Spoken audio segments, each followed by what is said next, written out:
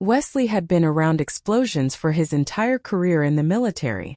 Not long after he boarded the boat, he sensed danger. He just didn't know where it was. He started looking for the source of the unease he felt. He rounded a corner and saw a few gangsters. They were pushing and shoving each other, throwing punches, wrestling, and generally making nuisances of themselves. Then one of them was thrown into Wesley, nearly knocking him down. His Piccio pendant fell from his pocket and clattered on the deck. Wesley bent down to pick it up, but before he could grab it, those gangsters dashed over. One of them didn't see the pendant and accidentally kicked it. The pendant flew through the gap in the railings and dropped into the ocean. It was a gift from Blair. It was just a trinket, and Wesley could carry it around without arousing any suspicion. But now it was in the ocean and sinking to the bottom. He had to get it back. Without thinking, he jumped into the water. Before he could even start to locate the pendant, the boat exploded. He wasn't far away from the boat when it happened. The impact from the explosion sent him flying. When he hit the ocean again, he was barely conscious and seriously wounded. His ears rang loudly. He spat out a mouthful of blood, and his breathing began getting shallow. Soon he lost consciousness. He was lucky, though. A boatman happened to be passing nearby. The mariner hauled the unconscious soldier out of the water. The boatman called a tiny town on a secluded island home. The island dwellers lived a simple life. They had very few luxuries and no doctors. When they got sick, they had to hop a boat, travel for hours, and then transfer to a bus to get to the nearest hospital. But Wesley's condition was serious, and the boatman had no money. After getting him home, he operated on the soldier, removing shrapnel, cleaning his wounds, and sewing him back up. That was the extent of what he could do for him. But getting Wesley off the island was a problem. The boatman didn't have the time to deal with it, so he took Wesley to a shabby cabin and left him there. Live or die, he was on his own. The boatman's wife berated the kind-hearted man every day, because he had saved Wesley's life. The soldier was dying, and the woman thought it was bad luck. Fortunately, their children were as kind-hearted as the boatman. They covertly brought the unconscious man water, and this man. She needed to see him again. And she did, only he was kissing another woman.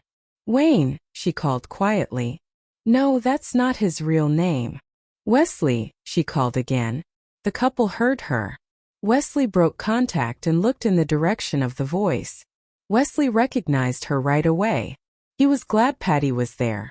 He had actually been looking for her. But right now he was with Blair. Blair was shy. Hearing a woman's voice, she pushed Wesley away. He had to give up. He didn't turn around until he had straightened Blair's mussed hair for her. His arm was around Blair when he looked at Patty, whose face had turned pale. When Blair turned around, she recognized her face. That was the woman she saw Wesley with at the club. But this was almost a different woman. The woman at the club was a vixen, fake eyelashes, eyeliner, lipstick, and a sexy dress. Today she looked rather ordinary. Still pretty, but not so made up, in a plain black dress. There was no love between these women who loved the same man. Blair subconsciously moved closer to Wesley, proclaiming ownership of the man beside her. In addition, Patty had married Wesley.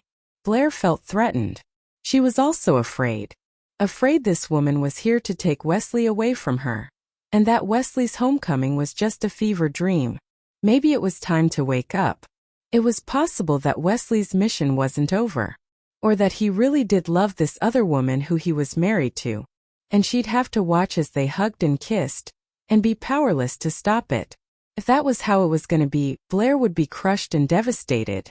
A smile crept across Wesley's face when he sensed her fidgeting and realized she was edging closer to him. A clear sign that she was staking out her territory.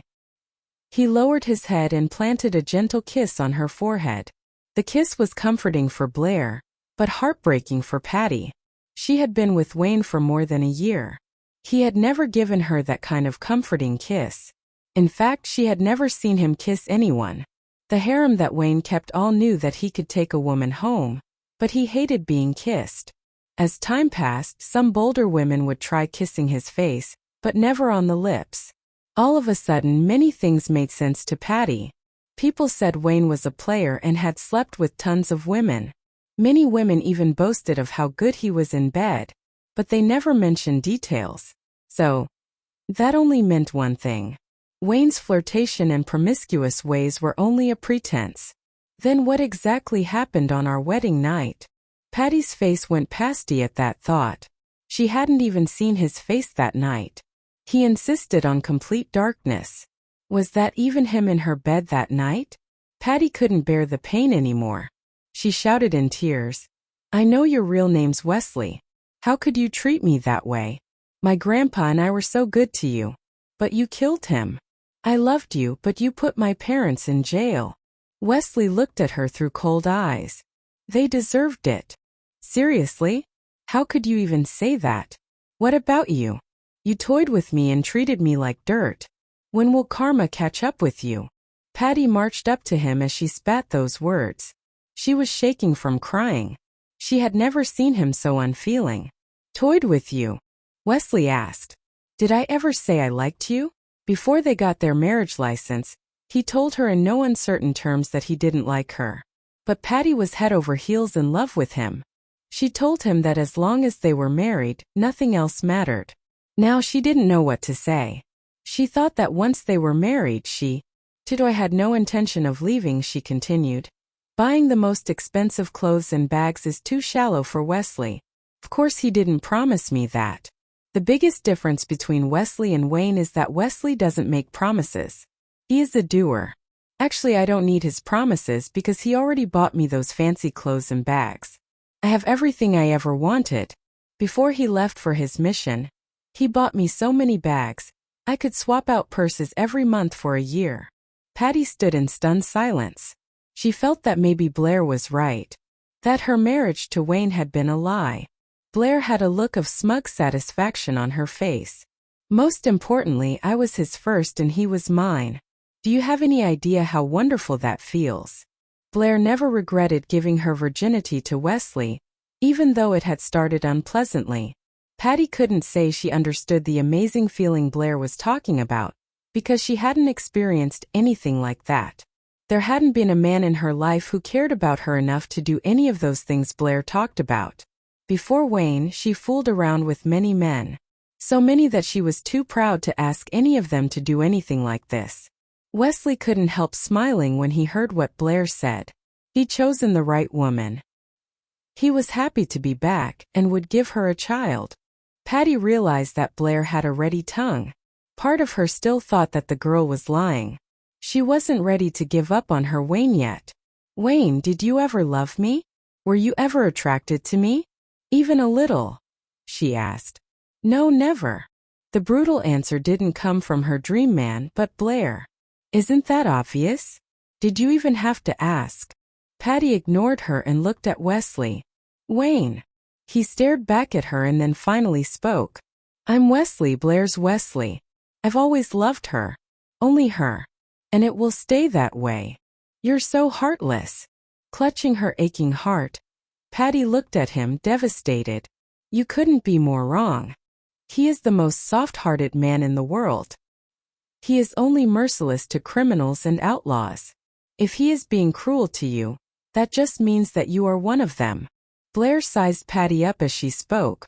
The woman's face was waxy and sallow, and her eyes were dull, making her look like a user. She did do drugs. Wesley knew it. Just then, police sirens were heard approaching. Patty panicked. She gave Wesley an incredulous look and asked, "Did you call the police?" "Yes," he admitted. Patty's family had sent her away so that the police wouldn't find her. But soon after she had appeared in the parking lot, Wesley had secretly sent a message to the police from his phone. She crunched down on the ground, covering her head with her hands, crushed and defeated. Now she truly started to believe that Wayne didn't love her. He never did. He couldn't care less about her. In less than a minute, the police arrived. 2 policemen stepped out of the car and cuffed Patty, who now had no room to resist. Before getting into the police car, Patty looked back at Wesley expectantly and asked, "Wayne, could you at least say that you love me?" I want to hear it, even if it's just a lie. That was the last thing Blair wanted to hear. But she had no cause for worry. Without any hesitation, Wesley turned to her, put an arm around her waist and said, "Let's go home." Blair nodded in surprise. He is ruthless as always, even more than when he had turned down my proposal in front of all those men, she thought with. Drugged one night by her ex-boyfriend, a mysterious man took advantage of her in an ecstatic night filled with sex. To take her revenge, she married the man and used him. As long as I'm alive, I'm still his legal wife, while all of you are just his mistresses. She remained adamant even when he was involved in scandals with other women. Eventually she stormed off after she learned that he had betrayed her again. But life brought her back to him a few years later, to his astonishment. What Patty had said came rushing back to her. Blair had decided to give up on Wesley, and those words were nothing but meaningless promises Wayne had made to Patty. She knew that. But she felt her stomach churn in jealousy nevertheless. Blair had no idea what her next step should be. She had had a plan. But with Wesley in the picture now, her mind was a tumult. Her heart raced and betrayed her every time he was near. She was bothered. At last, she decided to put all these annoying thoughts aside and stood up to brush her teeth and get ready for bed. Before Wesley reached his apartment complex, he got a phone call. He answered it promptly. "Hello. Senior Colonel Lee," Patty said she wouldn't say a word until you got here, and that she would tell us everything if you came. Wesley was quiet for a second. Then he turned the car around. "I'm on my way." As Malcolm's granddaughter, Patty knew a lot about the gang. If he could get her to talk, it would be worth it. When he got there, Patty was being confined in a solitary cell. She remained expressionless when she saw him walk in. "Are you Wayne or Wesley?" she asked, her voice hoarse. Wesley sat opposite her. "Does it matter?" "Of course it matters. Wayne is the man I love. Wesley is my enemy." She hated Wesley because that man didn't love her. He cared about some woman named Blair and even joined in bullying her. "I'm here now." "Start talking," said Wesley. "I want to be alone with you." "Dismiss your men or we're done here," Patty said. There were two cops behind Wesley. Thinking that Patty wouldn't be able to cause any problems he couldn't handle, he conceded. When it was just the two of them in the cell, Patty said, "You know what I want? Sleep with me, and I'll give you all the dirt on my grandpa." Wesley looked at her and said nothing. Another woman tried to pull this on him. Back then he was happy about it. Not until now did he understand why. He fell for Blair a long time ago. Only he didn't know it then. But hearing what Patty said, he was disgusted. His fingers tapping on the table, he replied coldly, "Don't want to talk? No problem. I have a lot of ways to make you talk. Some of them can be quite persuasive." Patty smiled bitterly. The room was silent for a bit. She still refused to confess. "Give up smoking?" she asked after a while. "Yeah, I quit. I'm planning on having a baby," he said patiently. She didn't seem to be in a hurry to end her little game. Wesley didn't seem eager to leave either. "With her?" "Yeah, she's my wife." That hurt Patty deeply. What do you see in her anyway? She's just another pretty face. What does she have that I don't? What do I see in Blair? Wesley started thinking. He had fallen for her in so many ways from their first meeting. She was beautiful. But the point was she was lovely inside and out. He still remembered how she introduced herself all those years ago. She had just moved into the apartment across from his. She didn't seem overly vain. Her face might get dirty and she wouldn't even know. When she did realize it, she looked into the wall of the elevator and tried to get the smear off her face. But she only made it worse. There were times when she was afraid, but she stubbornly pretended to be strong and fearless. Drugged one night by her ex-boyfriend, a mysterious man took advantage of her in an ecstatic night filled with sex. To take her revenge, she married the man and used him. As long as I'm alive, I'm still his legal wife, while all of you are just his mistresses. She remained adamant even when he was involved in scandals with other women. Eventually she stormed off after she learned that he had betrayed her again. But life brought her back to him a few years later, to his astonishment. He was going to meet Patty, she thought. Blair, I'm at the police station. In a cell. Just ignore her, she's trolling you, Wesley explained. His eyes were red in fury. His arm shot out, and he fastened his hand around her neck. His grip tightened. Patty was in agony, yet she didn't stop. She forced the words hoarsely past Wesley's deadly grasp. Wesley, didn't you tell me? You broke up with her? Then she was quiet. Blair couldn't see Wesley choking her. The only thing she knew was that Patty sounded in a lot of pain. Blair herself was like that when Wesley was too much for her in bed, and she begged him to stop. Don't listen to, Wesley said. But Blair hung up on him without a word. She started whimpering. Her heart was falling apart. Should she believe Wesley? But how? It was so hard. Did he have any proof? Rage overwhelmed Wesley the minute she hung up. Patty was struggling, miserably gasping for air. She committed suicide because she thought I was dead. She is still not over it yet. If anything happens to her, I'll put a bullet in your head, Wesley said through gritted teeth. 2 policemen barged into the room and tried to pull him away. Senior Colonel Lee, get off her. You're killing her. Wesley heard the cops, he just didn't care. He continued choking Patty. I don't give a damn about anyone. Except Blair. I'll beat you to a pulp if you keep pushing me. Start talking, he warned her. He released her, giving her a shove. She tipped back in her chair and slid against the wall. She groaned and slumped down. I won't kill you today because you're not worth it. I just don't have the time. He had to go check on Blair. Every second counted. Patty was left gasping. She had her hand to her throat as she defiantly glared at Wesley, who was headed for the door. If you leave, the police won't hear a word from me, she threatened. Wesley turned around. Think I care? I have ways to make you talk. The only reason I stayed this long was to soften the blow, because it seemed like you really cared for me. Now you ticked me off. You hurt Blair, you'll know what hell tastes like. Wesley left, and Patty was dragged away by some of his soldiers. When she saw the men in green uniform, she realized Wesley meant what he said. She struggled hysterically, refusing to go with them. But it was not up to her. They took her away, and everybody knew where they were taking her. It was said that at the army base there was an interrogation room designed for those too stubborn to talk.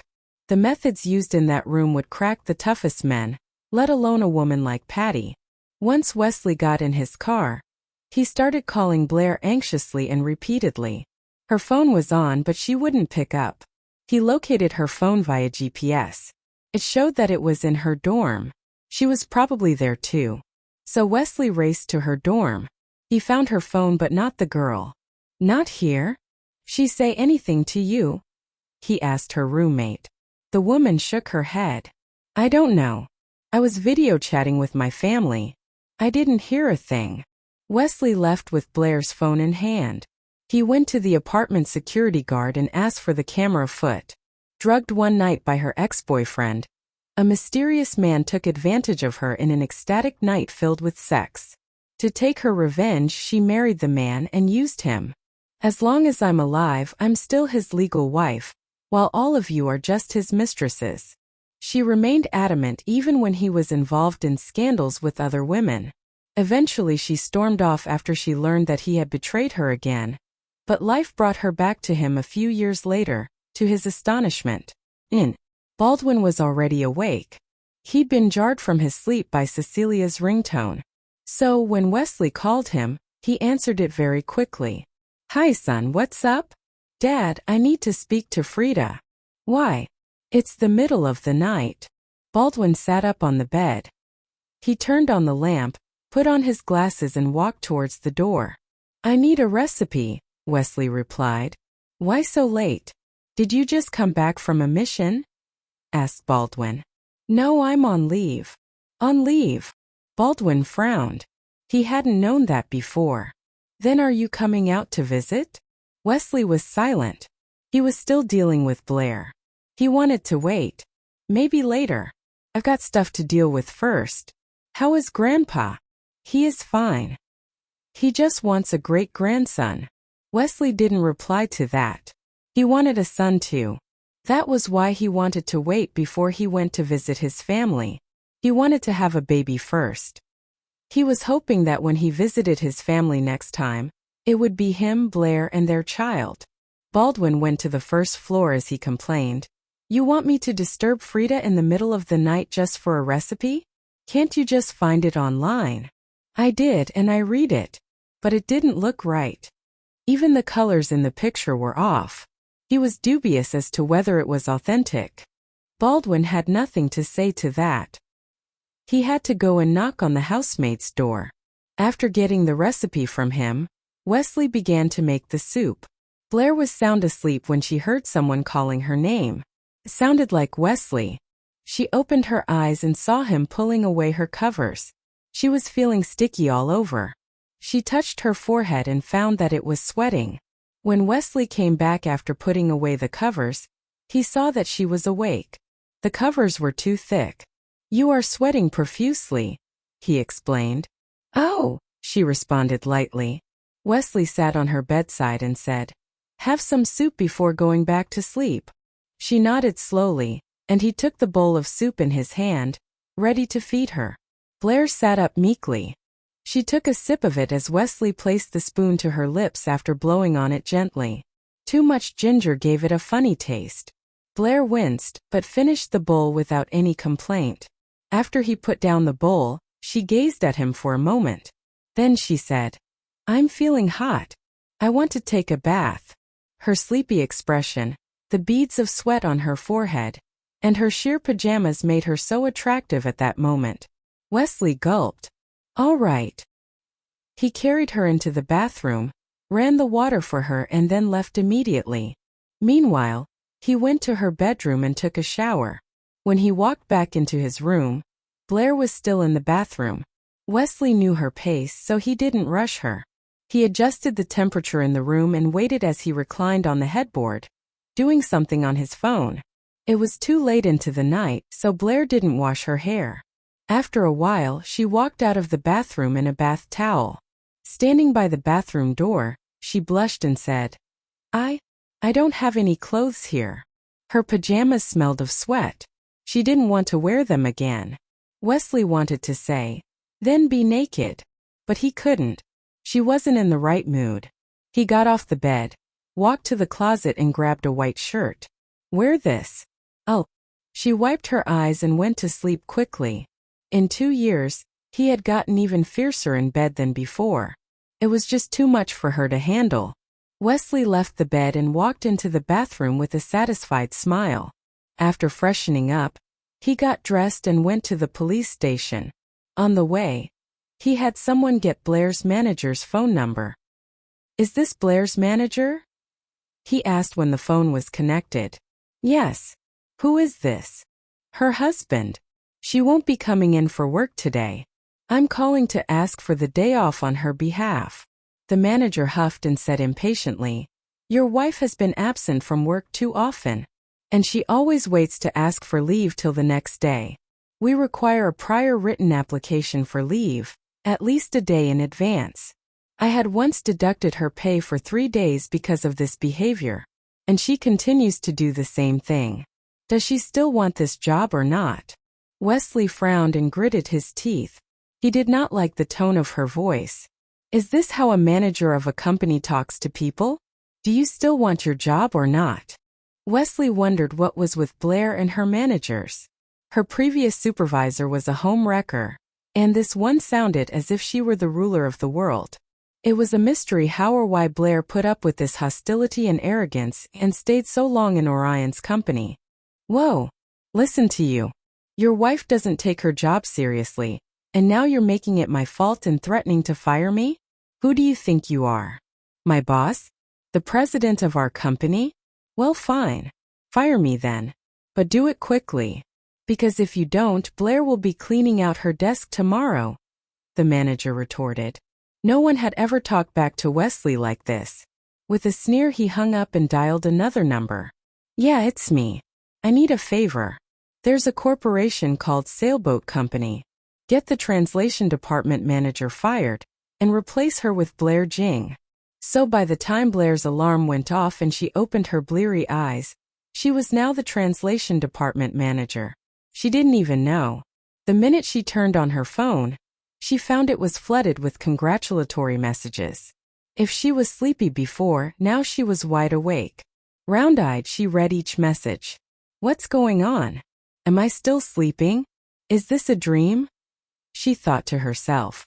She stretched, yawned, and still felt sleepy, so she decided to get some more sleep. Then Wesley burst into her room, waking her up. Time to get up. Lunch is ready. Blair ignored him and grabbed her phone. Those congratulatory messages were still there, and there were more on top of that. So it wasn't a dream. It was true. She sat up abruptly and looked at Wesley. I just got promoted. Congratulations, he said calmly. She was too shocked to notice anything unusual about his tone. He didn't seem excited or surprised at all. Did Orion do this? She muttered, her eyes still fixed on the messages. Wesley was disappointed. I did everything and Orion gets all the credit. He took a new outfit from the closet and said, Eat first. Then I'll drop you off. What's for lunch? Asked Blair absent-mindedly. Rice. So who cooked? I did. She raised her head in surprise. You. Is it edible? She wondered. Wesley noticed the suspicious look on her face. Don't believe me? That's not what I meant, she explained hastily as she got off the bed. To any time off. Why did he decide to fire me? Tell me. Rebecca Cheen had been employed there for over 10 years. She had earned her position. But now, out of the blue, she was fired by Blair's husband, someone who wasn't even part of the company. That was too much for her to accept. Blair thought she needed to talk to Wesley about this. She took her phone from her purse and called him. When his phone rang, Wesley was just pulling into the complex where her dorm was. He could guess why she was calling. Unei, suarat. Blair blushed at the way he addressed her. Yourself. I have to ask you something. Sure, he said. She looked at Rebecca. Did you know my manager was fired? Yes. Did you do it? Yeah, Wesley admitted. Blair gasped and bowed her head. She wore the new pair of shoes Wesley had bought for her. Why would you do that? She asked in a low voice. What did she do to you? Why do you care? She giving you a hard time? Wesley asked. No, just curious. Well, don't be. If she has a problem with it, she can give me a call. Blair was out of sorts over what he said. How could she possibly not wonder about this? Her boss, whatever he was. Don't do this.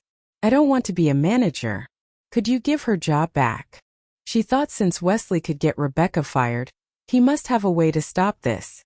If she were a good manager, your company couldn't have fired her like that. It wasn't hard. The wrong word went in the right ear. Think about it. Anyway, it's not your fault. You don't need to feel sorry for her, Wesley said on the other end. Blair didn't know what to say, unconvinced by his explanation. She guessed it had to do with Wesley's family. They had considerable influence in the city. Whoever fired Rebecca might have wanted to get on Wesley's good side. She touched her forehead, baffled. Don't do this. I didn't earn this. Everyone knows, she said in a low voice. What would her colleagues think about her? Probably what she was thinking already. That she knew someone and that someone got her promoted. I didn't do anything. They were already thinking of promoting you. I just upped their timetable some. I don't have that much pull. Blair frowned, not knowing how to get him to stop this. He seemed to have an answer for everything, and insisted he had nothing to do with it. She sighed. Come on. I was constantly taking time off, and I was becoming a liability. If my manager got on my case, then she probably felt justified doing so. I can't understand why you've put up with her for such a long time. What's done is done, though. She gives you any more grief, I'll handle it in person. No. Please don't, Blair begged anxiously. She was confused. That wasn't Wesley's style. He was generally a reasonable man, but why didn't he listen to her? He was stubbornly digging in, determined to see Rebecca fired. He even said he would come to her company to handle it in person. Suddenly, Blair recalled the time she resigned from the Jean Group. If Wesley got involved, she was afraid Orion's company might go up in flames too. She didn't need that. Wesley said with a smile, "Just leave it alone. I'll have someone handle it." Blair thought she was in the wrong and Wesley was too harsh. She took a look at Rebecca, who was now glowering at her. Obviously, there was no way to smooth things over with her, so she had no choice but to agree. Okay. Rebecca saw Blair hang up, but she didn't say anything. When she didn't, drugged one night by her ex-boyfriend, a mysterious man took advantage of her in an ecstatic night filled with sex. To take her revenge, she married the man and used him. As long as I'm alive, I'm still his legal wife, while all of you are just his mistresses. She remained adamant even when he was involved in scandals with other women. Eventually she stormed off after she learned that he had betrayed her again. But life brought her back to him a few years later, to his astonishment. So hot, she thought. Blair noticed the change on her face. She leaned forward and reminded her. So? Did he answer? Now's your chance. Rebecca came back to her senses and cleared her throat. She turned around and walked off to a private alcove. Blair's lips twitched. Hey, that's my phone. Rebecca suddenly stopped in her tracks. Blair heard her say, I have something to say to you. Blair didn't know what Wesley had said on the other end, but Rebecca suddenly raised her voice and shouted, What do you mean I'm not qualified? Who are you? I want to see you come here and say that to my face. Is that your MO? Dealing with a weak woman over the phone? Ooh, big man. Blair's brows knitted tightly as she heard Rebecca talk to Wesley like this. In a fit of anger, she strode towards her and grabbed her phone back. She hung it up and ended the call. Who do you think you are? You can't talk to my husband like that. You wanted my husband to come talk to you? You're not good enough to warrant a face-to-face firing. Rebecca's face twisted in anger. When she was about to retort, Orion and his assistant stormed into the translation department. For a moment, everyone thought that Orion was Blair's mysterious husband. After all, Orion was the boss. He could fire or promote anyone at his whim. When they caught sight of their boss, they all went back to work. They weren't going to hang around and risk their necks too. Orion hurried to the two arguing women. He glanced at Blair with a complicated look in his eyes before telling Rebecca, It was the decision of the board of directors to fire you. Miss Jing had nothing to do with it. If you have any doubts or complaints, please bring them to me. Stop putting innocent people on the spot. Clearly, Orion was frustrated. Although he was the CEO of the company, the real power was still in the hands of his grandfather. Every time his grandfather issued an order, not only did he have to say yes, but even the board of directors followed suit without hesitation. The personnel transfer concerning Rebecca and Blair was also his grandfather's order. Earlier, all the old man did was merely speak a few words to all the directors on the board, and just like that, the decision was made. Before long, the personnel manager executed the decision in an efficient way. Since Orion still cared about Blair, he wanted to get to the bottom of it. As a result, he decided to confront his grandfather. The old man told him that Rebecca had offended a big shot with great influence, who they couldn't afford to be on bad terms with if they wanted to develop their business in this city. That was all the information his grandfather parted with, and as for the details, he kept most of it on the hush-hush. A few minutes ago, the old man asked him to handle the matter personally. On his way to the translation department, Orion more or less figured out who the big shot was. It had to be Wesley. Although the other colleagues assumed that Orion might be Blair's mysterious husband, Rebecca didn't think that was the case. After all, Orion usually spoke English, but Blair's husband spoke standard Chinese. Since the CEO himself had stepped in to deal with the matter, Rebecca instantly pulled back from making a scene, although she was still curious about Blair's husband. Is Blair's husband a member of the board? Blair thought that Rebecca's curiosity was a bit ridiculous. What was the point now? Why was she so interested in who her husband was? Orion took one good look at Blair and then at Rebecca. That's a private question. You'd better ask Miss Jing yourself. But now if you don't have any other questions, please pack your things and leave the company. There was a finality in the CEO's tone. Rebecca realized she had no choice but to shut her mouth and pack up her things. Just as Orion was about to leave, Blair stopped him. Orion, I'm sorry to trouble you, she apologized. Orion smiled. No big deal. Well, actually, I think you should talk to the deeds of a good guy. Niles happily got in his car and drove towards Eastern Coastal Apartments while he spoke to Blair on the phone. Well, I see what you mean. Since Wesley was sitting right next to her, she didn't want to say too much. Niles was just glad that Blair agreed with him. You see, I'm right. By the way, did you work overtime? Don't tire yourself out. You should take care. Keep healthy and give birth to my brother's baby as soon as possible. I want a nephew.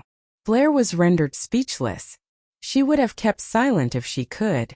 However, moving a little closer to the window, she coughed and muttered. Maybe your brother has a son already. You should go ask him. Her words finally caught the driver's attention. He didn't hear it clearly, but he was sure they were talking about him. What do I already have? Blair failed to hear what Wesley said, because Niles' dramatic voice overpowered Wesley's on the phone. How can that be? My brother would never betray you. Blair, don't think too much and don't ever doubt him. I know he's been away for 2 years, but he's not that kind of a man. He's a righteous man. When she recalled what happened last night, she felt gloomy again. That was her response. Niles sensed the unhappiness in her voice. Blair, I'm driving. Let's talk when we meet. I haven't had dinner yet. Can I have a free meal? Sure. Blair was hungry too. Perhaps they could dine together. As soon as she hung up, Wesley asked his question again. What do I already have? No, nothing. Blair leaned back in her seat and looked out the window. Obviously, she didn't want to speak with him. Despite feeling helpless, Wesley had no choice but to remain silent. As soon as they reached their apartment, Wesley told Blair, Your things are in the bedroom.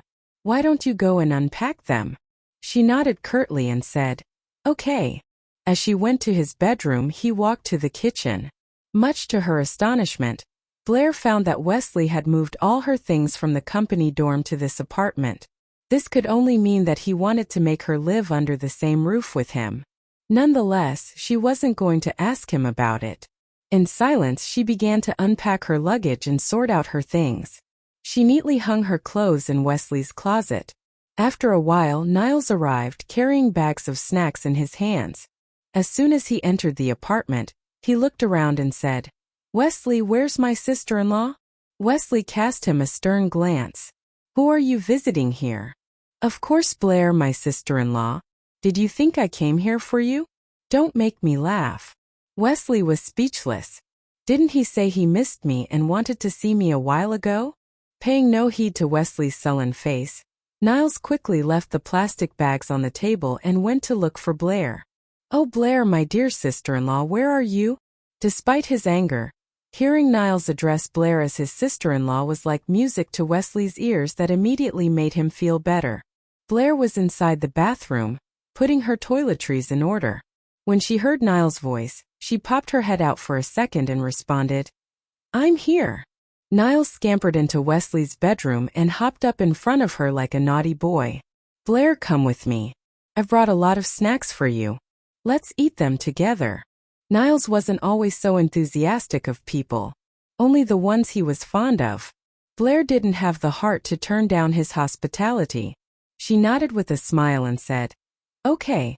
But suddenly she stopped talking and tugged at the corner of his shirt to stop him. Niles turned around, looking at her in confusion. What's up? Please don't call me sister-in-law anymore. Your brother and I. Her voice trailed off as she felt the pain stabbing at her heart.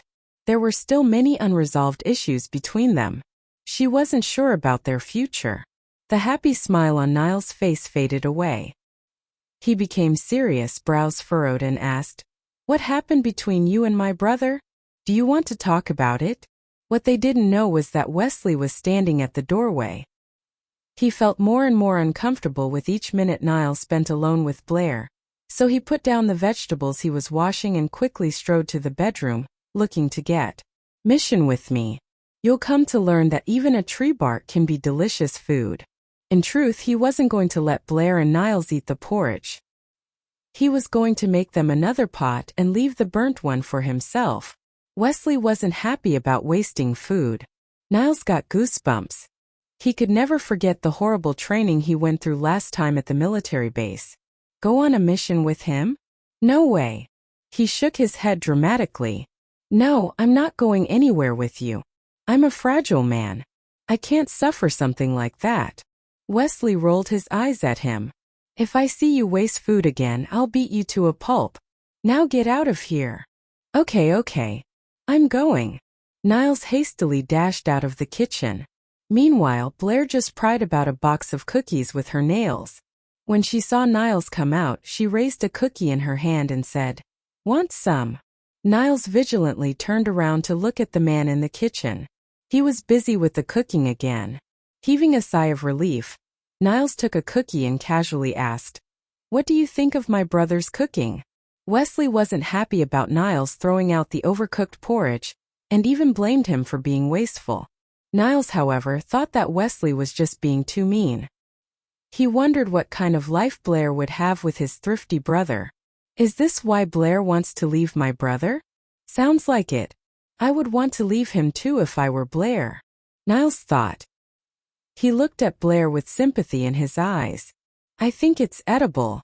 Hey, what's that look in your eyes? Blair stopped eating the cookie. Sister, Blair, maybe I should help you escape from my brother. Help me escape? How and where would I go? She asked curiously. Anywhere's fine. My brother's too stingy. I can't even deal with him. Don't worry, Blair. I'll be sure to send you off somewhere my brother won't find you, Niles declared with determination. Blair was rendered speechless. Wesley? Stingy. She thought the opposite, though. This was the first time someone had called Wesley stingy. He had always been generous to her. He was quite possibly the most giving man Blair had ever known. The clothes she was wearing were given by him as well. So how does my plan sound? Any good? Please really think about it. I pity you and really want to help. Niles opened a bag of sunflower seeds as he offered his advice. Blair found his idea a little bit laughable. Niles was such a cute guy. She suddenly started to question whether he and Wesley were really brothers. Their personalities were the polar opposite of each other. Wesley was serious and intense while Niles was funny and mild. The older one always beat up the younger one, but the latter would never learn better than to pull a prank on Wesley. Blair shook her head, almost smiling. How are we going to execute this brilliant plan of yours then? Your brother is very influential. He has a lot of connections. You're aware of that, right? He's a top-notch soldier with great investigative skills. He also possesses a great eye for observation and capturing fugitives. Additionally, he has access to the most advanced tracking equipment available in the country. So, how are you going to help me get rid of him? It was the very reason she didn't even try to run away the night before. She knew it would all be for naught, and went back home with Wesley. It was useless to get rid of him if it was not what he wanted. He'd be able to follow her wherever she was on the face of the earth. She found no reason to waste her effort shaking him off her tracks. It was wiser to wait for the day Wesley grew tired of her. Only then she'd be able to run away from him. Niles was at a loss for words. Her words discouraged him. She was right, though. He was only a doctor. While he spent his days in air-conditioned rooms at the hospital, Wesley was out there ridding the country of its enemies. He was simply too powerful for Niles. Blair noticed how he grew silent. So don't even try to fight him now. Don't be reckless, okay? We won't be able to run away from your brother. As soon as she spoke those words into existence, a strange feeling loomed in on her. She thought, wait, it sounded like the two of us are planning. Want to elope? A voice asked as if reading her mind. That's right. It sounded like the two of us are planning to elope, Blair thought, nodding. Wait, who was that? That sounded very much like Wesley.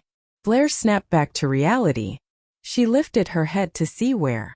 In a group of soldiers. I hope you understand, the older man pleaded. Can't you at least put it off? Wesley bargained. His wife was still mad at him. He needed a little more time to win her over again. The old leader sighed. The schedule is fixed. I can't make any more changes. Sir, I'm 31. He paused for a while before he continued. But I still have no child yet. He had planned to devote this entire vacation to Blair. They were in a good place to start a family. All of a sudden, he was being summoned for work again and was told his vacation needed to be cut short. Wesley's superior felt a little guilty trying to separate the couple so soon. The only thing I could do is let you bring your wife along. Take Blair with me over there? Wesley's lips were pressed into a line. He was designated to the Gobi Desert. Its peak temperature was up to more than 50 degrees Celsius. They would sometimes need to train on a plateau with an altitude of more than 1,000 meters. The temperature there varied widely from day to night. Additionally, there would be no constant source of water. He wouldn't want to have Blair suffer under these harsh conditions. The mere thought of this pained his heart. He would never put her in such difficult situations. He'd never allow it. Just put it off for a month, he negotiated. He knew well enough the chance of them changing the schedule was close to none, but he still wanted to give it a try. I'm afraid that's impossible. You used to accept any missions without hesitation. I knew this day would come. I understand that you have a wife now, but this is an urgent mission. You're the most suitable for the job. Only you can put those soldiers in shape. The older man truly felt sorry for Wesley. He promised him 2 months' worth of vacation. He deserved it, but he was breaking his promise. Wesley only had a few days of vacation to enjoy, and now he was being summoned again. Knowing that he couldn't decline this task, Wesley had no choice but to accept it. He straightened up and saluted the old leader. Yes, sir. Thank you for your trust. I'll make sure to carry out the task successfully. Good. Go back and pack your luggage. You need to set out this afternoon. Yes, sir. After coming out from the old leader's office, Wesley absent-mindedly walked to a corner and took out his lighter. He groped his pockets for a cigarette, but he couldn't find one. It dawned on him that he had quit smoking for some time now because he wanted to have a baby with Blair. Now that he was assigned with a task again and would be leaving home, he had to put his plan aside. That meant that a cigarette was in order. He hurried back to the apartment hoping to see Blair there. Or if possible, he wanted to have sex with her one more time before he set out. However, the apartment was quiet. She was probably at work. Dejected, he walked towards his bedroom to pack his luggage. When he walked through the living room, he happened to notice a glass and a box of medicine on the table. He grabbed the box and took a closer look. To his astonishment, it was a box of birth control pills. Upon realizing what they were, he quickly opened the box and checked it. A few pills were missing. Blair must have taken them. In an instant, his face darkened. He desperately wanted to have a baby with Blair, but she had been secretly taking birth control pills. Drowning in a mixture of anger and sadness, he gripped the box tightly, crumpling it, and then tossed it into the bin. Meanwhile, Blair was handling the work that Rebecca had left behind, when suddenly she got a call from Wesley. Come downstairs. I'm in front of your company building, he said. Blair was perplexed. What was he doing there at this hour? What's going on? Did something happen? Yes. Blair immediately hung up the phone and went downstairs. She easily spotted the black Hummer and Wesley smoking a cigarette in the distance. Didn't he say that he would quit smoking? Why is he smoking now? She wondered in confusion as she walked towards him. Wesley put out the cigarette and threw it into the bin. When she was standing in front of him, he went straight to the point. I'm being deployed to the border area of the country this afternoon. The border area? Blair gave a slight nod, betraying no emotion on her face. Wesley looked her in the eye and added, I'll be gone for 3 to 6 months. It depends. Okay. She still maintained her composure, but deep down, She felt like she would break into tears at any time. Blair's nonchalant responses angered him even more, and he pulled to check her moments and know more about her daily life, even in the dead of night. Got it. She replied to all his messages succinctly, but the truth was that she wanted to ask him a lot of questions. Had he arrived there safely? Had he settled down? How was the weather there? But she didn't have the courage to ask, not knowing since when things between Wesley and Blair had changed. It seemed like they had switched roles. In the past, Blair was the one to actively pursue Wesley. She deliberately moved to his apartment complex and became his neighbor. She always sent him messages. She was the one to make the first move and flirt with him. But now he was the one running after her. The only difference was that he acted more overbearingly than she did. For instance, he had moved all her things to his apartment without even asking her and made her live with him. He'd offered to drive her to work and then back home after work. He'd always look for a chance to kiss her. And now he was the one who sent her messages asking her to update her moments more often. Blair smiled sweetly at the thought of it. She understood his behavior because she had done that before. It was clear to her that he loved her. Yet, she wasn't sure how long his love for her would last. After some hesitation, Blair decided to ask her question. Did you get there safely? Wesley replied to her message in a heartbeat. Yes, I did. She stared at the screen in a daze. Her phone beeped again. I miss you. Tears sprang to her eyes. Blair didn't text back. She didn't know if she missed him or not, but she couldn't sleep a wink last night without him by her side. It wasn't until 2 weeks later when Blair remembered the video file Wesley had mentioned. Since she had just clocked out from work, she quickly returned to her office to pick up her laptop. Blair didn't take her car out that day. She slowly walked down the road back home in her high heels, carrying the laptop bag in her hand. As she walked to an intersection, she saw a young couple bickering along the sidewalk. The girl looked unhappy and was giving the boy a cold shoulder. He threw her onto his back without warning and ran straight ahead, ignoring her protests. The scene reminded Blair of Wesley. He always did the same to her. In most cases when she was angry with him, he threw her over his shoulder, carrying her like a sack of potato, rather than carry her gracefully in his arms. Immersed in her memories of Wesley, Blair didn't notice that the traffic light had turned red and continued to cross the road. The sounds of the squeaking brakes and blaring horns snapped her out of the trance. But it was too late. She saw a car on the right bearing down on her. In a panic, she instinctively stepped backwards, and because of her high heels, she lost her balance and sprained her ankle. She fell to the ground and her laptop bag was thrown a few feet away from her. The driver reacted quickly and swerved the car abruptly to avoid hitting her. It narrowly missed her body, but the rear tire grazed her leg. The car didn't stop until it crashed onto the green belt in the middle of the road. A searing pain shot through her leg. She felt her heart ache when she saw that her laptop bag was run over by the car. It's probably broken, she thought. In no time, a woman got out of the car in a hurry. When she saw Blair sitting on the ground with a bleeding leg, she was so frightened that she had to support herself against the car door. A man opened the passenger door and jumped out. He ran to the frightened woman and pulled her into his arms. Honey, are you okay? I'm all right, but she...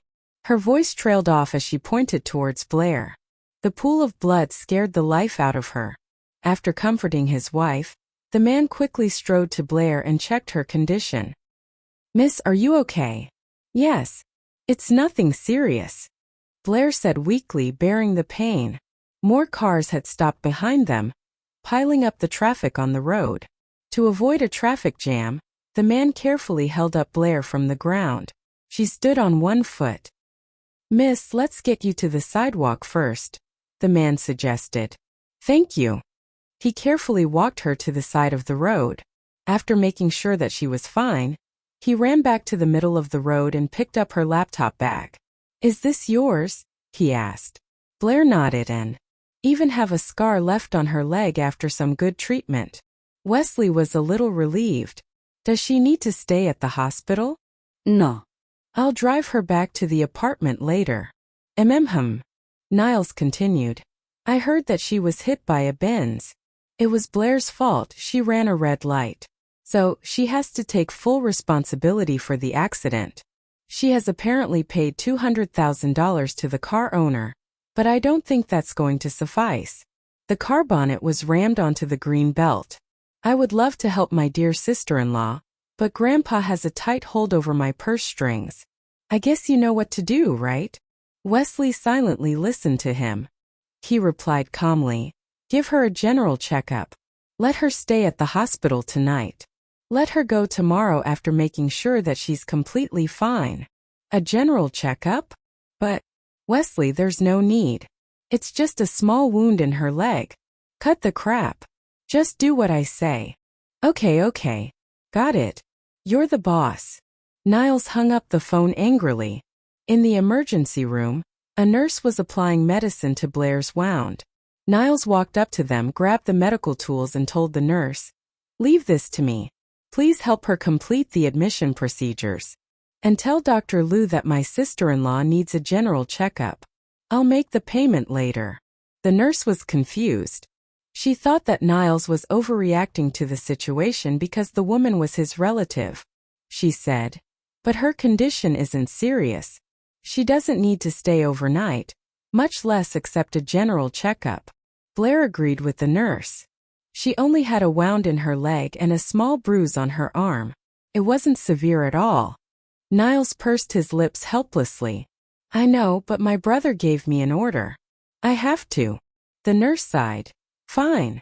After the nurse left, Blair anxiously asked Niles, does your brother know about my accident? Did you tell him? Niles didn't want to admit he had a big mouth, so he lied. Well, no, not me. My brother probably sent someone to keep tabs on you. He's done this kind of thing before. Blair believed him. It sounded reasonable. She looked around the place just in case. But she didn't see anyone suspicious looking. Niles got her a ward and then took her to the examination rooms. Since her leg was wounded, he gallantly offered to carry her on his back. It would save a lot of time and pain. But Blair turned him down. Niles got angry and complained. Look, it only takes about 30 minutes for an exam. But with you limping all the way, it'll take 3 times as long. No way. I don't want a piggyback ride from you. That was Wesley's privilege, not anyone else's. The young doctor rolled his eyes. Why care about such a minor thing at a time like this? Fine. Whatever. He suddenly came up with a good idea. Wait, let me get a wheelchair. Blair flashed a sweet smile. Thanks, Niles. He shook his head resignedly. He wondered what he'd done wrong in a previous life to deserve this. Did he owe these two anything? After a moment, Niles came back with a wheelchair. He waited till she sat down, and then wheeled her to the different examination rooms as necessary. Once they reached the lab, she whispered to Niles, Can I stop now? I don't like having my blood drawn. Your brother's not here anyway. I'm feeling a lot better except my leg, of course. Niles sighed. My brother will double-check everything. I'm not really keen on lying to him anyway. Just finish up quickly, okay? Why do you fall in line so easy? Tell him to go to hell sometimes, Blair grumbled. Niles wheeled her over and moved out of the way so the phlebotomist could do her work. Come on, Niles said with an evil grin. It's fun to see the look in your eyes, the sweat beading on your forehead. Blair was stunned. Are you a psycho? Maybe. She was speechless and just squeezed her eyes shut as the needle poked her. Like Wesley ordered, Niles had to will Blair tea. Drugged one night by her ex-boyfriend, a mysterious man took advantage of her in an ecstatic night filled with sex. To take her revenge, she married the man and used him. As long as I'm alive, I'm still his legal wife, while all of you are just his mistresses. She remained adamant even when he was involved in scandals with other women. Eventually she stormed off after she learned that he had betrayed her again. But life brought her back to him a few years later, to his astonishment. Oh crap! She exclaimed in her mind. The sullen man approaching them was Wesley, but he was stationed at the border. Why was he here? Wesley cast a glance at the table full of barbecue, and then shifted his eyes to the milk tea in Blair's hand. Without warning, he grabbed Niles by his collar and snarled, "You have a death wish, don't you?" Blair was a patient. How could he let her eat junk food? Wesley was seething in anger. No, no. I ordered vegetables for her. I made a special order with no spices. Hey, don't beat me. Let's talk. Ah. Wesley's fist pounding his face interrupted him. The young doctor's shriek snapped Blair back to reality. She quickly stood on one foot and grabbed the soldier's arm. Cut it out. I ordered this stuff myself. The milk tea too. It wasn't his fault. Niles nodded repeatedly. I wheeled your wife around the whole hospital. It was exhausting. Don't I deserve a little credit? You're such a jerk. What's the prognosis, Doc? Wesley loosened his grip and Niles instantly fell onto the ground. The doctor heaved a sigh of relief. As he massaged his face, he said, "Don't know yet. It's late. We'll find out more tomorrow. Get lost." I'm not done. Niles picked up another skewer of kebab, wearing a pathetic face, and took a few quick bites. Take your food and go. Wesley glared at the food. Okay. Niles quickly packed all the food into the boxes and got ready to leave. How about Blair? She hasn't eaten either, he asked before he left the ward. Wesley cast a sidelong glance at Blair, took his phone from his pocket and dialed a number. Hey, I'm at the hospital. Get some food here pronto. And make sure it helps you heal. We're talking beets, kelp, ginger, mushrooms, what have you. There were only the two of them left in the ward. He opened the window to air out the room. The smell of barbecued food lingered in the air. Then, he took the bubble milk tea from Blair and put it on the table beside her. He scooped her up in his arms and put her on the bed. Rage could be seen in his dark eyes when he looked at her. You're in the hospital, but you're eating junk food. Is this how you take care of yourself? Blair locked her hands around his neck and looked him in the eye. In her eyes, he was usually calm and composed, and almost never lost control. But now he wasn't calm anymore, all because she got hurt and he was worried. She felt so happy. Blair blinked her innocent eyes and kissed him on the lips. I missed you so much, she said in a soft voice. His heart immediately softened. She always knew how to manipulate him. Time to show her who was the boss. He lowered his head and kissed her on the lips. The next moment she was pressed against the bed. After a long while he whispered hoarsely in her ear, "Since you had barbecue and drank milk tea, your health must not be too bad. How about some sugar, baby?" Blair's heart skipped a beat when she heard his request. No. Not now. You asked someone to bring food here, right? Wesley declined to answer and kissed her lips again. The kiss lingered for what seemed like forever. I thought you were stationed at the border, she said, nestling in his arms and feeling his strong heartbeat. I was. Then how did you get back so fast? She asked. By helicopter. At his rank, it was a piece of cake to commandeer a helicopter. The moment Niles called him and told him about Blair's car accident, he requisitioned one and took off. It took him more than 2 hours to arrive. Wow. By helicopter. No wonder he got here so fast, Blair thought. What about work? Wesley was quite calm right now. He let her go, stood up and examined her injured leg. I need to leave Tony. One did. Wesley hopped in Niles' car, and they drove back to the Eastern Coastal Apartments. In the bedroom, Blair plopped onto the bed after taking a shower. I'm bushed, she said. Wesley stood up from the couch, took off his coat and threw it away casually. Are you calling it a night? Yeah. What's wrong? She was confused. While unbuttoning his shirt, Wesley looked at her and said, I'm back, and I've wanted to do this for so long. What's he talking about? Oh my God. He's such a sexaholic. Wesley leaned over her, but she put her hands on his firm chest. No. My legs hurt. Did you forget that? There is nothing wrong with your leg, he simply said. Otherwise, I wouldn't have driven you home. He kissed her deeply, and she responded to his eager caresses. Their moans filled the apartment, and love was in the air. All was quiet in the dead of night. Wesley left the apartment, a satisfied smile on his face. He drove to the hospital and went to Niall's office. His brother was sound asleep. Wesley threw back his covers and dragged him up. "Hey, I need to tell you something. Listen." Niles yawned. He couldn't open his eyes, he was too sleepy. "What?" he grumbled. "Open your eyes," Wesley ordered in a cold voice. Niles had to do as his brother said. "Bro, it's 3 in the morning. Why aren't you asleep?" Ignoring him, Wesley demanded. "I need you to drive her to work and pick her up every day until her leg is better." Niles couldn't believe what Wesley had just asked him. "Hello? I have to work too, you know. I'll be late if I send her off first," he protested. "Figure it out yourself," the elder brother nonchalantly replied. Fine. "All right." Niles had no other choice but to comply with Wesley's demand. "Second, you have to update me with how she is every day." "But I'm not a spy," Niles retorted. But he knew Wesley wouldn't take no for an answer. Ok, fine. "I'll update you every day," he replied in defeat. "That's all I'm asking you. Promise me you won't forget."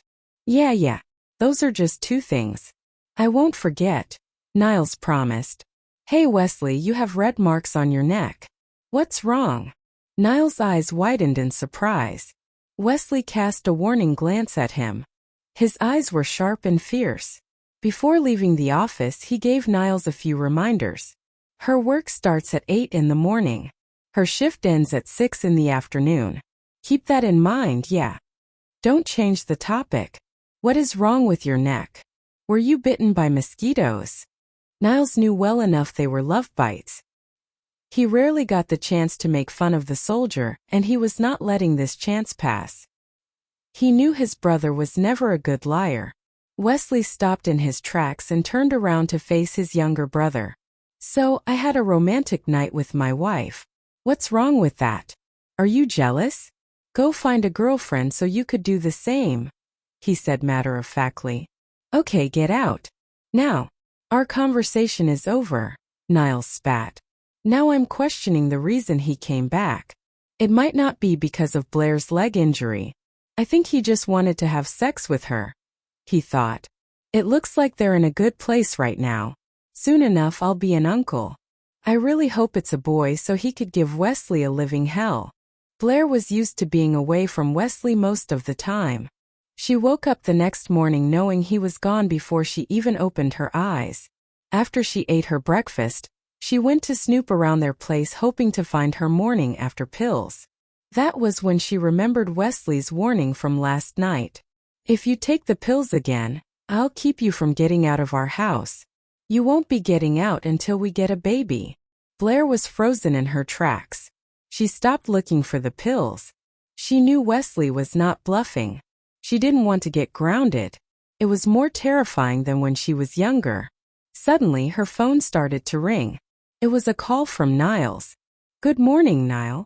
Was holding a glass of red wine while talking to a woman.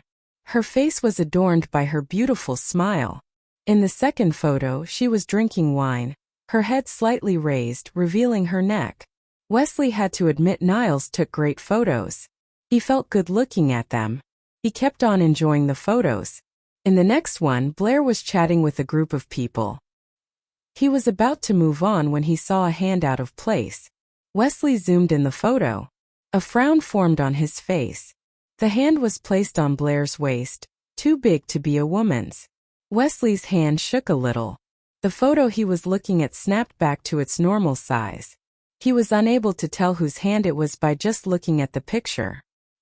He found no other trace of the said hand in other photos, so he called Niles. "Where is she?" He did not beat around the bush. Niles knew who Wesley was referring to. He scanned the area but didn't find Blair. "Huh, this is strange. She was just right here. Go find her," Wesley ordered. Okay. Is everything all right?" Wesley remained silent on the other end of the line. "Don't hang up." "Okay, sure." Niles went to look for her everywhere, but he still couldn't find Blair. Both she and Orion were nowhere to be found. He walked past a corner, and there he heard a familiar voice. Of course. Niles remained quiet as he extended his neck to see where the voice was coming from. He saw a man pressing Blair against the wall by a window. It was pretty dark, and Niles was unable to make out Blair's face. The two looked quite intimate. Before he could even say anything, Wesley asked, "Have you found her?" Yeah. She seems to be in big trouble. Tell me what's going on." Wesley's voice was cold. Niles hid himself in the dark and stuck his head out to look at the man and Blair. "The man has Blair cornered against a window," he said into the phone in a low voice. "What?" "His hands are palm down on the wall, arms perfectly spaced on either side of her body," Niles whispered. Wesley's hands balled into fists. "And? Don't worry, bro, wow. Awesome. What happened?" Wesley's heart skipped a beat as he didn't know what had happened. Despite his excitement, Niles kept a low voice and explained, "Your wife just kicked the man right in the crotch. I heard her yelling at him. Hey, are you kidding me? Have you even looked at yourself in the mirror and wished you could lose some of that ugly flab? If you bug me again, I'll call my husband and ask him to throw you into the sea while we watch the sharks tear you apart." Wesley's face flashed a wide grin. "Great. I'm glad she could think of me in times of trouble," he told Niles. "Carry on." Niles did as he was told. "The man's not happy. Oh no, he caught her arm. Did you hear that scream? Don't worry. It was the guy screaming. Blair bit into his hand." Niles hung up on Wesley and sent him a video call request. He felt it necessary to share this wonderful scene with his brother. When the video call connected, Wesley saw that Blair still hadn't let go of the man's arm yet. Only after blood starting oozing out of his arm did she finally let him go. She took out a wet napkin and began to wipe the blood off her lips. She glared down angrily at the man, who was unable to talk because of the pain. "You better pray my husband never sees you. He won't be as forgiving as I am. Fuck you." In a fit of fury, the man sprang up to attack Blair. Holy crap! Niles cursed inwardly. In an instant he rushed to them, while he was still on the video call, and shouted, "Hang on."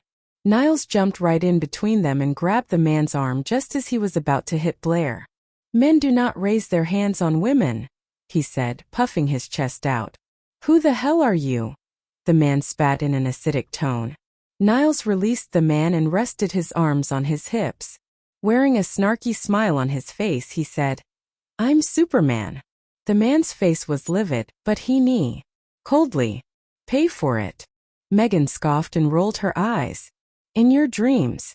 Wesley doesn't like you at all, and yet you keep bugging him like a pest. You know what?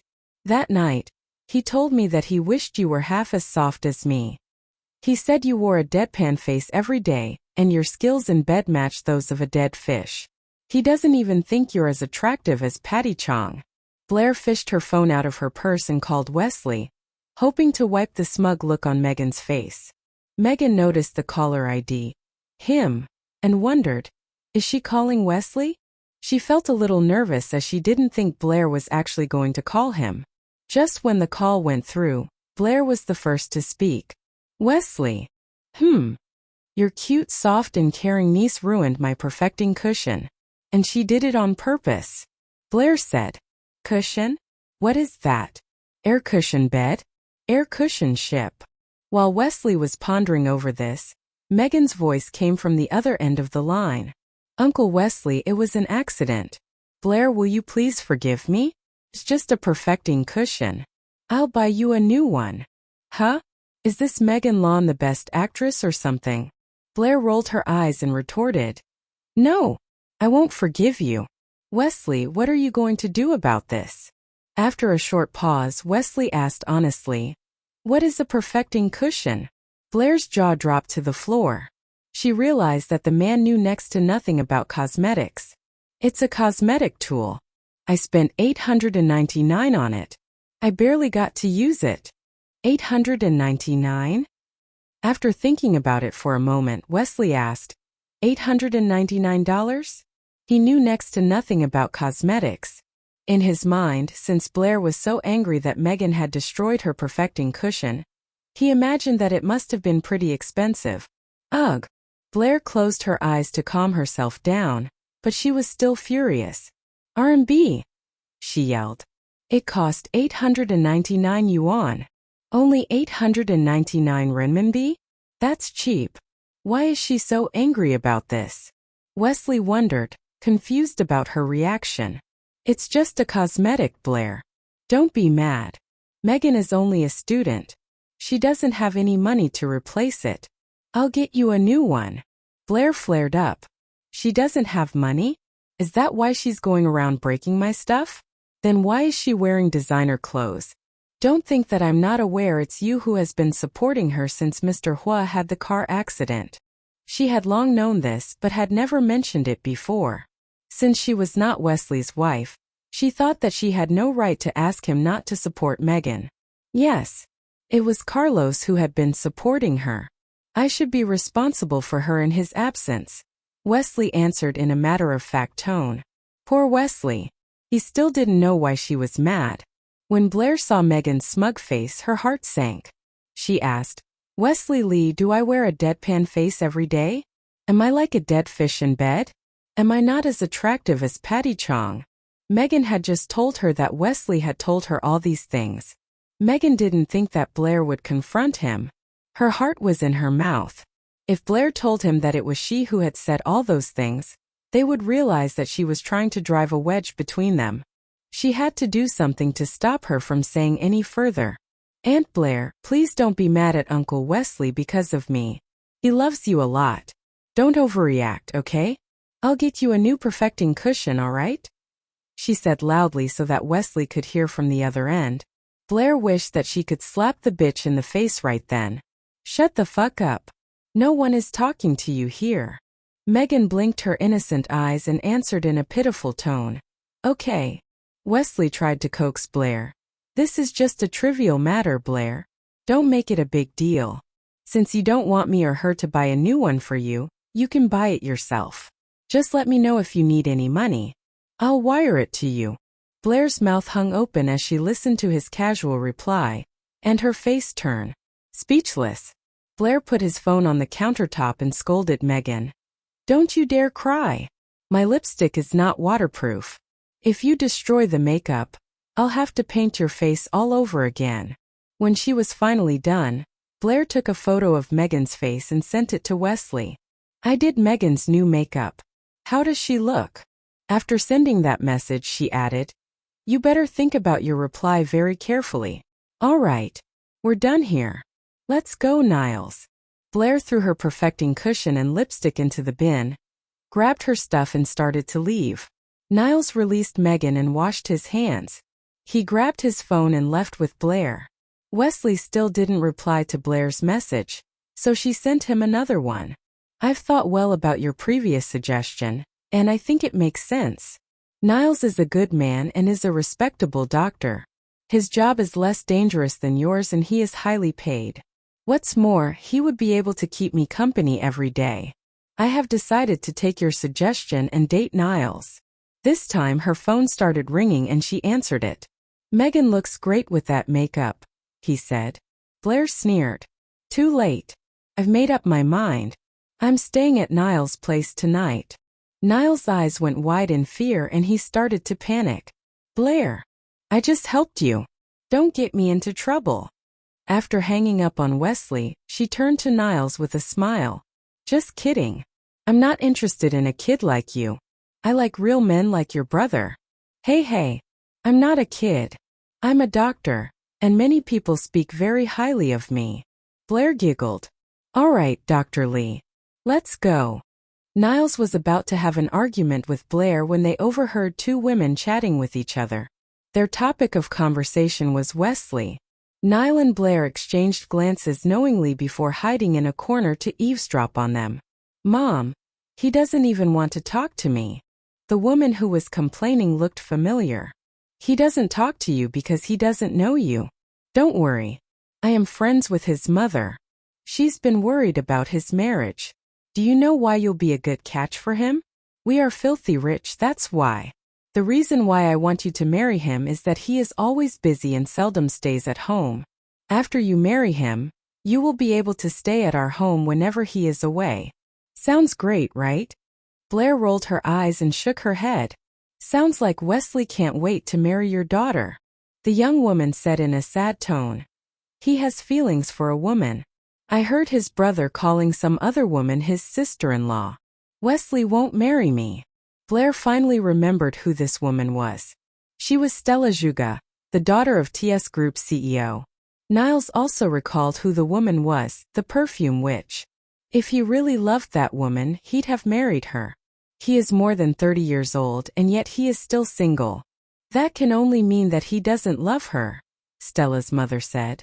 It was as if this night had a grudge against Blair. First it was Megan and now Stella's mother. While Blair was immersed in her thought, something flashed past her and rushed towards the mother and daughter. You have feelings for my brother? It was none other than Niles. Blair immediately ran over to him and said, Niles, what are you doing? Niles didn't respond to her. Instead, he stared at the mother and daughter with an unpleasant expression. Stella put on a wide grin as soon as she recognized him. Hi, I remember you. You are Wesley's brother. Crossing his arms in disapproval, Niles spat. Don't pretend like we're chums. I'm only here to tell you one thing. He pointed his finger at Blair and continued. This is Blair Jing, my sister-in-law. She and my brother are legally wife and husband. You want to marry my brother? Ah, in your dreams. He is head over heels in love with Blair. Legally wife and husband? Blair tugged. Months later so he could tell her about the license then. How did she suddenly know about it? Wesley mulled it over for a while. She and Niles bullied Megan together this evening. I guess this must have something to do with my foolish brother. Thinking of this, he called Niles. Wesley. Niles' voice was always so cheerful. Where are you? I know why you are calling me, but you can't put the blame on me. You know I'm siding with Blair. I had to do as she said, right? She asked you to tell her that we were married? Wesley said coldly. Huh. Of course, Niles Lee, you are a dead man. Niles shivered upon hearing that. Bro, Blair and I are still at the party. You can only count on me to keep an eye on her. If you blame me for that, I'll encourage her to cheat on you. Cheat on me? Wesley chuckled. You can try. If you pointed a gun at her head and asked her to cheat on me, she still wouldn't do it. Wesley's voice was filled with pride. No one knew Blair better than he did. Humph. Niles snorted. Then do you want me to drive her back home or not? I can always let that foreigner drive her back. I took a closer look at him. Wait, what is his name? Orion. He is a handsome guy. I really want a nephew. If Blair gives birth to a half-caste, I'll be thrilled. You idiot. If she gives birth to a half-caste, it won't be your nephew. Wesley reminded his brother in a cold voice. I haven't seen him in just a couple days and already he sounds dumber than before. You are making a lot of sense. Fine, for the sake of my future nephew, I'll do you a favor and drive my sister-in-law home, Niles said into his phone. It would be your honor to drive my woman home, Wesley said. Niles was shocked by his words. Bro, how do you always have a way to piss me off? Cut the crap. Drive her back now, or I'll beat the shit out of you when I'm back. Just come back and fight me, that's what brothers are for, Niles shrugged. He liked bantering with his brother. Niles Lee, one more word and I'll fly back now, Wesley said impatiently. Sorry, bro. I was just kidding. Of course I'll drive Blair back home now. Please don't get mad at me, okay? Now. Yes, sir. Meanwhile, Blair's brain was preoccupied with the fact that she and Wesley were legally married. She no longer was in the mood to stay at the party. So when Niles offered to drive her back, she agreed without hesitation. Miss Jing, you haven't introduced me to this young man. Someone seemed curious about Niles' identity. Blair paused for a while and was about to tell that person that Niles was her boyfriend's brother when Niles cut her short. Nice to meet you. I'm Niles Lee. Blair's husband is my brother, he said with a polite smile. Lee. Niles Lee. You look a lot like Wesley Lee. Are you his? Niles knew that his brother was popular, but he didn't expect the man to know him. People around them started to listen in carefully, curious to know who Blair's husband was. Wesley? He is my elder brother, Niles answered proudly.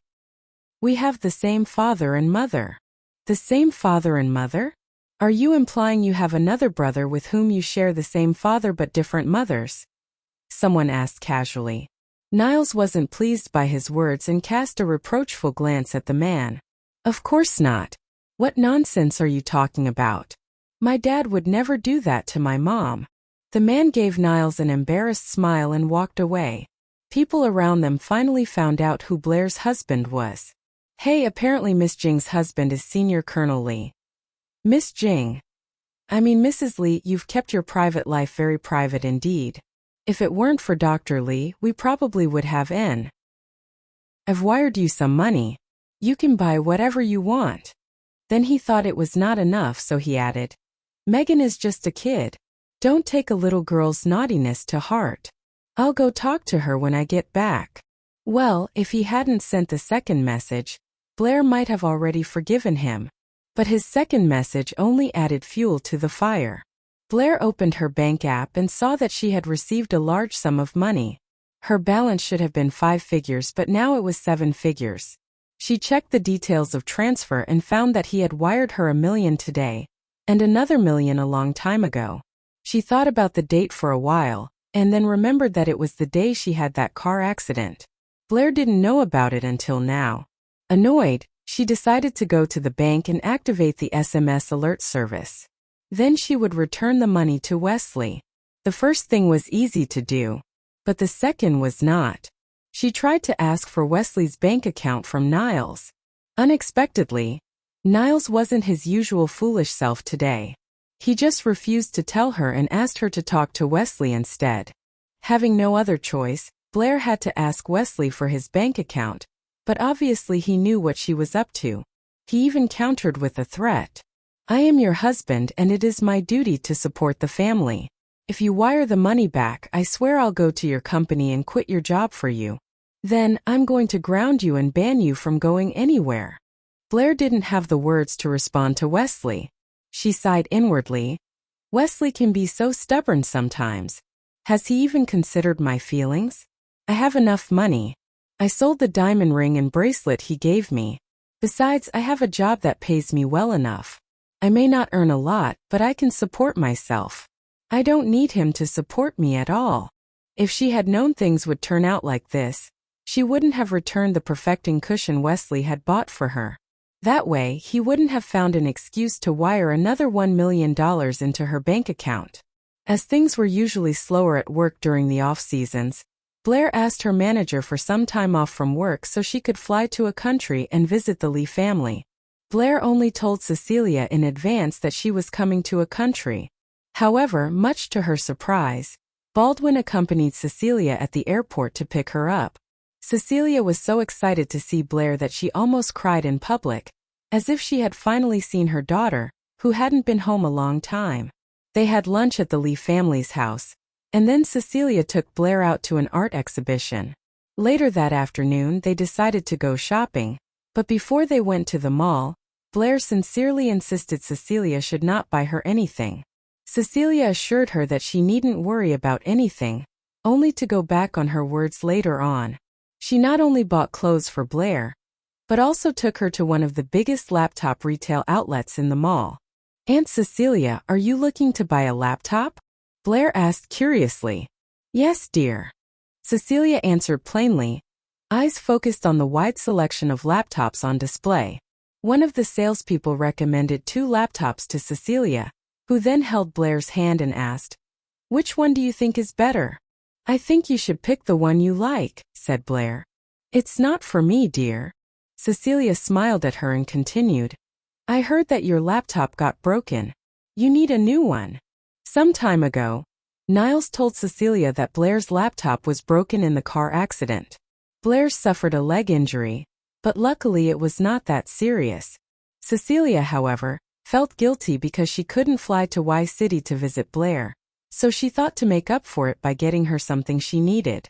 Blair was deeply moved by Cecilia's gesture of kindness. "Aunt Cecilia, you don't need to buy me a laptop. Anyway, I just use the company's computer. It works just fine for me." She then turned to face the salesperson and apologetically said, "Sorry for the trouble, miss, but we are not buying a laptop." As she smiled at the salesperson, "Me a lot of things again." Cecilia paused and put the camera down. Blair thought she was angry and was about to explain when Cecilia cut in. "How about you get pregnant and give birth to a boy or a girl? Then my attention will be transferred to them, and you won't feel pressured anymore. What do you say?" Blair was at a loss for words, unsure of whether to laugh or cry. "Seems like a good idea, but Wesley won't be back in half a year." "Huh? You mean you want to have a baby too?" Cecilia had a wicked grin on her face that stretched from ear to ear. Blair's face was as red as a tomato. She immediately shook her head. No, no. She wasn't certain about her relationship with Wesley, and she didn't think a child would help fix that. "Don't be shy. Niles told me what happened. Now that you know you and Wesley are a legally married couple, why don't you call me Mom from now on?" Cecilia looked at Blair with a hopeful expression. From the moment she saw Blair at the airport, Cecilia had been wondering how to make Blair call her Mom. Blair bit her lip, feeling awkward. Cecilia was right. Blair should call her Mom. However, Blair felt incredibly shy to do so. Cecilia smiled at Blair's shy face, patting the back of her hand and said, "Don't worry. You can call me whatever you want. I believe you will come to call me Mom one day." Blair nodded. "I know, Aunt Cecilia. Please give me some time." "Honey, take as long as you need." The next day, Baldwin and Cecilia drove Blair to the airport. When they got out of his car, he put Blair's luggage in a cart and told her, "I don't think your luggage is overweight. If it is overweight, just pay extra. It's not a big deal. Wesley has money, and all his money is yours now." "Got it," Blair replied. Cecilia and Baldwin got back in the car. But Cecilia was still worried. She rolled down the window and said, "Blair, remember what I told you? If you ever get tired of staying in Y City, quit your job and come here. This is Wesley's hometown. He will return here anyway." Blair teared up a little at her concern. "Okay," she replied with a nod. The car engine roared to life. She finally mustered up enough courage and said as she waved her hand to Wesley's parents, "See you later, Mom, Dad." Cecilia gasped when she heard Blair call her Mom. She was so excited that she wanted to wrap her arms around the girl and hug her tight. But Blair was too shy to stand there for a second longer. She turned around quickly and walked into the departure lounge. That evening, Wesley got a call from Cecilia. She exclaimed, "Wesley, Blair called me Mom today. She is truly a part of our family now. Cherish her. Call her whenever you can, so that she knows that you really care about her." A smile crept over Wesley's face. "I will," he said. "All right then. Take care of yourself." Cecilia knew that Wesley would be fine. But to a mother, her son would always be a child, no matter how old he gets. She couldn't help worrying. "I will, Mom. You too." On the 72nd day after Wesley had left, Niles called Blair. "Hi, Niles," she said into the phone. "Blair, some of my coworkers and I are going on a trip. Do you want to join us?" A trip. It sounded nice, but she was worried that she wouldn't fit in with his crowd. "I think I'll pass. I don't know your coworkers. I'll feel completely out of place. You know me. I'll keep you company. My mentor is the organizer of this trip. She has made an exception for you this time." "Thank you, Niles, but I'm really busy. We're going to the border." "What did you say?" Blair's heart skipped a beat. "We're going to the border," Niles repeated. That was why he insisted that she go with them. And now Blair couldn't wait to go. "When's the trip?" she asked with. Drugged one night by her ex-boyfriend, a mysterious man took advantage of her in an ecstatic night filled with sex. To take her revenge, she married the man and used him. "As long as I'm alive, I'm still his legal wife, while all of you are just his mistresses." She remained adamant even when he was involved in scandals with other women. Eventually she stormed off after she learned that he had betrayed her again. But life brought her back to him a few years later, to his astonishment. T worked to finish so she couldn't join the game and sat in the aisle. Niles stuck out his head from the compartment and asked, "I haven't told Wesley that we are coming yet. Would you like to tell him yourself?" Blair thought about it and said, "Let's wait a bit longer." Niles was confused at first. He thought Blair would be more excited about this trip. Then he realized her intention and said with a grin, "You want to surprise him, don't you? How romantic." Blair flushed. "Go play your poker. I don't want to talk to you about this. You're such a kid." Niles went back to his game, laughing heartily. After some time, Ingrid stuck her head out and asked, "Blair, do you need Wi-Fi? I have unlimited data on my phone." Blair shook her phone and replied, "So do I. Thanks though." "No problem. I'll leave you be," Ingrid replied. Then she turned to the others. "Let's keep our voices down. Blair is working." Blair didn't want to be a buzzkill. She remarked, "Don't worry about it. I'll put on my earplugs. Have fun, you guys. Don't mind me." "Okay, but if we're being too loud, just tell us." Ingrid was in her early 30s. She was older than the others and was also their senior at work. So the younger ones listened to her. Blair nodded. They were having a good time. Looking at them, she felt better and couldn't help smiling. The food provided on the train never tasted any good. So when it was dinner time, most of Niles' co-workers chose to eat the instant noodles which they had packed for the journey. They also shared their snacks with each other. Blair was not used to taking this kind of long trips on the train. She hadn't thought of bringing any snacks with her. So while everybody else was getting ready to eat their dinner, she remained busy on her computer. Niles put away the poker cards and asked, "Blair, aren't you hungry?" She smiled awkwardly. "I didn't bring any food. I don't know where to buy dinner either." A lady with a food tram had just passed through the aisle with all kinds of snacks and drinks. But she was nowhere in sight anymore. There was only one cart that was selling dinner. Blair didn't want it. "Hold on," Niles said. He took a box of instant hot pot and another box of self-heating rice from his backpack. "Which one would you like to have?" A young man sitting next to Niles snatched the instant hot pot from his hand and joked, "I didn't bring dinner either. I'll take this one." "Hey, what would my sister-in-law eat if you take it? My brother will kill me if I let her go hungry. Will you take the blows for me? Or should I just tell him that you took away his wife's food?" Niles looked at his friend slyly.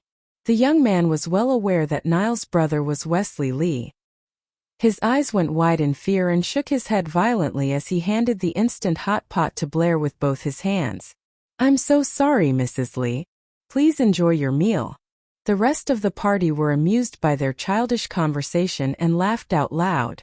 Blair took the instant hot pot from him with a shy smile and started eating. The others shared their snacks with her too. She felt self-conscious about taking their share. She had nothing to share with them after all. Niles sensed her worries. He said, "Blair, don't worry about it. Once we're back in Y City, I'll ask Wesley for some money to treat them to a big dinner on the 5th floor of the Alioth building." One of the girls' eyes went wide in surprise. "Niles, did you just say the 5th floor of the Alioth building? The one in the shining International Plaza?" "Uh-huh. Is there another Alioth building?" Niles replied casually, biting into a cucumber as he looked at the girl. Before, drugged one night by her ex-boyfriend, a mysterious man took advantage of her in an ecstatic night filled with sex. To take her revenge, she married the man and used him. "As long as I'm alive, I'm still his legal wife, while all of you are just his mistresses." She remained adamant even when he was involved in scandals with other women. Eventually she stormed off after she learned that he had betrayed her again. But life brought her back to him a few years later, to his astonishment. I'll feast for the travelers in the train. Blair rushed to take out her single-lens reflex camera from her suitcase. She leaned out the window and started taking pictures. When she was done, she turned around and saw Niles walking towards the next car. "Where are you going?" she asked. Niles hadn't expected her to notice him. Surprised, he stammered. I was bored. Thought I'd take a walk. A walk? Blair looked at the path ahead of him. The car in front of theirs was the head of the train. How could he possibly take a walk there? But she didn't dwell on it. She put her camera on her berth and decided to freshen up. They had spent nearly 20 hours on the train by now. And they had also gotten to see the beautiful sunrise. It was indeed heavenly. They also witnessed the continuous snow-capped mountains, the prairie, the herds of yaks and sheep grazing on the rich grass, and the gurgling brooks. Whatever they laid their eyes on was a spectacle. As they got closer and closer to Wesley, Blair couldn't control her excitement. She had been able to work the day before, but today she could hardly concentrate on anything for a minute. Niles had been acting conspiratorial the whole morning. He kept going to the head of the train, where he made suspicious phone calls. Blair was too focused on Wesley to spare any heed to him. After 23 long hours of traveling, they were finally about to reach their destination. Niles walked back, grabbed Blair by the wrist and led her close to the window. Look, we're almost there. Blair was confused by Niles' dramatic reaction. She was fully aware that they were almost at their destination, but Niles seemed to be overreacting. Calm down, pal, she told him with a small laugh. But Niles couldn't stop himself. He was on his toes with excitement.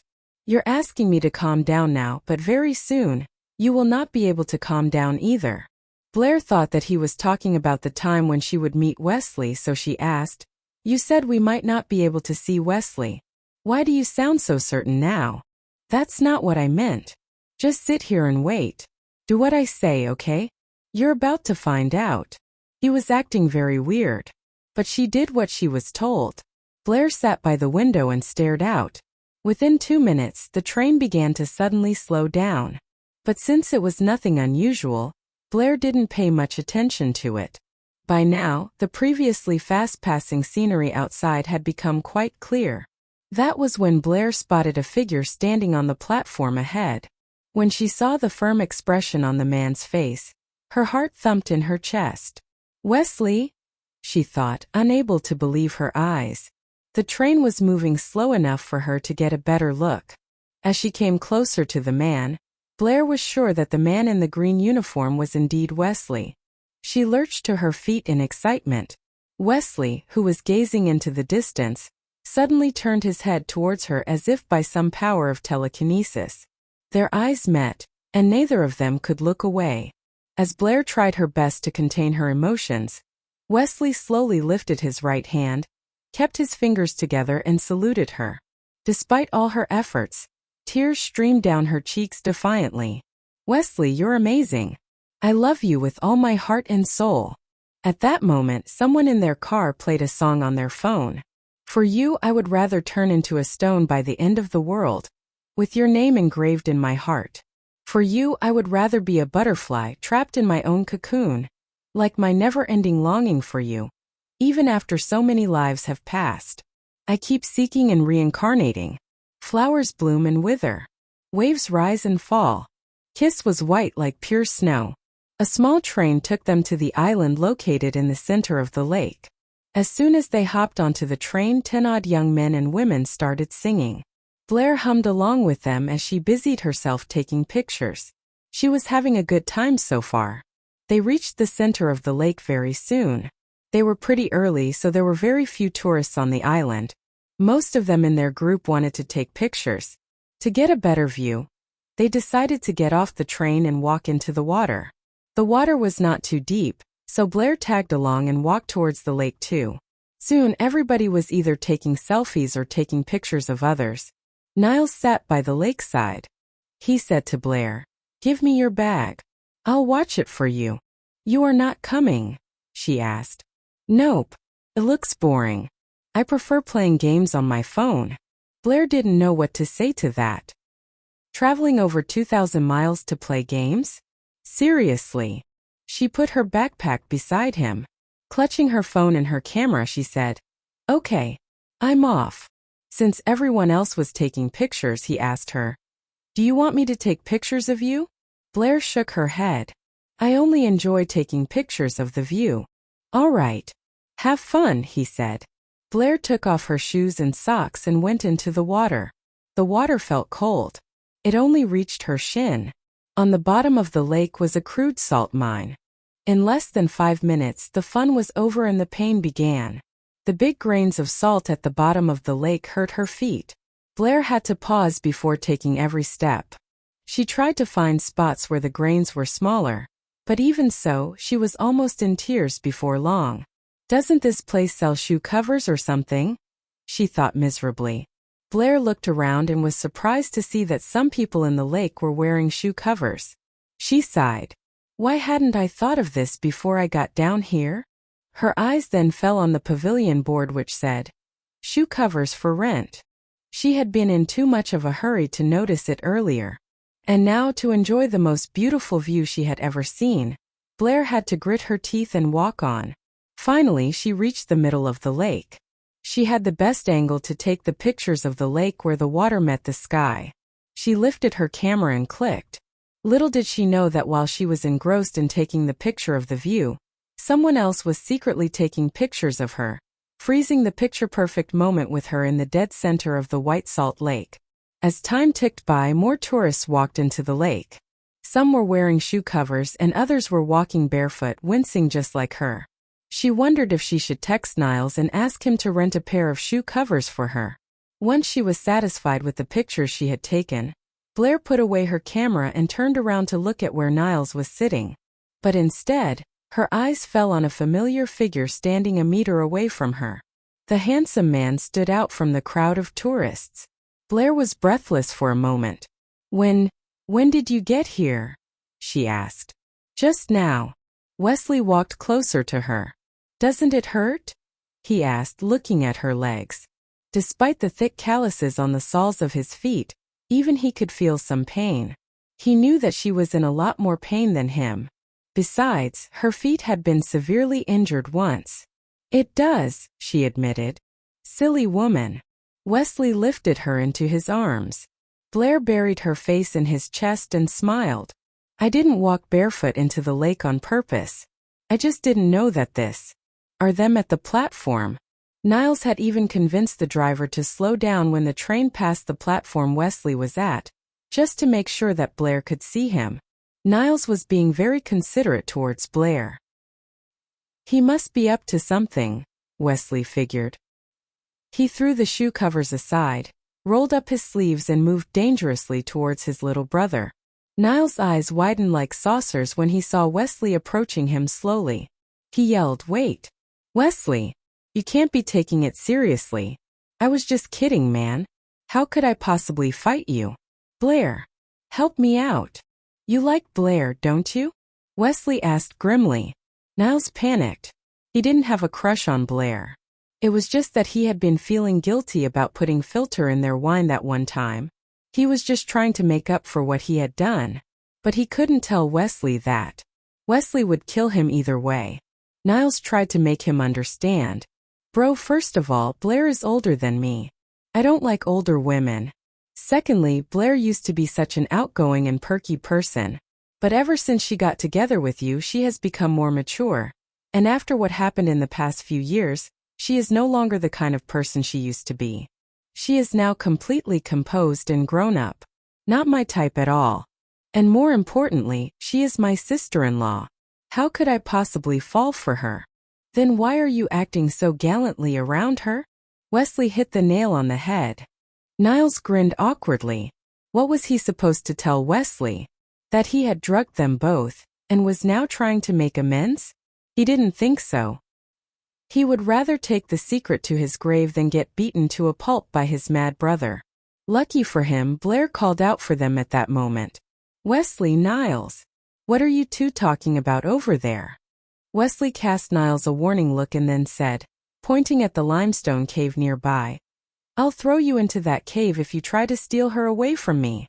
Niles gaped at his words. How cruel. I'm pretty sure that there must have been a swap at the hospital, he thought. Wesley picked up the shoe covers and walked towards Blair. Niles called after him, "Wesley, we're brothers." Why are you always being so hard on me? You need the push to grow up, Wesley replied. To grow up? The kind of push you're giving me will make me grow into the Hulk, Niles thought sulkily. Blair asked Wesley. What's going on? Are you bullying Niles again? No, I'm not, he lied. Blair knew he was, but she let it go. Give me the shoe covers. I can put them on by myself. Let me.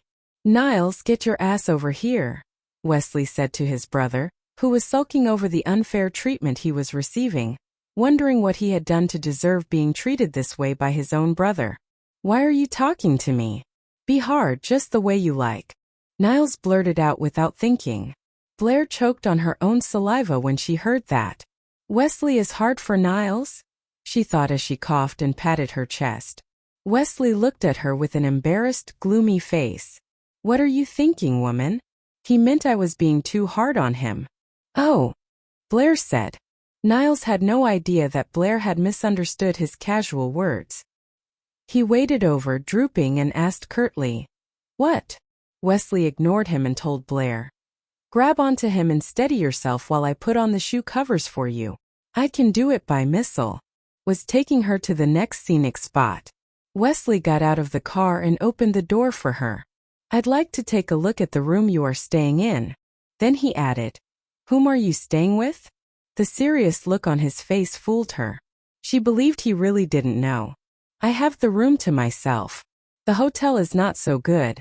But they said this was one of the best in this place. Blair took him to her room and opened the door. The room is pretty big. It's spacious enough since I'm staying alone. Niles made the arrangements. The trace of fragrance in the air drew him in. Her scent. Wesley pretended to be checking the place out. He looked around the room first and then examined the bathroom. He even looked out the window. I know a better hotel.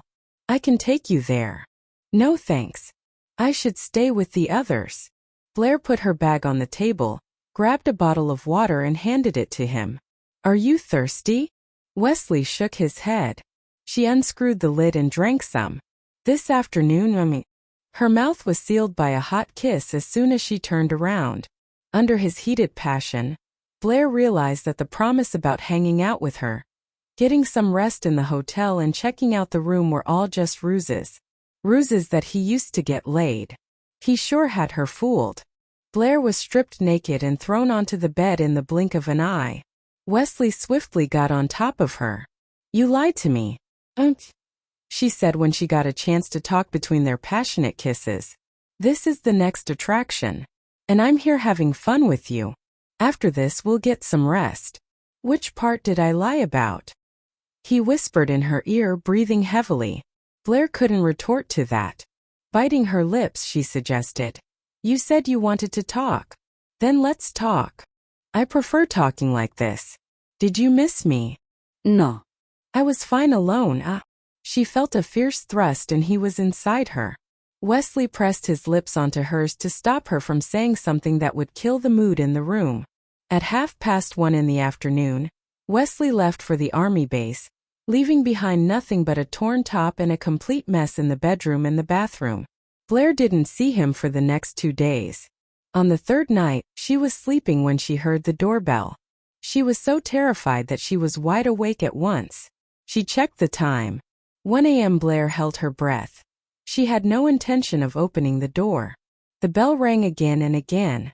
And then it was quiet for a few seconds. Then her phone vibrated. Open the door. It's me. She let out a relieved sigh. She got out of bed, straightened her pajamas and opened the door. Wesley was standing outside. Before she could let him in, Niles, who was staying opposite to her room, opened his door in his bathrobe. Wesley? He asked in surprise. He had been playing games on his phone when he heard someone ringing Blair's doorbell. He wasn't expecting to see Wesley in the hotel in the middle of the night. Wesley had reached out his hands to hug his woman. Hearing his brother's voice, he retracted his hands and turned to Niles. What? Go to bed, he scolded impatiently. Niles felt wronged. You kept ringing her doorbell. I was worried and came to check it out. Go sleep. Oh, come on, brother. Don't be so cold. Would you like to come into my room and have a heart-to-heart? Niles leaned on the door and grinned at him wickedly. Holdingy. Drugged one night by her ex-boyfriend, a mysterious man took advantage of her in an ecstatic night filled with sex. To take her revenge, she married the man and used him. As long as I'm alive, I'm still his legal wife, while all of you are just his mistresses. She remained adamant even when he was involved in scandals with other women. Eventually she stormed off after she learned that he had betrayed her again. But life brought her back to him a few years later, to his astonishment. Floor. How did he even manage to climb all the way up? Can he fly too? Is there anything this man can't do? While she was contemplating about his ability to fly, she was forcefully pressed against the window glass. Honey, the night is beautiful. Enjoy the view, he said in an evil tone. No. She fought. She was aware of what he was up to. However, her refusal was too feeble against his force. She was forced to look at the starry sky as he torn apart her nightgown. She cursed him inside repeatedly, and yet that was far from enough to make her feel any better. She had spent over 20 hours on the train to get to this beautiful border city. And now she felt like she was here only for his pleasure. For the next couple of days, Blair never left the hotel. On the 5th night, Blair was too afraid to sleep. She cringed in bed, listening to every noise around her room, as if an evil beast would show up any minute. It was past 2 a.m. and Wesley still hadn't come. Sleep took over and Blair dozed off. The group had been in XH City for a week. It was time to go back home. They had already booked their return tickets. Blair didn't see Wesley in the last 2 days either. He didn't call her. And when she tried to call him, his phone was switched off. Before they departed, she asked Niles, "Is the army base far from here?" She wanted to get a glance at him from afar before they left the city. Pretty far, actually. Niles checked the distance on his phone. The army base was over 50 kilometers away. Wesley had driven that far every time to see Blair after finishing his work, even though he could see her only in the middle of the night. Niles hired a car and took Blair to the army base. The place was heavily guarded. Niles asked her to wait in the car, and went to inquire about Wesley to a sentry at the entrance. He told the guard that he was Senior Colonel Wesley Lee's brother. The soldier sized him up and noticed the resemblance at once. "Senior Colonel Lee is not here right now. Why don't you try contacting him personally?" Niles refrained from rolling his eyes. "I did, but his phone is switched off. That's why I am here. I'm afraid there's nothing more I can do to help you." "Sorry," the sentry told him. Security was obviously taken very seriously around here. Niles returned to the car, filled with disappointment. They waited near the camp the whole morning, but didn't see Wesley anywhere near the place. By noon, Niles was getting hungry. "Wait here, Blair. I'll go buy something to eat," he said. "Okay," she replied. No sooner had Niles left than some military trucks came from the opposite direction. To avoid drawing any attention, Blair hid behind a tree and observed if Wesley was in any one of those trucks. Before long, the handsome man got out of the first truck and walked to the sentry whom Niles had spoken to earlier. All of a sudden, both of them looked her way. Blair's heart leaped into her mouth. Crap! The guard must have told Wesley that his brother had come looking for him. She had only wanted to see him from afar without disturbing his work. When Wesley headed towards her, her instinct told her to run. And Wesley chased after her. Worried that she might trip and fall, he deliberately slowed down to keep a fair distance between them. A few soldiers got out of the trucks. One of them patted the soldier beside him and said, "Look, our chief is running after someone. Is that a girl?" "Yeah." "Who is that? A criminal or spy, maybe?" "Probably. Chief seems to. Drugged one night by her ex-boyfriend. A mysterious man took advantage of her in an ecstatic night filled with sex. To take her revenge, she married the man and used him. As long as I'm alive, I'm still his legal wife, while all of you are just his mistresses." She remained adamant even when he was involved in scandals with other women. Eventually she stormed off after she learned that he had betrayed her again, But life brought her back to him a few years later, to his astonishment. Hot to herself, Wesley tightened his embrace to pull her closer to him. Believe me, the wait will be worthwhile. She had been waiting for him for 10 years. It was long enough. And Wesley was considering giving her a beautiful wedding. Blair's eyes became moist. She choked and pushed him away. Everything is fine now. Focus on your job and guard your country and the people. Don't think about me. What do you mean, don't think about you? She was his first thought and would always be. Wesley would give up his own life for her. Since they were married, he didn't want to keep her waiting any longer. Never mind. Think of the big picture. She didn't want him to sacrifice or give up anything for her sake. That would just hurt her more. Wesley's eyes dimmed. Blair, if we weren't married, would you still be thinking of running away from me? No, I wouldn't be. If I really wanted to leave you, one little marriage certificate wouldn't be able to keep me from walking away. Her love life had been a bumpy road so far, but she had no intention of getting out of this relationship at this point. Their long-distance relationship was kind of bittersweet. At least, she and Wesley could cool off and have time to think about their future. Wesley's jaw hardened. He snarled. Would it kill you to say something nice to me? Blair made a face. You know me. I don't have a honeyed tongue just like you.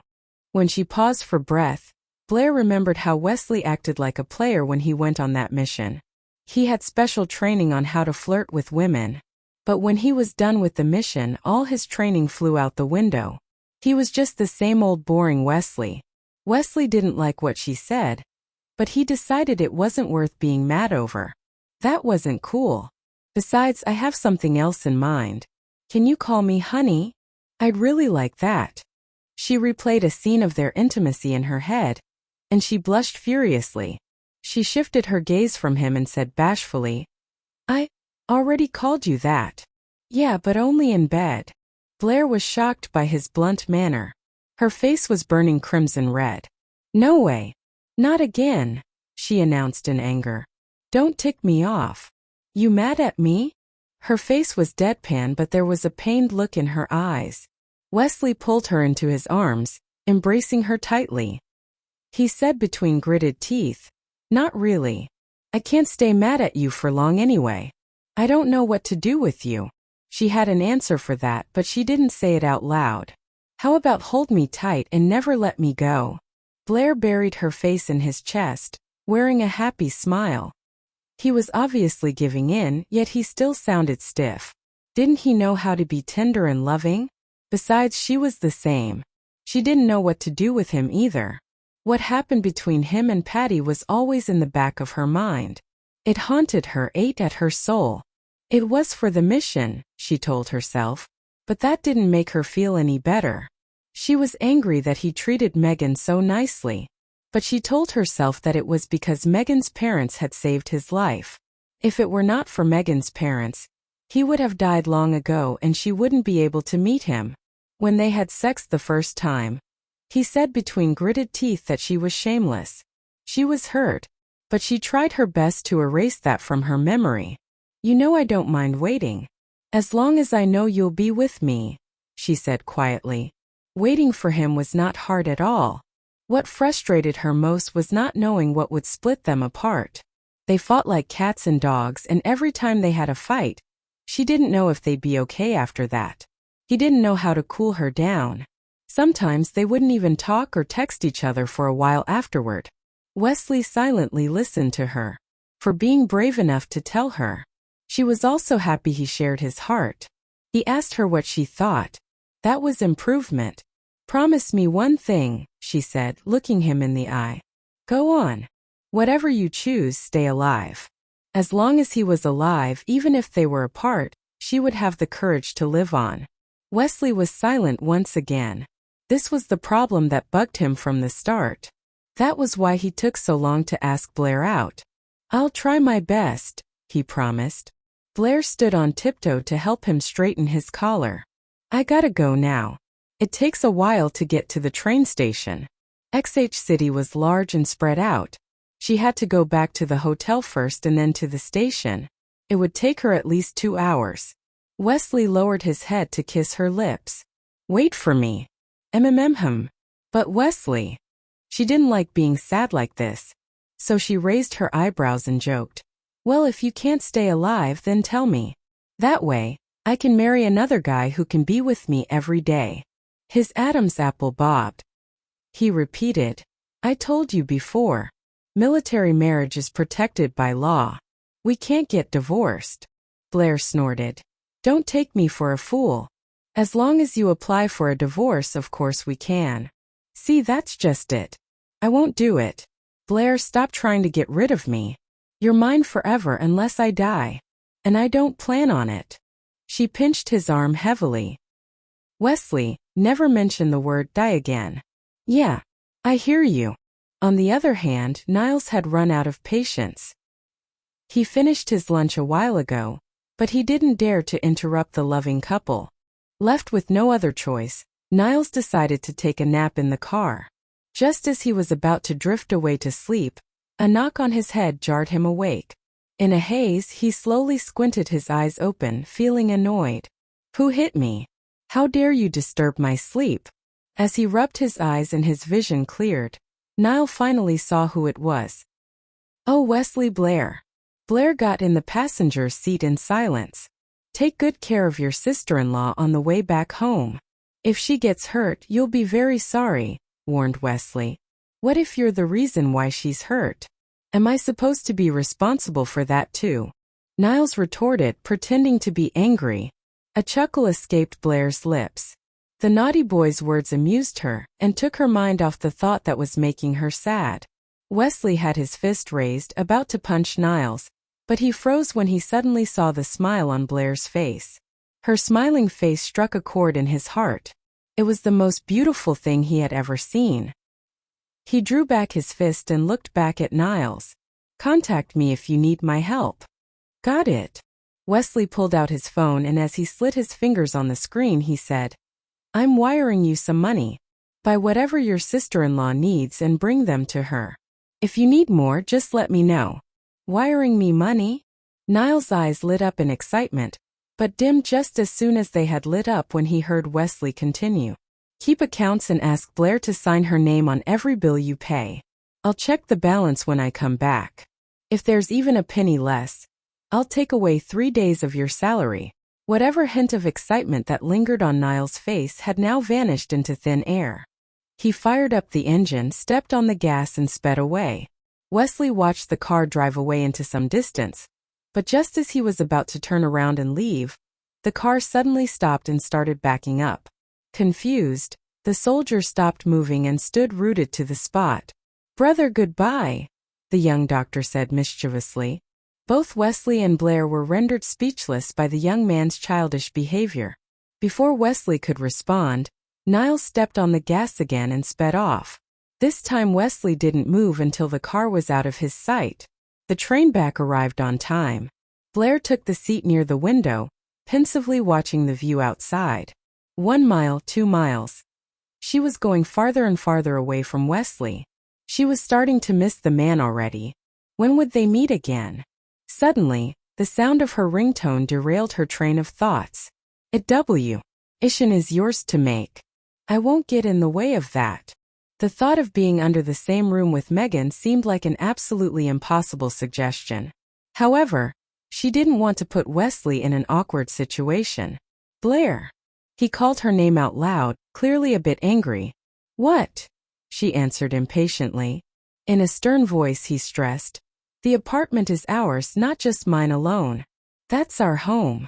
You have the right to make a decision. Blair flashed a sweet smile. Fine. Promise me that it will just be for a few days? Let her leave as soon as possible. Okay, no problem. And I'm going to set 3 rules. Whatever you want. Blair happily replied. I'm not going to talk to her myself, so you need to tell her my conditions. First of all, no matter what happens, she's not allowed to enter our bedroom. That was their most private place in the apartment. She didn't want any outsiders in there, especially Megan. The soldier grinned at the woman's ability to be so sweet and petty at the same time. Okay, what's the second rule? Second, keep the apartment clean. She must clean up after herself. Easy. Third, she's not allowed to bring any guests to our home. Oh, there's one more rule. She has to call me Aunt Blair. That's all. I see. I'll pass on your words to her. Well, when will you be back? She asked quietly. It had been almost 70 days since they had seen each other. She missed him so much that she was on the verge of becoming depressed. Not sure yet, but it'll be before the end of next month. Give or take 40 days to go. After this mission, Wesley was planning on staying with Blair longer than he did the last time. Okay, I see. Blair talked with Wesley for a while longer before hanging up. The next day, Megan showed up at their apartment with her luggage. When Blair came back home from work, the girl was already inside sitting idly on the couch watching TV. She didn't even say hi. Instead, she took out her phone and loaded up a game as if Blair wasn't even there. Blair changed into her slippers, turned off the TV and asked Megan coldly, "So it's just you and me. Why did you ask Wesley if you could move in?" Megan raised her head and smirked. "No reason. I just want you to know that Wesley cares about me. He never turns me down. Observe." She gestured at the room. Blair found her ridiculous. "Seriously? What do you think will happen? Aren't you afraid that I'll sneak in your room and kill you in the middle of the night?" Megan cast her a wary glance. "Damn, you're violent. Wesley told me you weren't very girly. Coming from you, I'll take that as a compliment. I have no reason to hold back around you. And just so you know, Debbie already knew Mr. Huo was alive.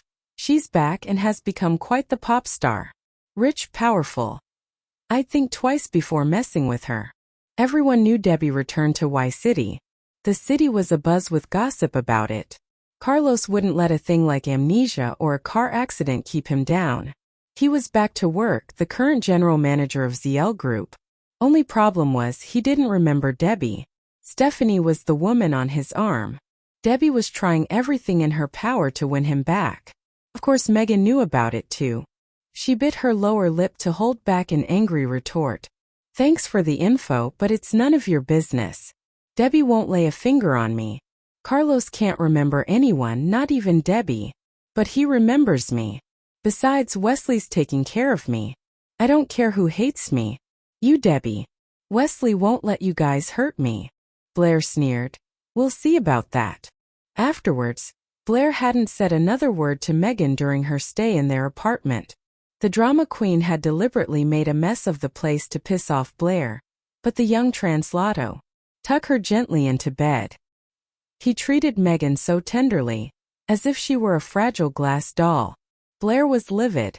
When Wesley was just about to walk away, Megan suddenly wrapped her arms around his neck and sobbed. "Didn't you and Uncle Carlos take care of those guys? Why are the thugs still after me? Who told them where I live? Help me. I'm scared." "Who? Who?" Wesley furrowed his brows deeply. He pried her hands away and tried to keep his distance. He stood by the edge of the bed and explained, "Those gangsters were part of larger crime families. Don't worry. I'll handle it. I'm also trying to figure out how they found you. You can rest here and be safe. But I want to go back to Y City with you. How about I move in with you? Only you can help me feel safe." Wesley was baffled. "You're better off here. I have to go to work, so I can't be around you all the time. Trust me, this is better." "It doesn't matter. I'll stay in your apartment. Just bring me food every day and that's enough. Or are you worried that Aunt Blair won't like it? I'll ask her myself. Is that okay? She says no, then, ahem." She coughed again, struggling to breathe. Wesley calmed her down. "Don't get all worked up now. Blair has nothing to do with this." Megan steadied her breath and emotions before speaking again. "But Blair told me that Debbie was back and both of them hate me. I'm really scared of them." "Why do they hate you? And why are you so scared of them?" Wesley's face displayed the confusion that was in his mind perfectly. He had doubts as to whether Blair really spoke to Megan like that. "I don't know. I feel like Aunt Blair and Debbie aren't very fond of me. Perhaps it has something to do with you and Uncle Carlos adopting me and treating me so well. They don't seem happy about that." Megan spoke in a pitiful tone. Blair, standing in the doorway, was overwhelmed by an urge to slap the hypocritical girl's face. Clenching her teeth, Blair tried to keep her anger in check. Oblivious to Blair's presence, Wesley took a look at his wristwatch and said, "Don't think about it too much. We're obligated to take care of you."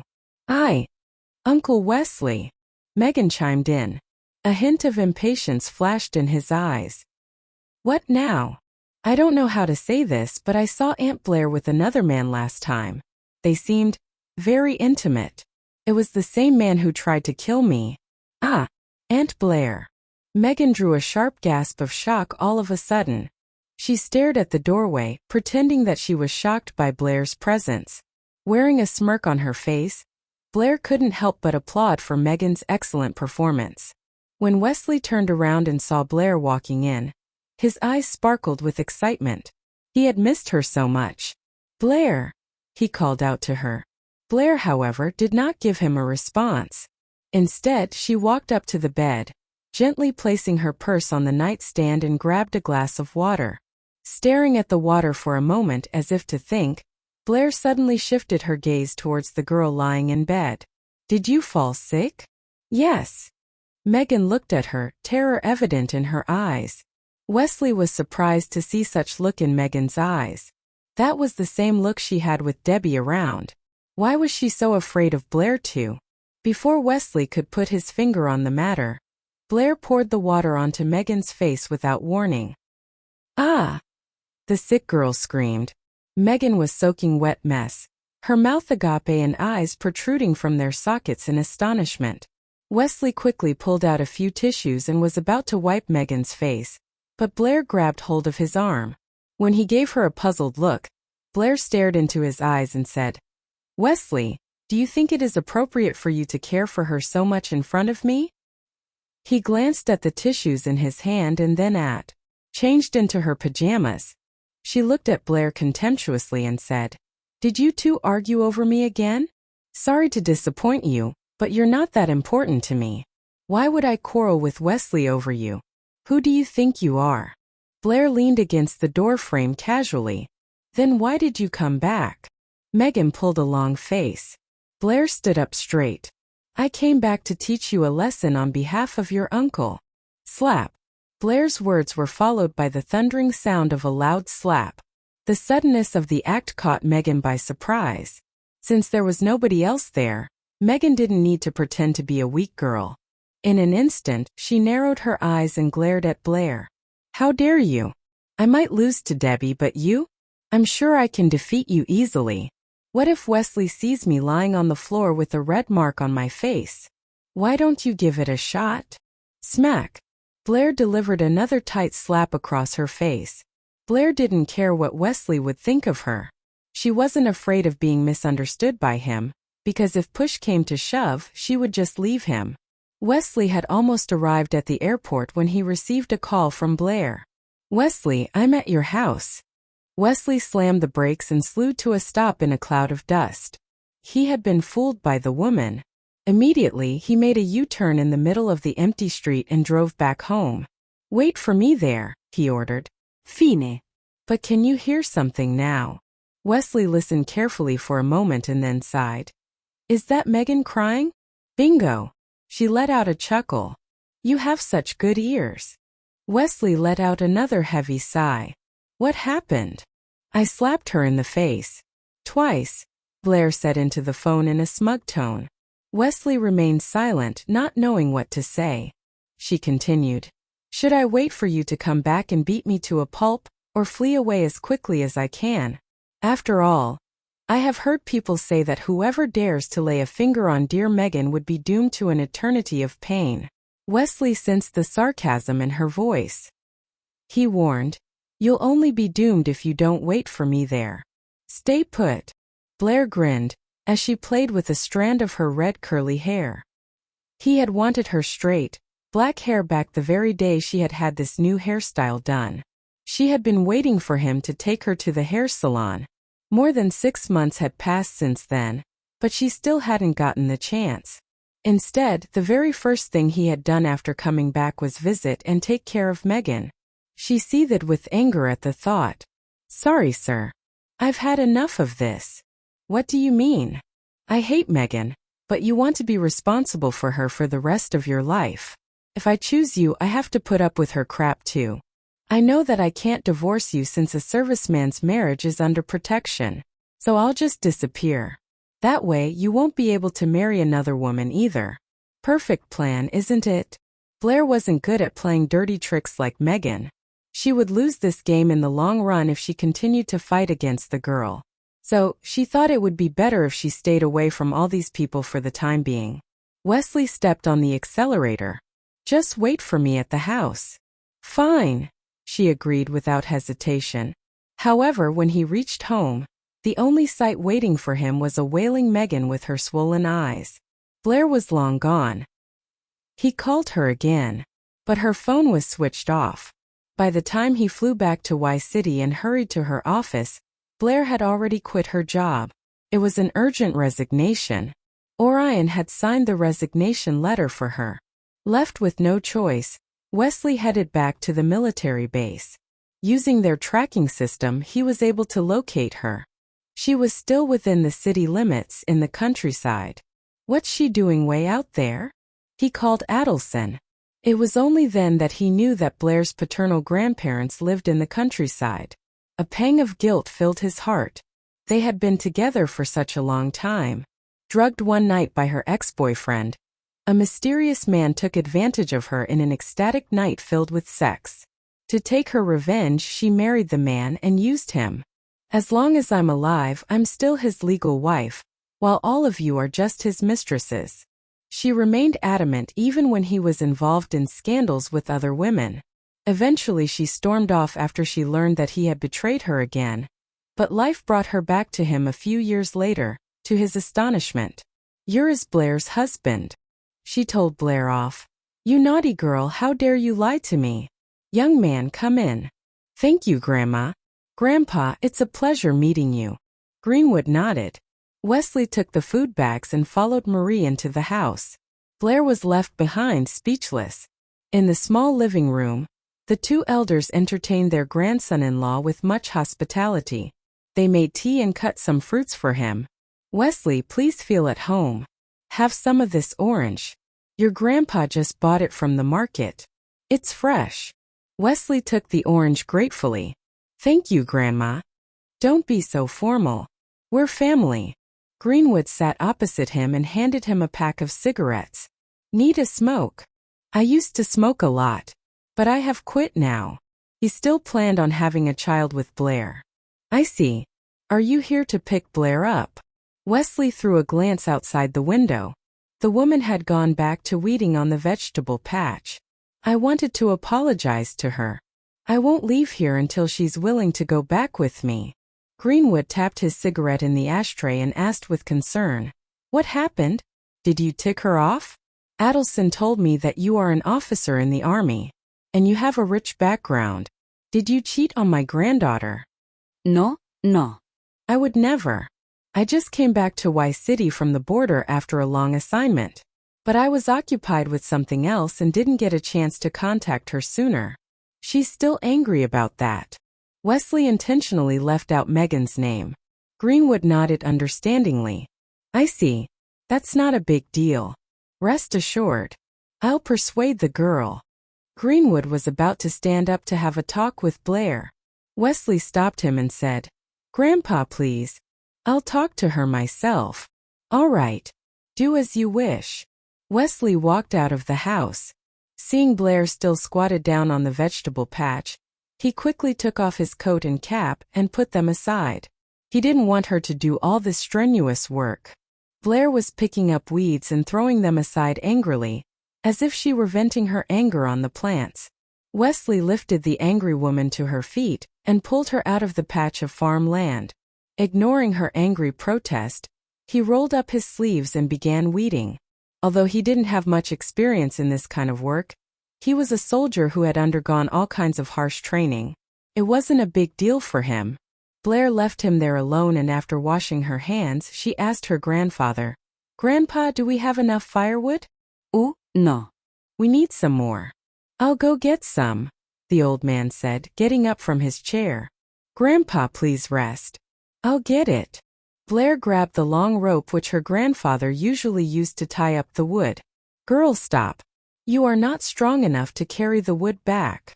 Marie tried to stop her granddaughter, but the girl rushed out before she could say anything else.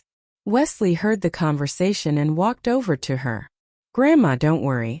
Leave it to me. Okay. Thank you, Wesley. He easily caught up to Blair and silently followed her to an empty land behind the house. A pile of firewood was stocked there for their daily use. When she was about to reach out for the wood, he pulled her away and grabbed the rope from her hand. He bent down to gather a few pieces of firewood together, tied them up tightly with the rope, and threw them over his shoulder. He carried them back to the house with ease. Blair's mouth hung open in amazement. She wanted to give him a piece of her mind, but chose to be silent. Before the sun went down, Wesley had finished all the chores and farm work which Blair had planned to do, carrying the firewood to the courtyard, cutting them into pieces, weeding the vegetable patch, and drawing water from the well. And he did it all so efficiently, like he had years of experience doing it. When night fell and the two elders were busy cooking in the kitchen, Blair took the chance to push the man out of the door. She urged in a low voice, "We don't have enough rooms here for guests. Leave now." He tried to find an excuse to drugged one night by her ex-boyfriend. A mysterious man took advantage of her in an ecstatic night filled with sex. To take her revenge, she married the man and used him.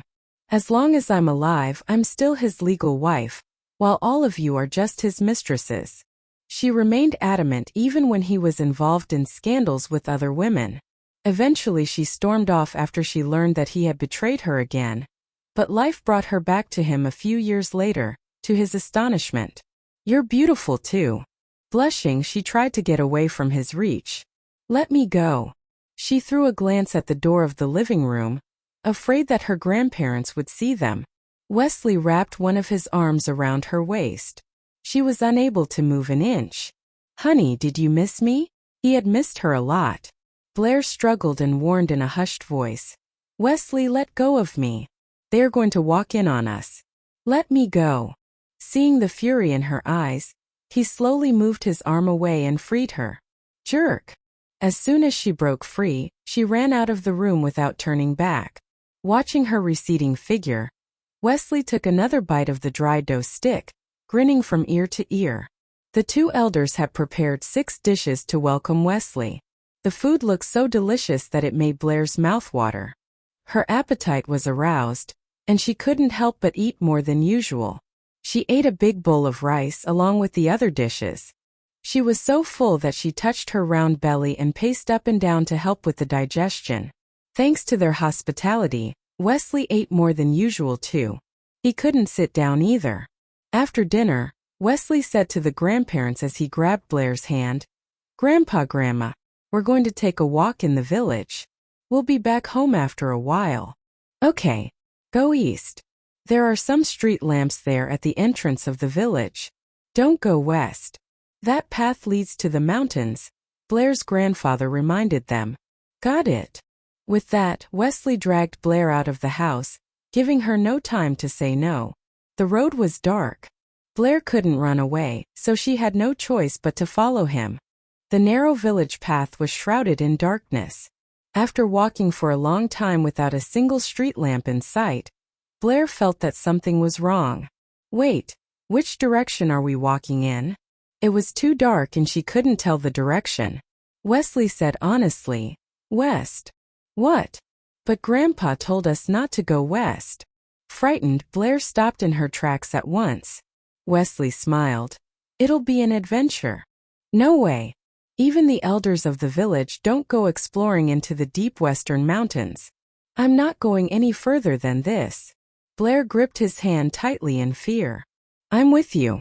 Don't be afraid. Even ghosts won't get close to you while I am here. You won't see anything you don't want to." The very mention of ghosts made her jump in fright. She was more scared now than before. "No, I'm not going that way. I want to go home now." She shook her head, turning around to go back. Wesley locked her in his arms. "Don't run away. It's pitch dark here, and we're not familiar with the village. We'll get lost, she pleaded anxiously. They had seen a few houses scattered along the path a couple of minutes ago, but now there were no signs of any inhabitants. They had reached a reed field now. A gush of wind blew over the reeds. The rustling of leaves sounded ominous in the dark, silent night.